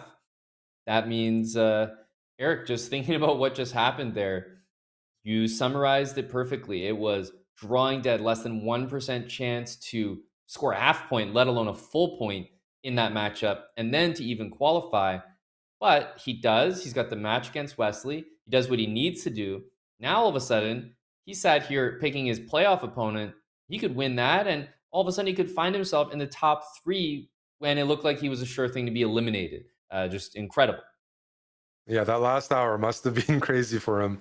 He'll probably even reference it, but a very deserving winner, grinding out that bishop opposite bishop endgame against one of the best players in the world, Wesley So. So exactly. 2 of the favorites making it through, Jan Nepomniachtchi, Noterbeck Abdusattorov, and I think you'll be interviewing him, asking him about who his selection will be.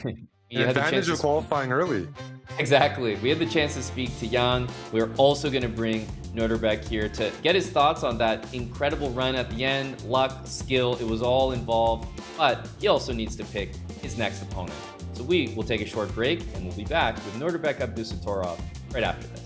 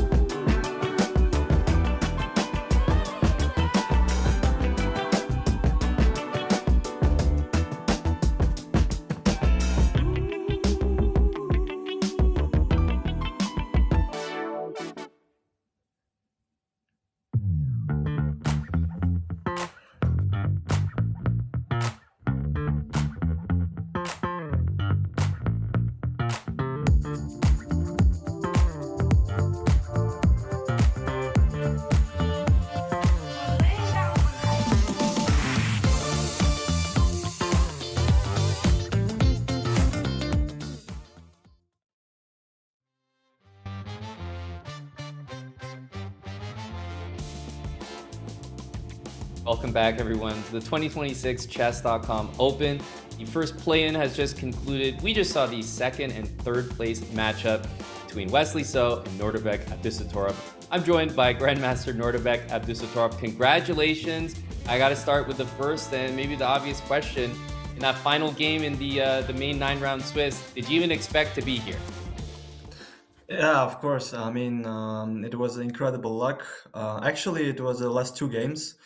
The eighth round I was extremely lucky against Bortnik. Yeah, I mean, of course, I knew that I had to win on demand in the last round in order to be on top three. So I did my best, and yeah, I missed Queen B6, after which I'm just exchange down. I went for some desperate rook sacrifice, which is obviously not working. But yeah, at the end he disconnected. I mean, yeah, it was very lucky. Yeah, well, I mean, luck is obviously a part of it, but it's not like you didn't do it without quite some skill as well going into the match against Wesley. Honestly, it looked like both the games were a little bit similar in terms of opposite bishop end games. Of course, two very different positions, but in that first game, did you actually go into that position thinking you had some, reasonable tries, or were you kind of thinking, it's a dead draw, and then you were surprised? No, I thought I have decent chances to win, and I thought it's objectively his best because I couldn't allow his rook to infiltrate with rook d2. Yeah, in that case he would get a very dangerous counterplay. So I thought, okay, rook d7 is objectively should be the best, and also practically I'm not risking anything. And yeah, I was a little bit up on time, and yeah, I hope that it will be some chances for me as in the game. I think he defended well up to some point, but yeah, after c5 I think it's already very shaky. Yep. Yeah, very practically difficult. I also wanted to ask about the next game. You kind of faced this maybe unusual, less common opening, and immediately you had this d5 move. Yeah, obviously actually, you'd seen I before. prepared this for white side, so I knew the details, and I think the d5 is most extremely unpleasant. I mean, in terms of getting just a equal position, because it's very symmetrical structure. Even if white will have something, it's very miserable. And I thought it's a very direct approach to just equalize. Yeah, well, that's exactly what you did. That's the result you needed, and obviously you end up taking the match 1.5 to half, which means that you've moved on to the playoff part of this event. And well, that comes with a new responsibility because now you actually get a chance to select your opponent. And just looking at the names here, we have Magnus Carlsen, Vincent Keimer, Denis Lazovic, Sam Sevian. Jan Nepomniachtchi picked Jan-Krzysztof Duda, so that's a matchup that's already set. And then going down the list, this is, I think, very surprising choice for me. I mean, Duda is incredibly strong, fast time control player. I mean, yeah, obviously everybody is very strong, but I mean, that wouldn't be my choice. It sounds like it's not the pick you would have made, but that's great because you get to make your own pick. And I should point out that Sindarov is also on the list along with MVL, but the choice is yours. Which name are you going to go with? So I will go with Sam Sevian, and I hope that we're gonna have Uzbek final at the end. Right, because that puts you on opposite sides of the bracket, right? Yeah.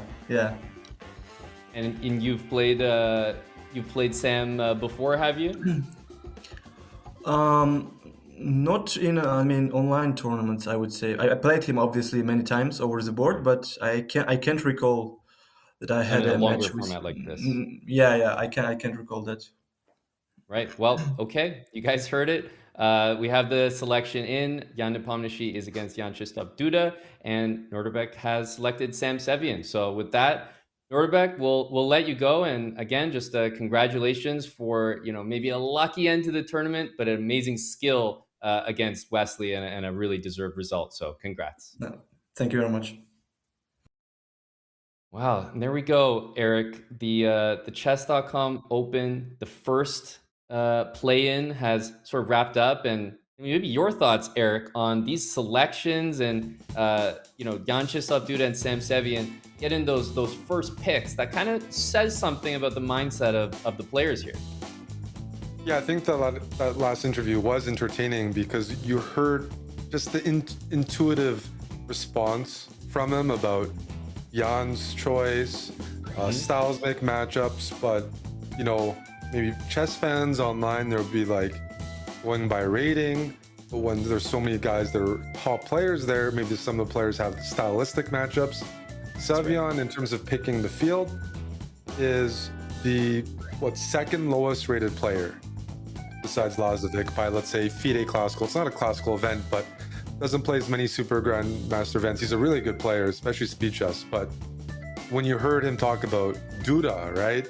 He's like, dude, you could tell he's like, that guy's like very dangerous in speed chess. That was no regret impression. He's like, he was shocked to hear Jan pick him because so you get to hear insights that you don't always hear about, especially interviews. Players are respectful, but it's fun to hear when there's different matchups.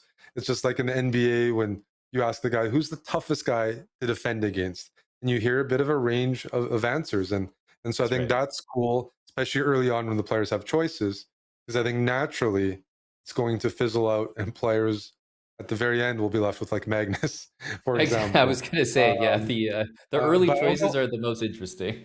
Yeah, exactly. But outside of Magnus, I don't know, right? Like right now, Lazovic people might just avoid Lazovic entirely because of he beat Hikaru in an SEC match. And a couple of years ago, he would have been picked earlier on because not as established, but now he might be. It's like, doing the draft. Who's picked first, who's picked last. I think Magnus last. It'd be shocking otherwise, but outside of that, I think it's totally open to interpretation, which means you'll have some fun conversations for the next play-in later on this week. Yep, that's exactly right. And speaking of that next play-in, it's going to be taking place on Wednesday. We'll be bringing the coverage, the commentary, all of the action. It's going to be obviously the exact same format, but everyone who just played, they can return again, right? It's like the circus moves on to Wednesday now. Everyone can come right back, try again. It's another play-in. We have first place again. We'll move on and select their opponent. Second and third, the same as we saw today, are going to play that mini match to decide that next spot. So that's where the action stands right now. But Jan Nepomniachtchi and Nordrbek Abdusattorov are the two players that are moving on to the playoffs from today's play-in. And myself and Eric will see all of you, hopefully, on Wednesday for play-in number 2 as part of the 2026 Chess.com Open. Till next time. Thank you, Amon. Thank you, everybody. Bye for now. See you Wednesday.